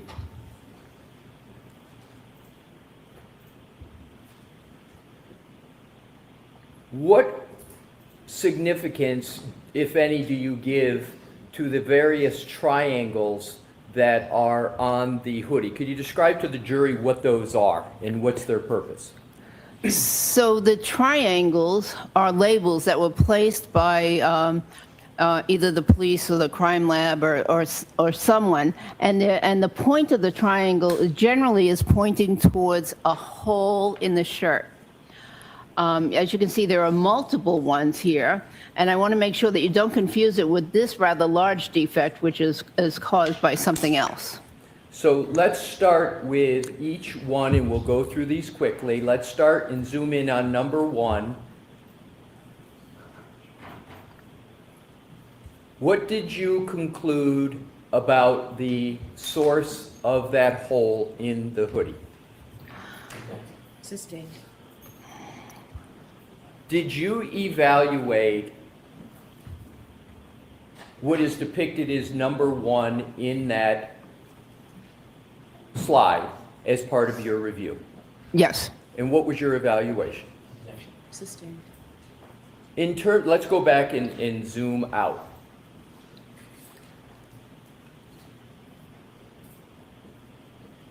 Have you in your career examined clothing either as part of your forensic pathology practice or your emergency medicine practice to determine the source of defects in clothing? Yes. How many times have you done that approximately in your career? Several hundred. And have you, in those several hundred times, have you ever had to reach a conclusion as to whether there was any connection between defects in clothing and wounds to humans? Many times. Can you give some examples of the many times you've had to look at clothing and defects in clothing to assist you in determining wound recognition in a human? Yes, so let me clarify. It's mostly used in forensic pathology, not so much in emergency medicine. The clothing and the cause of the wound is as important as in emergency medicine as the treatment of the wound. But in forensic pathology, it's a key component to any examination where you think that it was an unnatural death. So, so I've done it in gunshot wounds, in stab wounds, multiple times, looking at the defects, looking at the direction of the, of what I think the bullet, bullet track was, determining entry and exit wounds. In stab wounds, I've utilized them to help determine offensive and defensive wounds or injuries.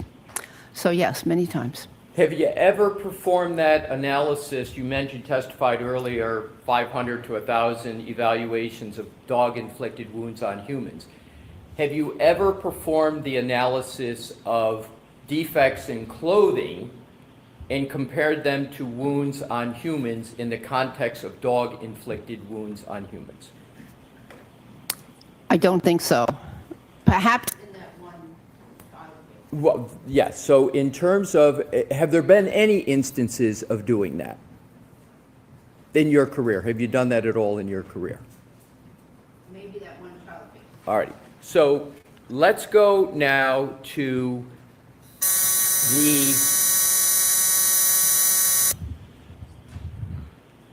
you were discussing the defects in the arm, as well as the wounds in the arm, and then the defects in the clothing. In terms of back to Exhibit 1.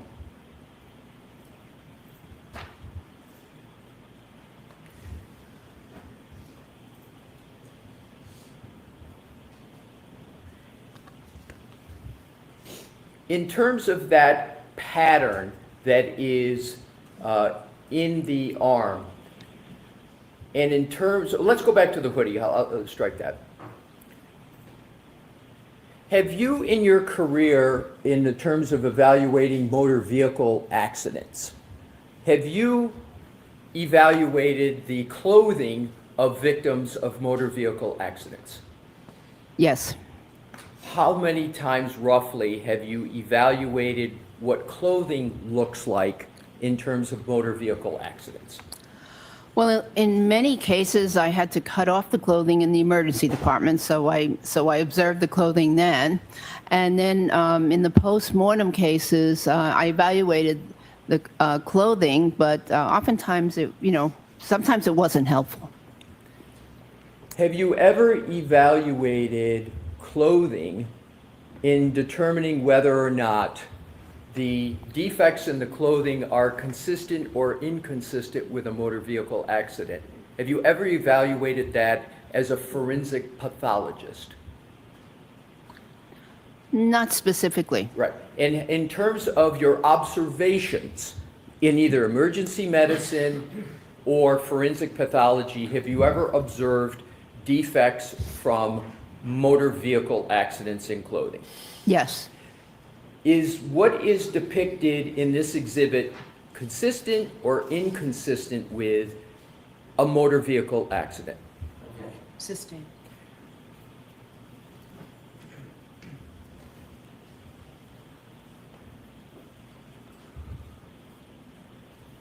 In determining, let's go back to Exhibit 1, please.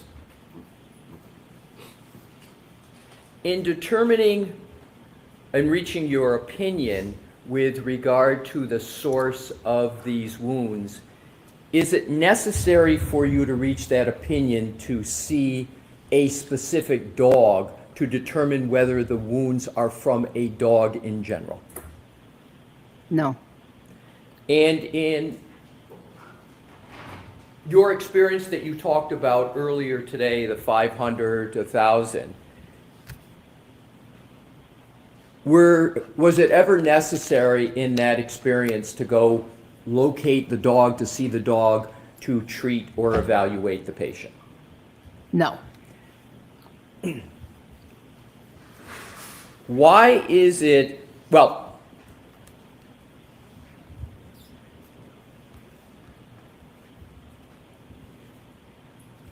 in terms of, we're going to move to another category. Studies. Did you review any studies informing your opinions in this case? Can we put the lights on and take this? Yes, thank you, Your Honor. Yes. Yes, many.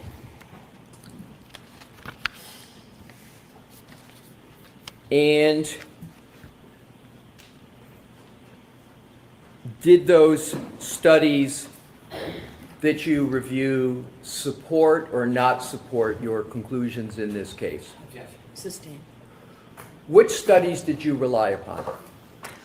Well, I reviewed quite a few, 10 to 20 in depth, and I relied a lot on 2 of the articles. Do you recall the names of the lead authors in the studies that you said, that you just referenced?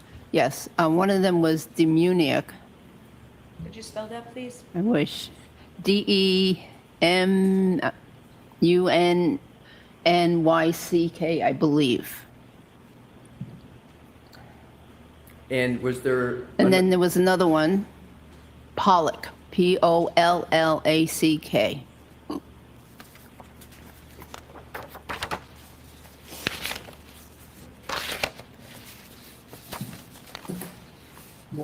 Wasn't he a painter? Guy paint. A Renaissance painter, he might be. He did May I dog approach, Your Honor? paintings. Yes. He Thank did you. that bar Your room Honor. one. You see them all sitting around playing My cards. recollection is correct. We've already pre-marked as exhibits for identification these studies, 2 studies. I may be incorrect in that. If so, I have studies. I'm going to show them to Mr. Yes, thank you. So we can just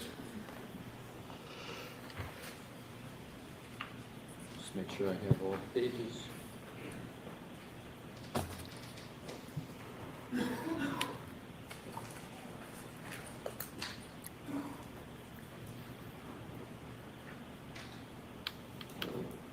How honest is this woman, like, just coming across the jury as just like your grandmother,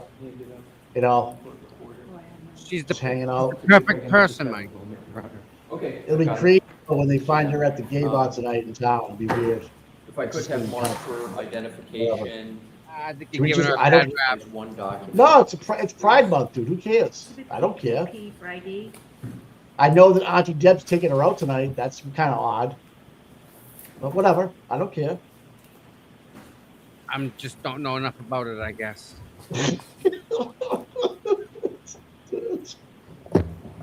Just don't, Mike. Don't, Mike. They were yelling at me.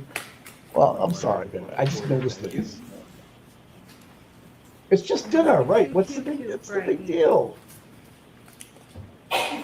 You got Jimmy, Lou O'Connell, and Dr. Brigger Russell. The fuck? Who cares?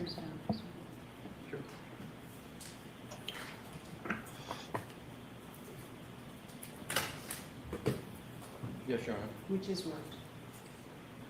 Exhibit PPP is the Munich, and exhibit QQQ is Pollock, and those are the lead author names. You're welcome. Yeah, I leave them with a witness, Your Honor. Oh, did Trump really cancel Pride? Oh my God. Thank you. What happened? Trump allegedly canceled Pride Month, which I don't get. Dr. anyways. Russell, I have Veterans only get one day, but provided Pride Month's a you month with long. those 2 exhibits. I would ask you to just briefly take a look at them and let me know whether you recognize those as the articles that you were referencing before. Yes, that is my Subaru. Yes. Now let's start out with the Munich study. Is that exhibit PPP? PP. Right. So is this the study that you referenced earlier in your testimony? Yes. Can you briefly describe for the jury how that study related to the opinions in this case? Objection. Sustained. Are All right, these Dr. the Russell will be back studies tomorrow. that Sure. you cite to So, as a so, basis uh, for support for your opinions in this case? Stop it. Yes. And is QQQ a study that also supports your opinion in this case? Yes. Now, Yes. in terms of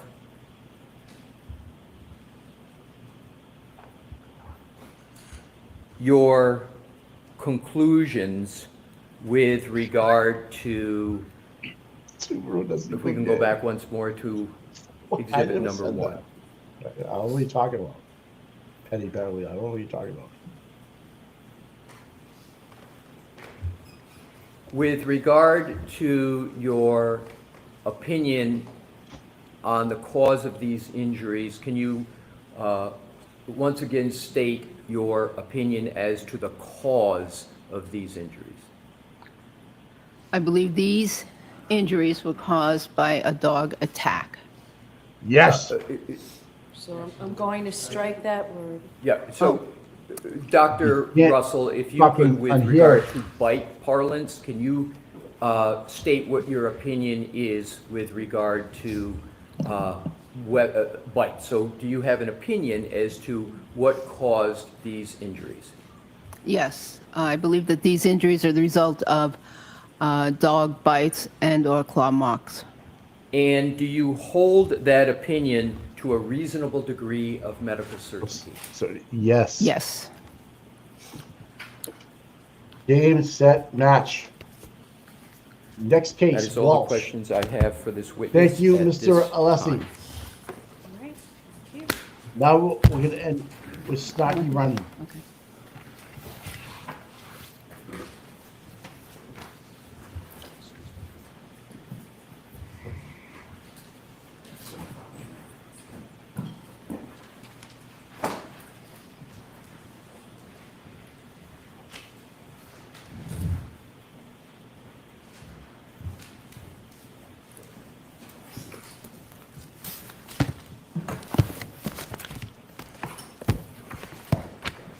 May I? Well, he's Good already afternoon, fucking- Dr. Russell.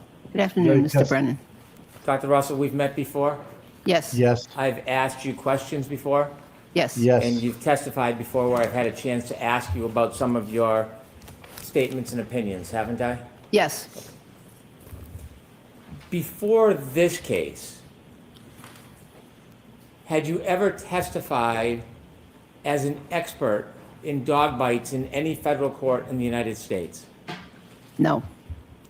Before this case, had you ever testified in any state court in anywhere in the country as an expert in dog bites? No.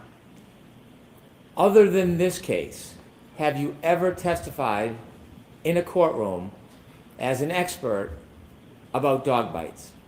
No. Last year, you learned that there was litigation regarding this case, Commonwealth versus Karen Reed, correct? Yes. You learned a little bit of information about it, and it piqued your interest, didn't it? Yes. Did you know that the case was receiving a lot of attention? No. Did you know that it was on television? I had no idea until I got here. You spoke to a colleague in Los Angeles, correct? I'm sorry, I spoke to who? A colleague? I spoke to a district attorney in Los Angeles. Colleen? And did Yeah, you just bring up the subject, or did that person bring it up to you? I brought it up. When you brought that up, is it because you knew of the relationship between that district attorney and somebody on the defense team? Yes. You wanted to get involved in this high-profile case, didn't you? No. Well, you weren't called Well, you by did. anybody on the defense and retained as an expert in the traditional sense, were you? That's correct. It was after you reached out yourself and interjected yourself into this case, true? I did so for a reason. And the reason being that I knew I was one of the only people in the United States board certified and residency trained in emergency medicine and also residency trained in forensic pathology. And therefore, I had a unique skill or knowledge set. And I was one of the very few people that had the knowledge of dog bites, as well as those other trainings.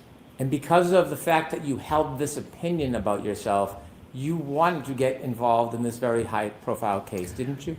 I thought I could help clarify the issues as to whether or not this could be a dog bite, and maybe they could move on to something else if it wasn't. Did you want to get involved? No, not really. Inevitably, you got hired by the defense, didn't you? Yes, I reluctantly agreed. And they paid for your time? They are paying for the time. Yes. Did you know that there was a relationship between the district attorney you spoke to in California and somebody on this defense table? I know, yes. So when you spoke to the district attorney, did you have the hope that they would reach out on your behalf to get you involved in this case? As I said, I hoped that they could reach out to the team and I could help clarify issues so that they could move on. If it wasn't, if these weren't dog bites, then no sense spending a whole bunch of time on it. After you testified in this case last year, you then began to advertise yourself as a dog bite expert, didn't you? I had advertised myself many years ago as a dog bite expert, I think. I'm not sure, but yes, I did advertise myself as a emergency medicine and forensic pathology expert. Did you take with other, sub interests. Sure. Did you take a photograph of you testifying at trial and put it on a website to promote your accomplishments? It's a listing service for physicians. And yes, there is a photograph. So you took a photograph from your participation in this event, Yes, that's there. and you used that photograph in your participation in this event to try to procure future work, didn't you? I wouldn't say that that was the reason, no. When you listed a number of things that you have experience in after this case, you then added that you were an expert in dog bites, didn't you? I believe I am an expert in dog bites, yes. But after this case, and after you took the photograph from this case, and after you created this advertising, you then added the fact that you were an expert in dog bites, didn't you? It was all at the same time. And it was submitted at the same time. Right. After this case, after you participated Well- or volunteered to involve yourself in this case, you then used it as a marketing opportunity, didn't you? Well, I had retired from my full-time job, and I had time, and I wanted to get more involved in some forensic legal cases, and not specifically dog bite cases. I have much more experience with other cases. Undoubtedly, I respect that, but simply after you testified in this case, you did use your participation as a way to try to garner future interest in cases and income, didn't you? I did, but I did not mention this case. Have you testified in any other court since this case as a dog bite expert? No. You had written a few articles that were peer-reviewed on dog bites back in, is it the 1990s? Yes. And they involved law enforcement canines? Yes. And you describe in those articles how a law enforcement canine grabs and holds, is that the technique they call it? Yes. Where they lock their jaw and then they pull and hold on to the subject that they're attacking or holding? Yes, that's what they were trained to do back then. And you would agree that there's a difference between, generally, the way a domestic dog bites and a law enforcement dog bites? Generally, yes. Since those two articles in 1990, have you authored anything else regarding dog bites? No. You had mentioned that you had gone to seminars regarding identification. Now, I had a chance to ask you a number of months ago about some details about training and education you have on pattern recognition analysis as it specifically relates to dog bites. Remember I asked you those questions a number of months ago? I believe you did. And I'd asked you if you could give us any specific listed trainings that you had regarding pattern recognition analysis of dog bites. And at that time, you did not have any names of any classes or seminars or certificates that you have. You mentioned again today that you have attended seminars regarding dog identification analysis. Do you now know some of those trainings and seminars? And are any of those listed on your CV? The trainings that I went to on bite marks in general, they were bite marks in general, and included things like how to determine what was a human bite, how to differentiate a human bite from a dog bite. But no, I did not specifically attend seminars limited to dog bites only. However, actually, there was one this past February that I did attend at the American Academy of Forensic Science. Over your many, many decades, you did not attend any seminars on pattern recognition analysis of dog bites, did you? Of specifically dog bites? No. I only want to talk about dog bites. I know you're well trained and educated. I respect that, but I want to talk about dog bites. You didn't attain any certificates in pattern recognition analysis of dog bites, did you? I don't think there are any that exist, any training programs like that. In fact, forensically, have you ever been presented with a wound and been asked to determine whether or not the source of it was a dog bite, other than right here in this very case, have you ever been asked to do that in your entire history?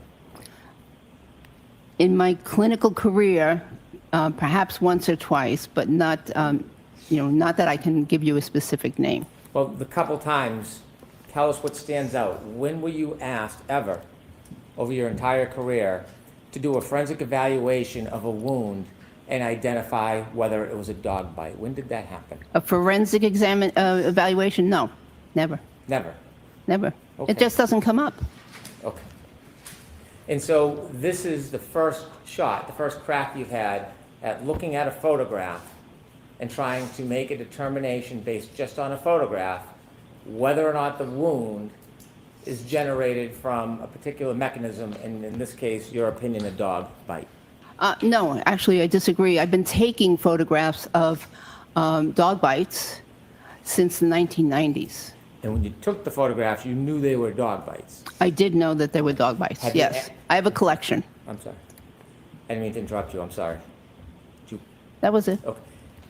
So, not when you knew it was a dog bite and you took a photo. I know you have an interest. I'm asking, other than this case, there was never ever a time in your career where you were presented with a photo and asked to give an opinion whether the mechanism of injury was a dog bite, other than this case?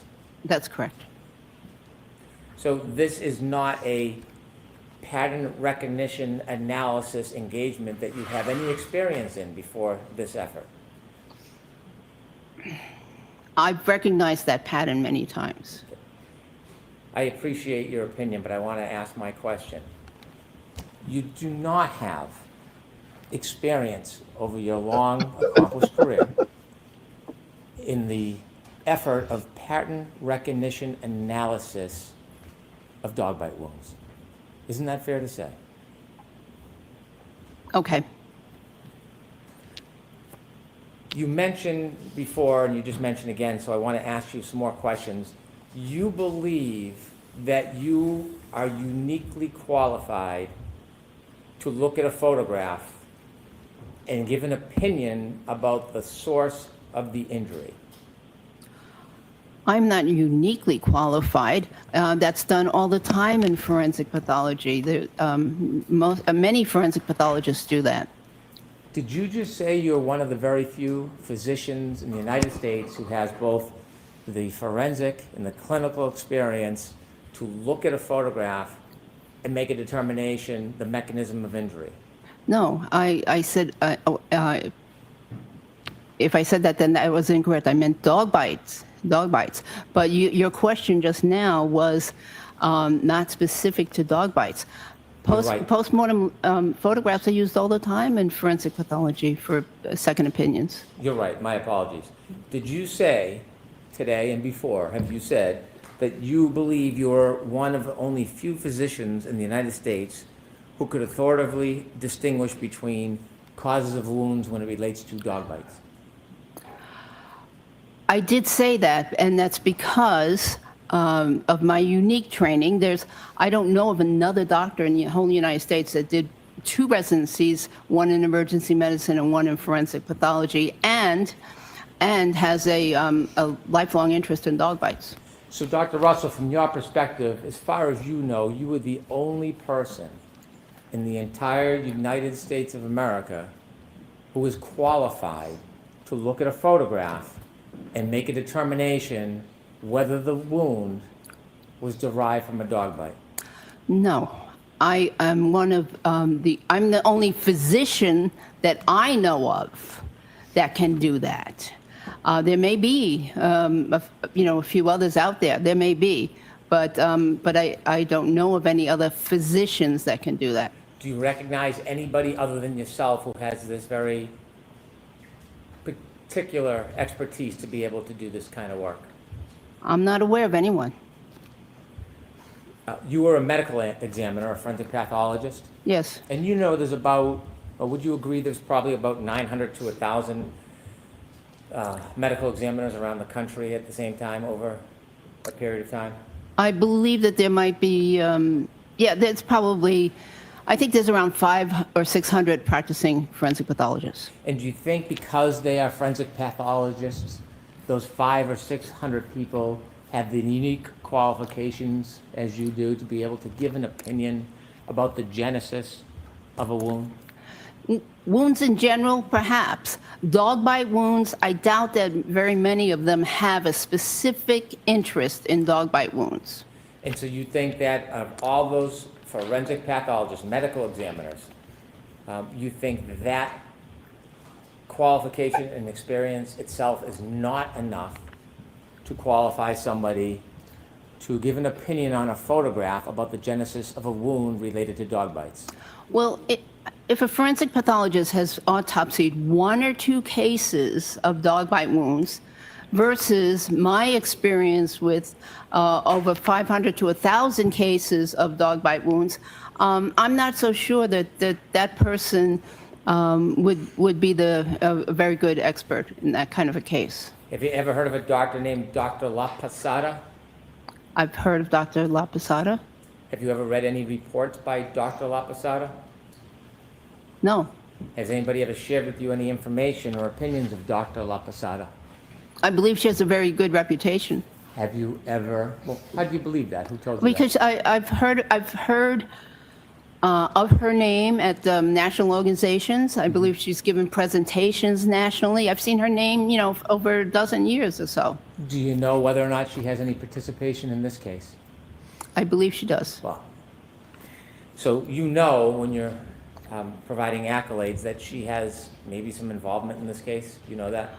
I would provide those same accolades if she didn't have involvement in this case. Do you know that she has involvement in this case? I believe she does. The attorneys have not shared everything with me Well, in terms of who the witnesses are. somebody must have shared her name. Who shared her name with you? I'm very familiar with her name outside this case. Who shared her name that she may be a participant in this case? I don't remember. I don't remember. Well, somebody might. I think I got a file or something, but yeah. So when you were reviewing this case, did you get materials from any of the attorneys authored by Dr. La Posada? I don't think I read a report. I was very interested in reading a report by Dr. La Posada. I was very interested, but I didn't see one. So when you received materials in this case, you didn't read all the materials the defense gave you? I don't believe they gave me the report. What report? Any report that Dr. La Posada might have written. Do you know whether or not you've received the report or not? I received something that had her name on it. I don't remember what it was, but I was looking for a medical examiner's or a report, an actual report, and I did not see one. Dr. Russell, you are meticulous when you look and examine things. Right. So you would know what you've received and what you've read and what you haven't. So the fact that you're telling us that you saw something with her name on it, can you give us a little more information and share with us what it is you actually received about this Dr. La Posada? What did you get from the defense? I saw something. I think it was the name of a file folder, but I looked for a report and there was no report in it. Did you ever ask for one? I didn't ask because I didn't ask. I really wanted to read it, but I didn't. It wasn't given to me, so I didn't ask. Were you ever told what other people's opinions might be regarding those photographs? I'm aware that there was a Dr. Sheridan involved in a previous proceeding, and he believed that those were consistent with dog bites. Did you ever receive any reports from the defense about what other person's opinions would be in this trial about dog bites? Oh, yes, I received a report authored by a non-physician, yes.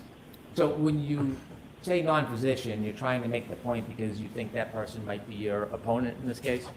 I don't have any opponents. Okay, so why did you qualify him as a non-physician? Because I believe that in order to really understand wounds on a human being, one needs to have treated wounds, seen lots of wounds, and I think that the person that is best qualified for that is a physician. So a medical examiner wouldn't cut it, in your opinion? Medical examiner is a physician. So you think a medical examiner has enough experience to come in and give an opinion on Some- dog bites? Some, but in their case, I would hope that they have had actual clinical experience with autopsying some cases where there were dog bite wounds, because I don't think they worked in the emergency room or any other clinical setting where they treated people. So I'd want to see if they had experience with dog bites. Non-doctor as a disqualification. How about a dog trainer? Would a dog trainer who's not a doctor have the experience in your mind to come in and give an opinion about photographs and the genesis of the wounds? Objection, Your Honor. I'm going to allow it. Oh, Non-doctor, man. as you said, you've made a distinction. Uh-huh. They're simply a dog trainer, maybe even an uncertified dog trainer. Would that person have the qualifications in your mind to be able to look at photographs and determine whether or not the cause of the injury is a dog bite? There may be a certain small subset of people who have, very much experience with dog bites that could qualify as suggesting that these are consistent with dog bites, but I don't think that they could definitively. I think that someone could, who dealt with many dog bites in the past on humans, could possibly say that they were consistent with. Even if they didn't have the clinical experience? Well, I'd prefer to hear that information from a physician, but I wouldn't rule out that only doctors, only a physician, MD, could say that something was a dog bite. It seems like the standard is now kind of changing a little bit. Because when I asked Objection, Your Honor. Sustain. you mentioned the other person, you disqualified the person because they weren't a doctor. It seems now in some instances, you're willing to accept a non-doctor into your very select group of expertise. I can explain. If someone had looked at perhaps hundreds and hundreds of wounds inflicted by a dog that they know was inflicted by a dog, and they saw the resulting photographs on a person, I think that particular person may be able to make some comment as to whether or not some wounds are consistent. However,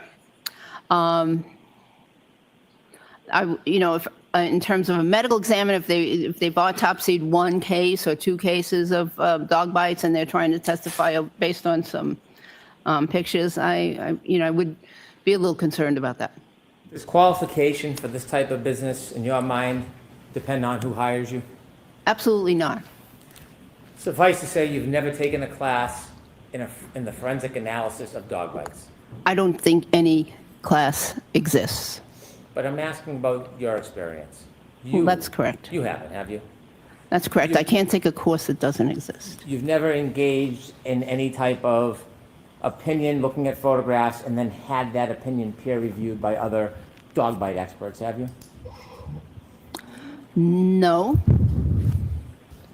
Do you have any experience in veterinarian medicine? I'm aware of it. That's my experience. Do you have any accomplishments, like degrees? No. Now, you've testified a number of times in this case, haven't you?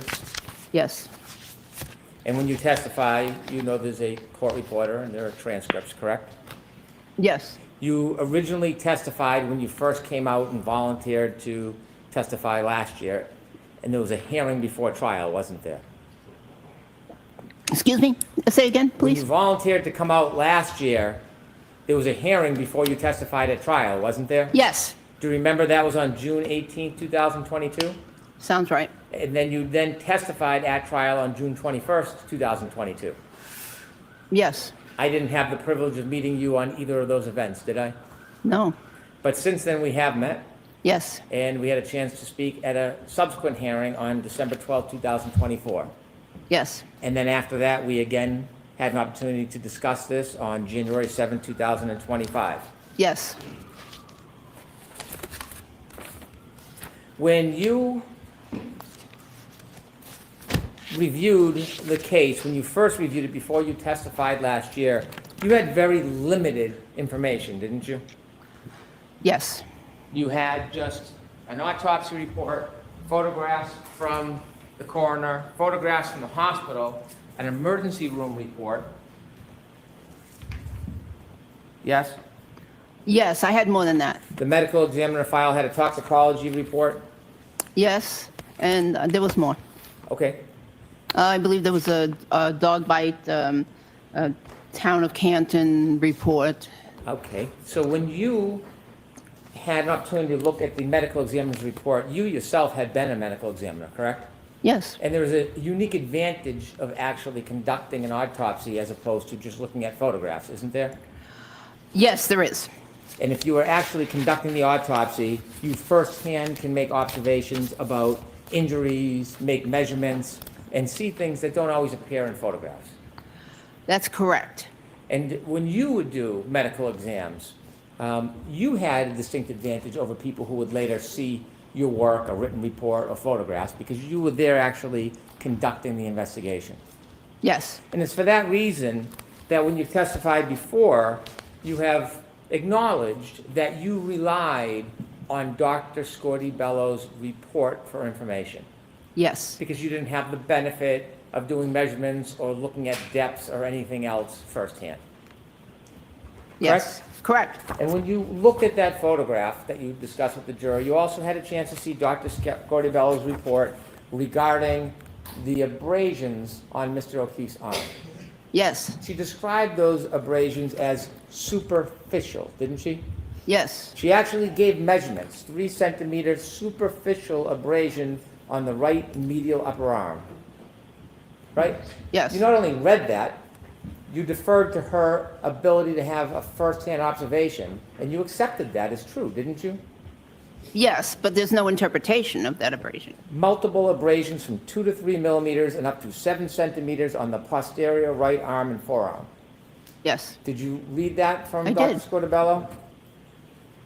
Yes. Did you accept her finding and observation? Yes. And you would agree she was in a far superior position than you when she made these observations and notes, correct? They are not inconsistent with what I said. That's not what I asked, though. Okay. Sorry, I didn't mean to be sharp. Okay. I apologize.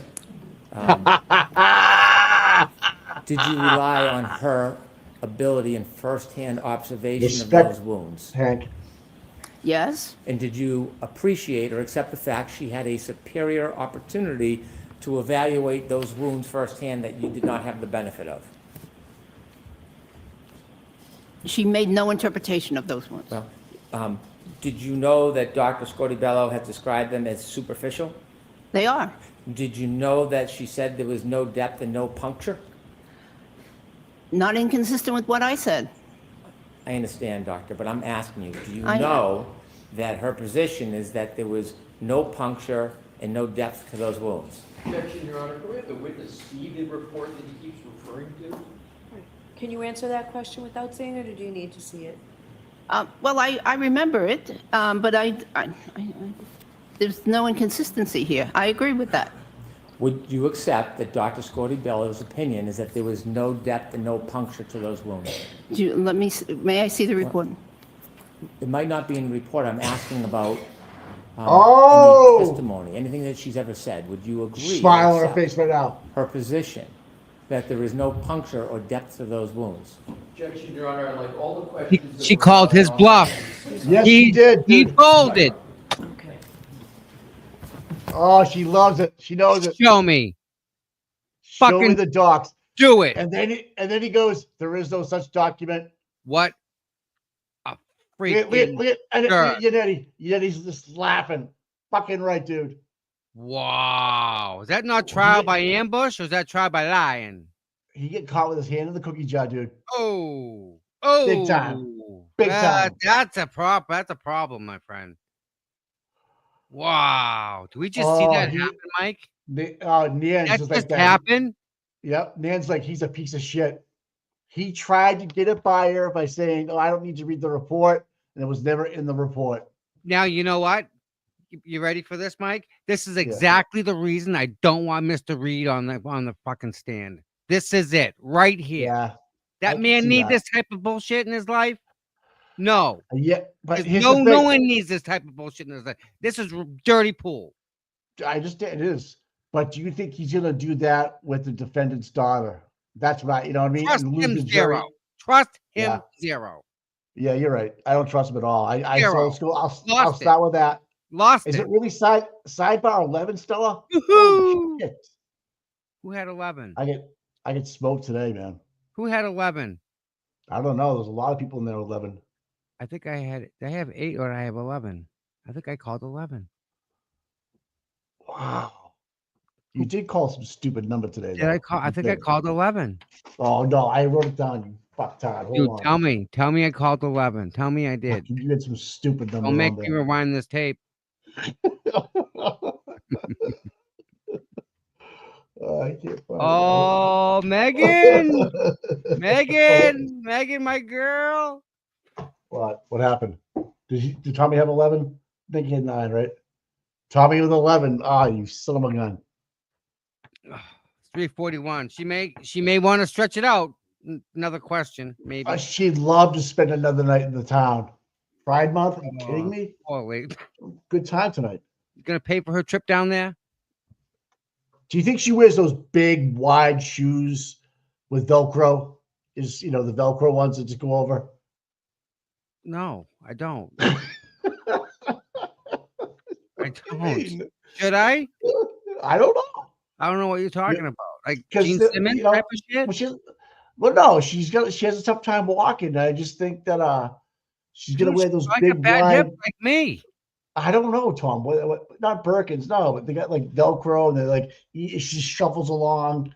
I don't know. Maybe She she's stands on married. Well, she's got. I don't think she's married. I don't know. I don't know. I don't think she's married. Oh. Well, she could be in theory. I mean, yeah. There you go. But Could the Velcro. be her swing- anniversary, Mike. I know. Jesus. That's why I'm in a loving mood tonight. I think love is in the air. I'm just saying that. I think that would be a fun time for everybody tonight. Now, listen, with what we just saw happen in front of us with Hank, Mike, right?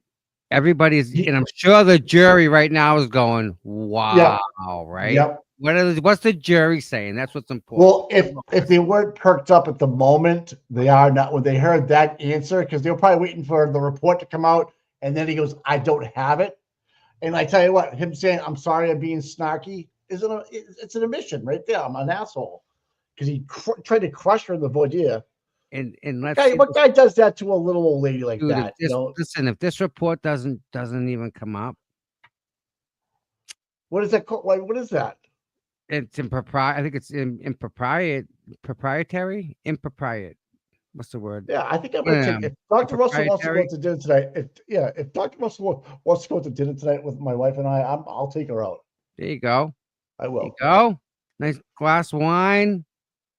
Little fire in the background. You know who does that? I know there's a place I went to before. Yeah. I don't know, but I think she's already got Lou. I think Lou and her are already going out. I really do. Just saying. I don't know. I don't care. I think they already made plans. Lou says if you got to spend another night here because it's going to get carried over to Tuesday, I got you. John DePietro's here still. Don't forget. He's buzzing around this place here, there, and everywhere. He's just kind of a different guy. DePietro, I didn't see him in there today. Baghdad Bob. Yeah. I'm waiting. You see him, and he's over here, and he's like over there. It's just sketchy. I'm waiting for the Turtle Boy Baghdad Bob debate. You think they'll get together? Or even anybody? Yeah, I think so. Why would I mean? I'd like to see that. Of course, I'd tune in for that. He wouldn't believe half the stuff anyway. You'd have to have a middle person, right? Right. What do you call that? You have a 3-panel judge asking the questions. Okay. Right, and then you have like that's Pissa. Yeah, you have like 5 minutes to answer the question. Yep. And your mic gets shut off, and then you know. Do you want to host it? I will. I'll host it. With you and me. We'll ask questions. And Auntie Deb. We need someone. Liza's laughing. Look at this. Yeah. Alan, smile. Keith's not laughing. May I? Yes, please. Dr. Russell, I read to you the measurements that were in Dr. Scorti-Bello's report. Are you aware that she testified that these superficial abrasions did not have any depth or any puncture? I don't recall that. Well, would you agree if Dr. Scorti-Bello testified in this court that those superficial abrasions did not have any puncture or depth? Would you agree with that assessment? Objection, Your Honor. In that form, it's sustained. Would you agree that the superficial abrasions on Mr. O'Keefe's arm had no punctures? I agree. Would you agree that the abrasions, the superficial abrasions on Mr. O'Keefe's arm had no depth? No measurable depth, yes. Between the last time you testified and then you testified here today, have you spoken to the attorneys at all regarding the issue of punctures? No. Because you are agreeing today that those superficial abrasions did not have any punctures, right? They don't appear to have any punctures. But you, in the past, have testified very, very differently than that, haven't you? No. Now, we've spoken many times. I'm going to go through many of those examples later, but we'll do that a little bit later, Dr. Russell. We've spoken many, many times. What are you talking about, dude? He's lying again.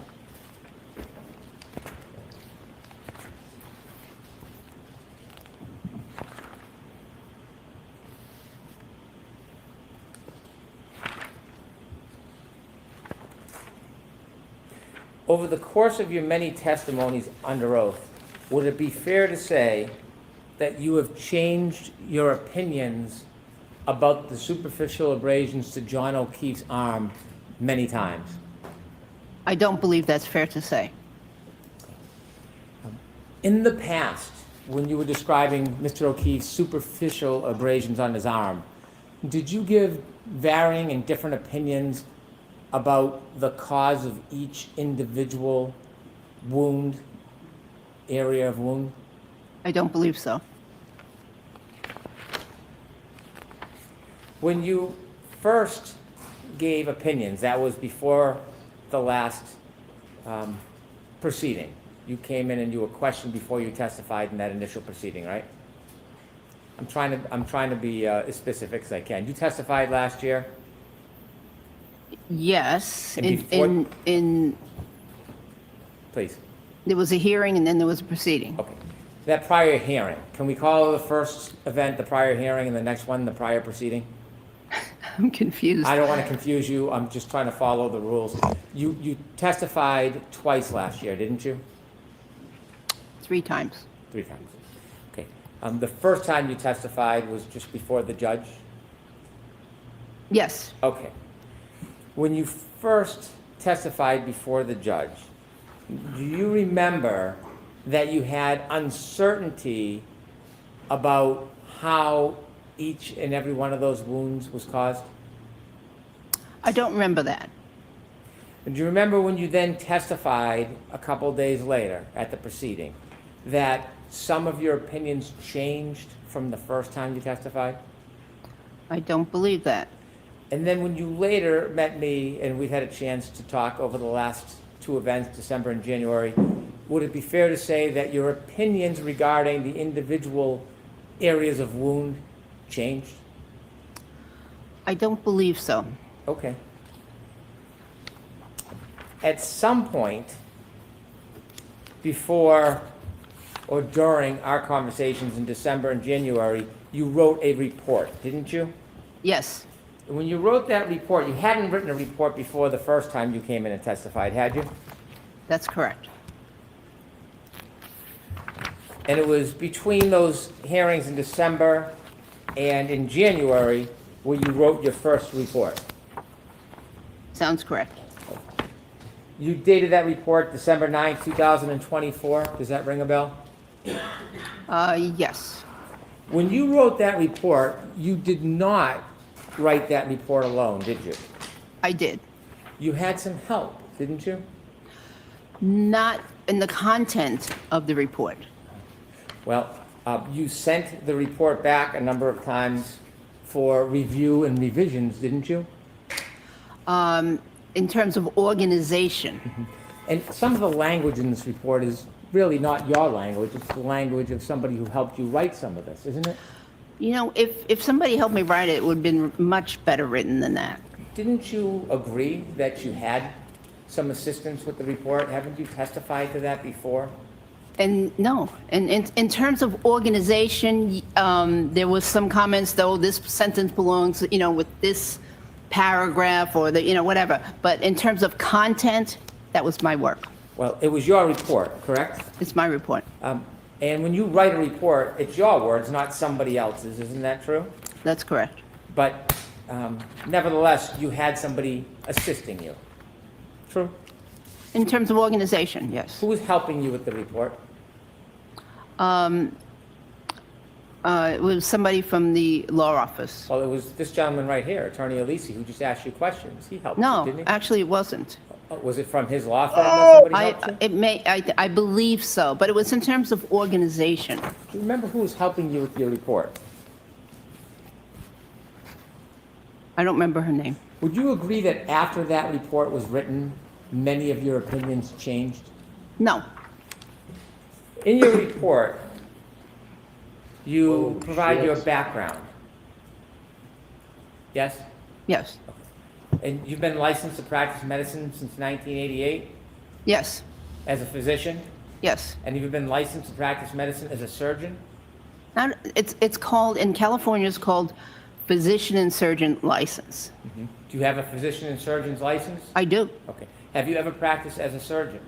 Well, in the emergency department, we do surgery. We have to do some surgery sometimes. We have to open up people's chests and, you know, and compress the heart sometimes when they have gunshot wounds to the chest. I've had to put chest tubes in. I've had to debride dog bite wounds and other wounds. So yes, there is a component of surgery.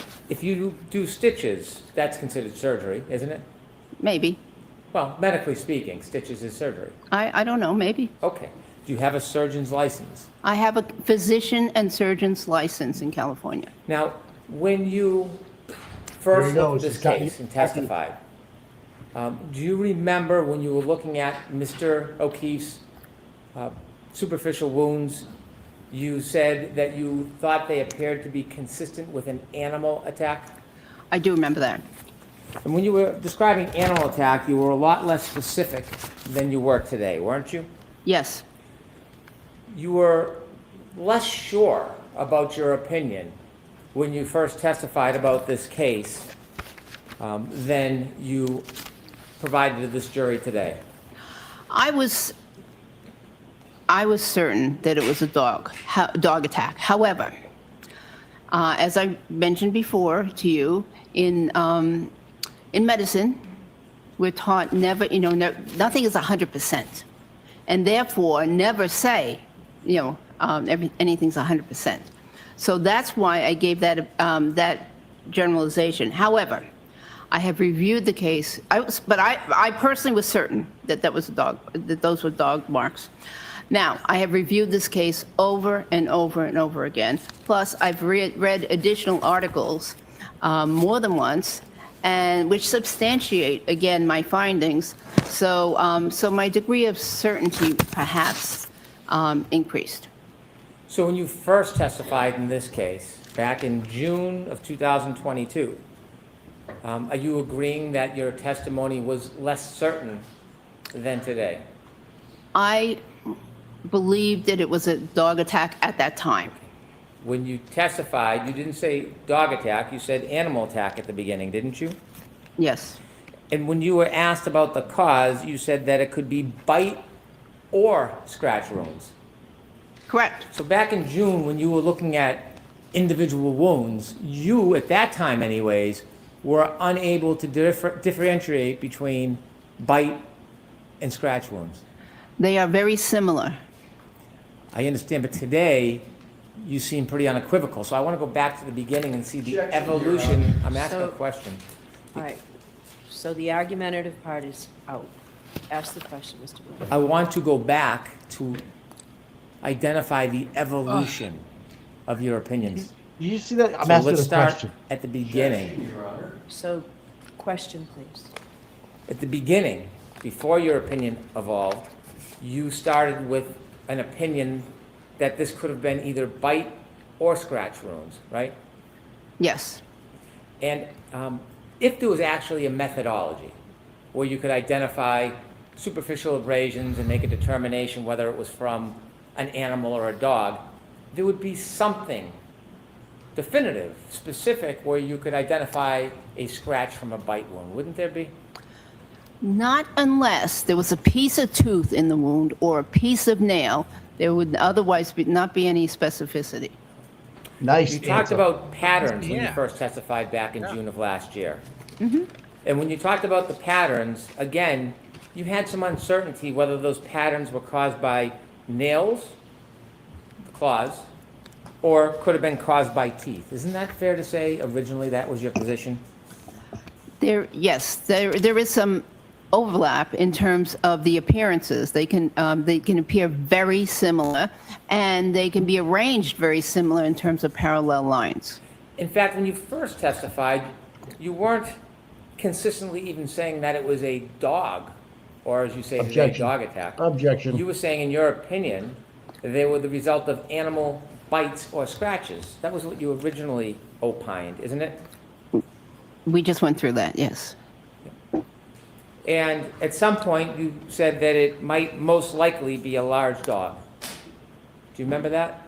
Objection, Your Honor. Can we approach with regard to this line of questioning? So why don't we break for today?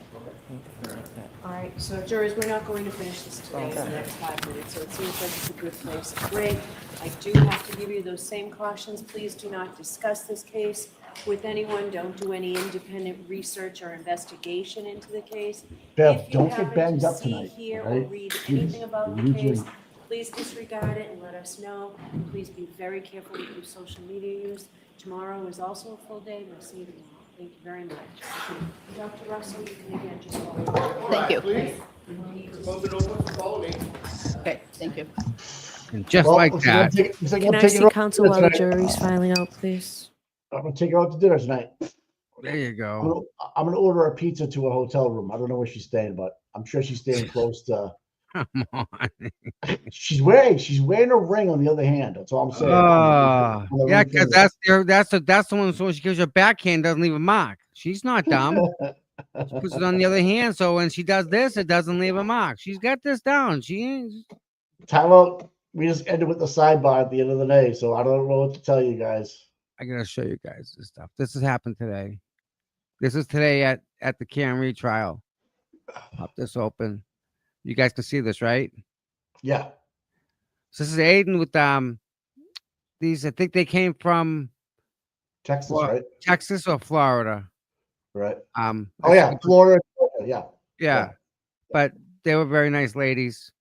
It was just like a beautiful spring day, Mike. Yeah, I was there, Tom. I saw it happen. That was really nice. Nice Are you- ladies too. Are you getting Alzheimer's? You forgot that we were watching it with you. But Oh, this is you give me the link. You give me the link. Okay, I got you. zooming in here. I got you, buddy.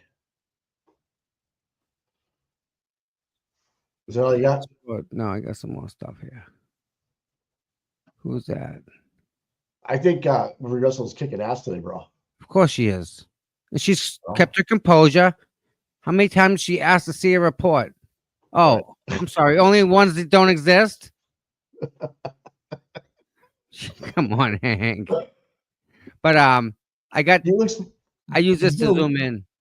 So What, Tom? What are you zooming in on, buddy? What are you doing? when Karen gets out of the truck, I can zoom in so we can still see her as she's walking down the street. I can't cross the street. Oh yeah. So I'm trying to see how the filming come out. Oh. Lally this morning. Like yeah, I don't see I'm able anything, to bro. zoom in. See, I'm able to zoom in. I can't No. otherwise, but I You got am nothing, here. Tom, there's nothing on the screen, bro. Oh, okay. So that's why. Yeah. I don't know what you're talking. Like all you have is a small little picture. You file open. Yeah, no. Let's revisit this in the morning. How's that? Let's You just want to keep watch this talking. stuff in the morning? I got video, guys. We can do Yeah, that. we'll just do it in the morning. Yeah, We'll just do it in the morning. that works. It's been a long day, man. That's why I love you, man. You're unpredictable. Tommy Two Phones is the most unpredictable guy on the internet. You No know doubt how it about it. is. You know how that works. Listen, you go enjoy yourself. Get out of here. I'll talk to you in the morning. All right, pal. All right. I got to go. Tell her we all said hello and happy anniversary. Wish you guys the I best of will. luck. Tell her we all Yeah. behind you guys. Yep. I will. And you guys, I'll see you in the morning. All right. Chit chat. Bye. That was badass. Sweet. Yeah. So listen, throw it out there. We'll host. We'll be the hosts. We'll get dressed up. Me and Mike will get dressed up, and we'll go to a location, and we'll actually host the debate between Aiden and DePietro. Me and Mike will do it. I'll pick someone, and Mike will pick someone, and each of us will have to do some research into each about whichever one we each one of us gets. We'll get the research behind them. Yeah, we could get into that. That would be get to the facts of each specific thing. And I know DePietro just doesn't know what he's in for. But if we could get that set up, I'm all in for hosting it. I know Mike's all in for hosting it. We have a platform we can use to help promote it. Speaking about promote, before we leave, we're gonna hit the like, thumbs up, subscribe button. Do love it. Well, if DePietro did show up, it would be a dynamite show. I think he would show up. You know, it's funny. I think it was last trial. He made a comment to me that one of his posts, he took a picture in the morning. One of his posts, he got like 1 million views on it. So that's his connection to me. The picture he took of me got massive, massive, massive traffic.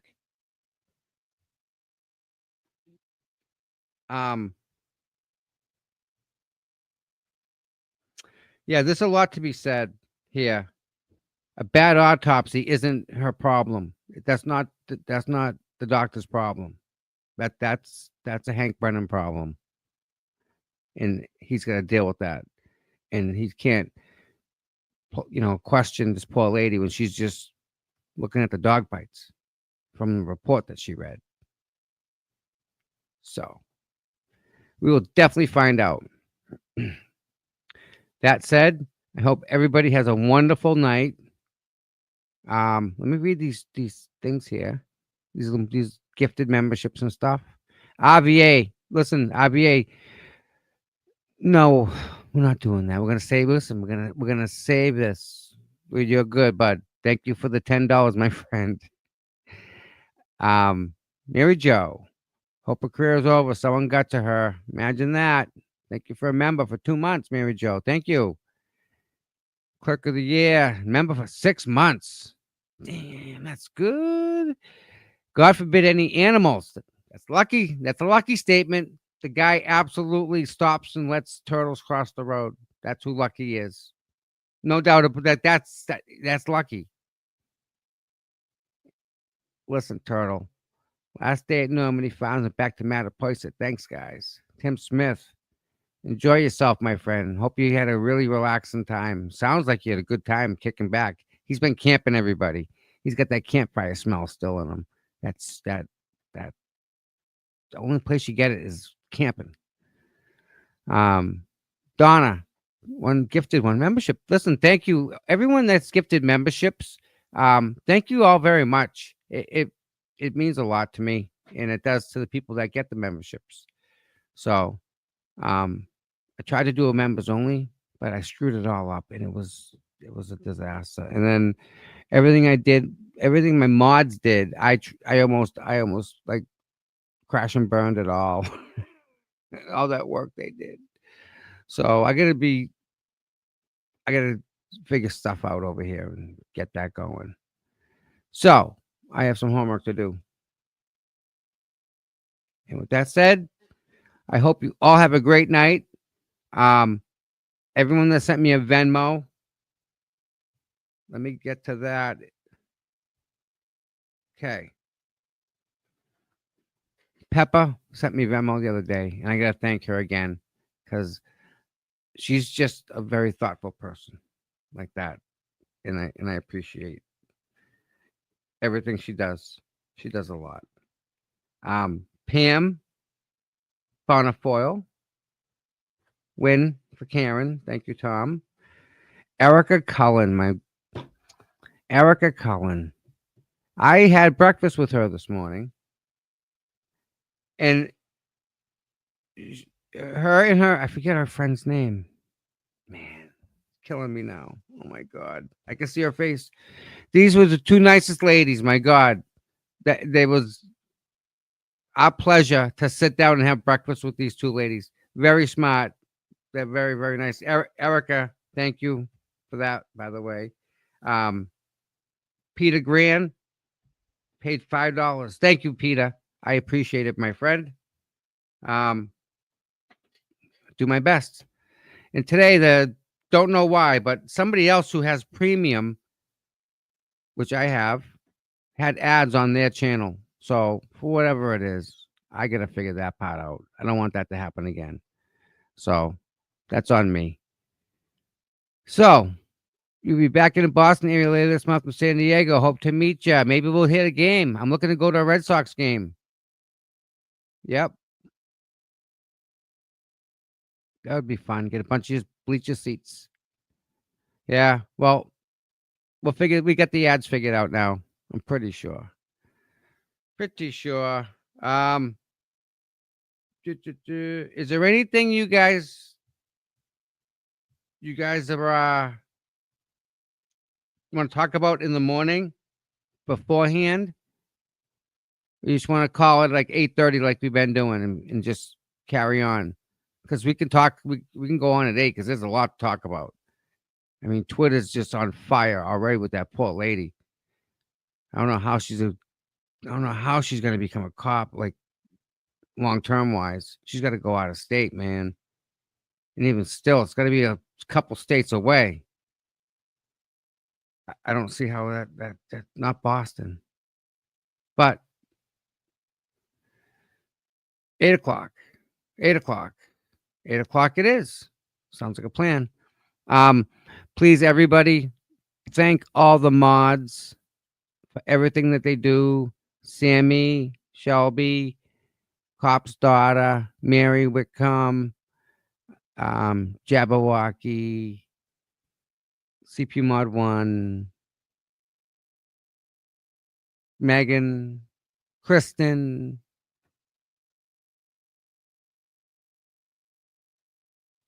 and who's going to kick my butt for forgetting them?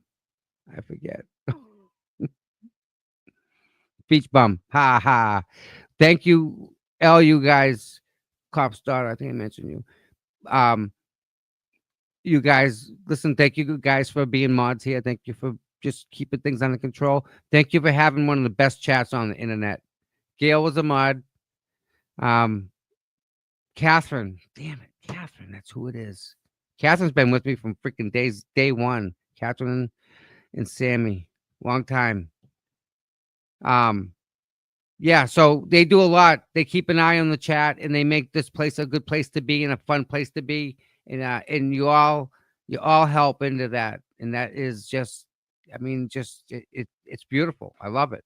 And you have Nan in chat, you know, it's you guys got something special here, you know, and I'm trying to stay out of its way and let it go. And it's going, it's festering, it's growing, we'll say. Speaking of growing, we have like 7,300 people subscribed.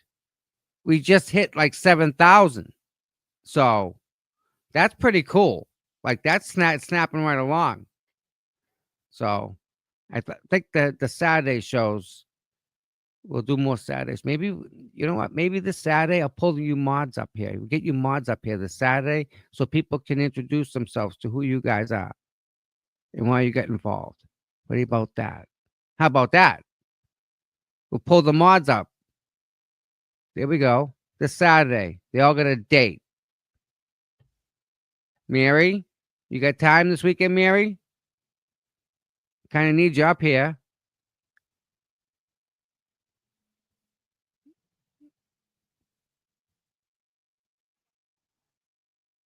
Yeah, Megan gets it. Peppa. What's this? Yeah, hold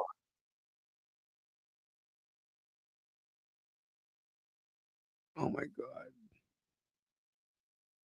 You guys want to see a stream real quick? Check this out. This just popped up. It's pretty cool. Just want to throw it. This is pretty clear too. So here we go. This is an innocent woman. She didn't do it. It's a controversial case that's divided a community. Karen Reed is accused of murdering her police officer boyfriend. Prosecutors say she ran him over on purpose and left him to die in the cold. But Reed claims that she's being framed. It smells suspicious. After years of legal fireworks, will the truth finally be revealed? The end game is to figure out who killed John O'Keefe and hold these people responsible. The killer or cover-up murder trial. Live coverage today, only on Court TV. Not bad. Not bad. Good for Aiden. That works. Badass. Yeah. Sweet. Peppa's good Saturday. Saturday's the date. Mod takeover. All right. Solves that issue. It's already Monday. What else can we get into trouble with tomorrow? We got all sorts of time in the world. But my time right now is I got a heating pad with my name on it. I freaking love that thing lately. So I'll put that on my shoulder and I'll fall asleep again for a while, take a nap. All right, you guys, listen, I love you all. Thank you all for spending the day with me. And if you go out amongst the internet and you see another channel that you like, tell them we sent you over there, spend some time over there, get to know people. You know, there's other great people out there too, you know, other great channels. So, but for that reason, I mean, I'm not the best. I keep trying. You know, I'm not going to stop trying, but yeah, I'm trying to make this the best I can, and we'll figure it out. We'll figure it out. And with that said, I love you guys, and tomorrow we'll be here, and we'll see you all at 8 o'clock in the morning. So everyone get some dinner, get some rest, and say prayers. Have a good night, guy.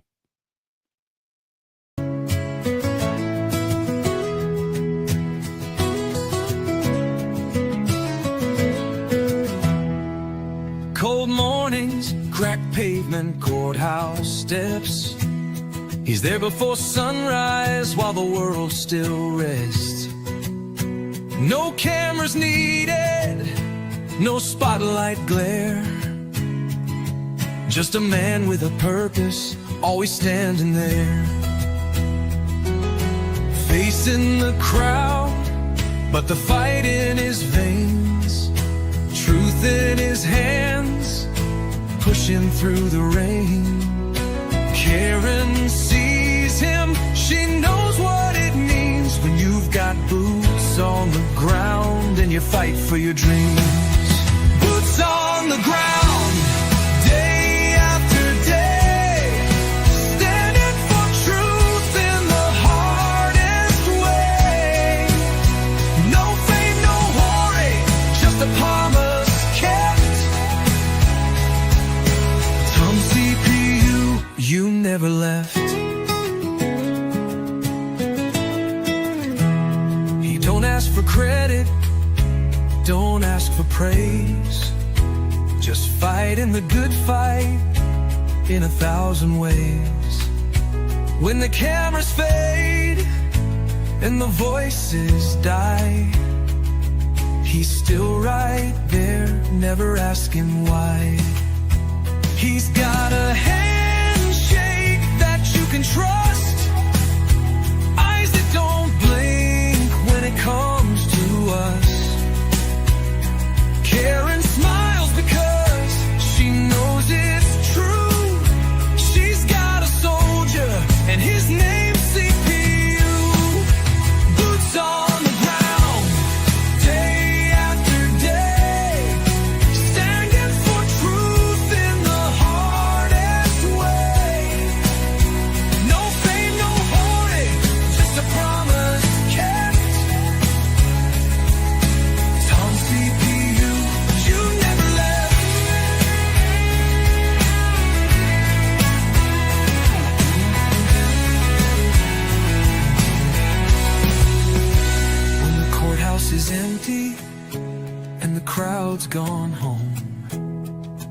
still walking, he's never alone. 1,000 steps, a million prayers, because justice don't sleep and neither does he care.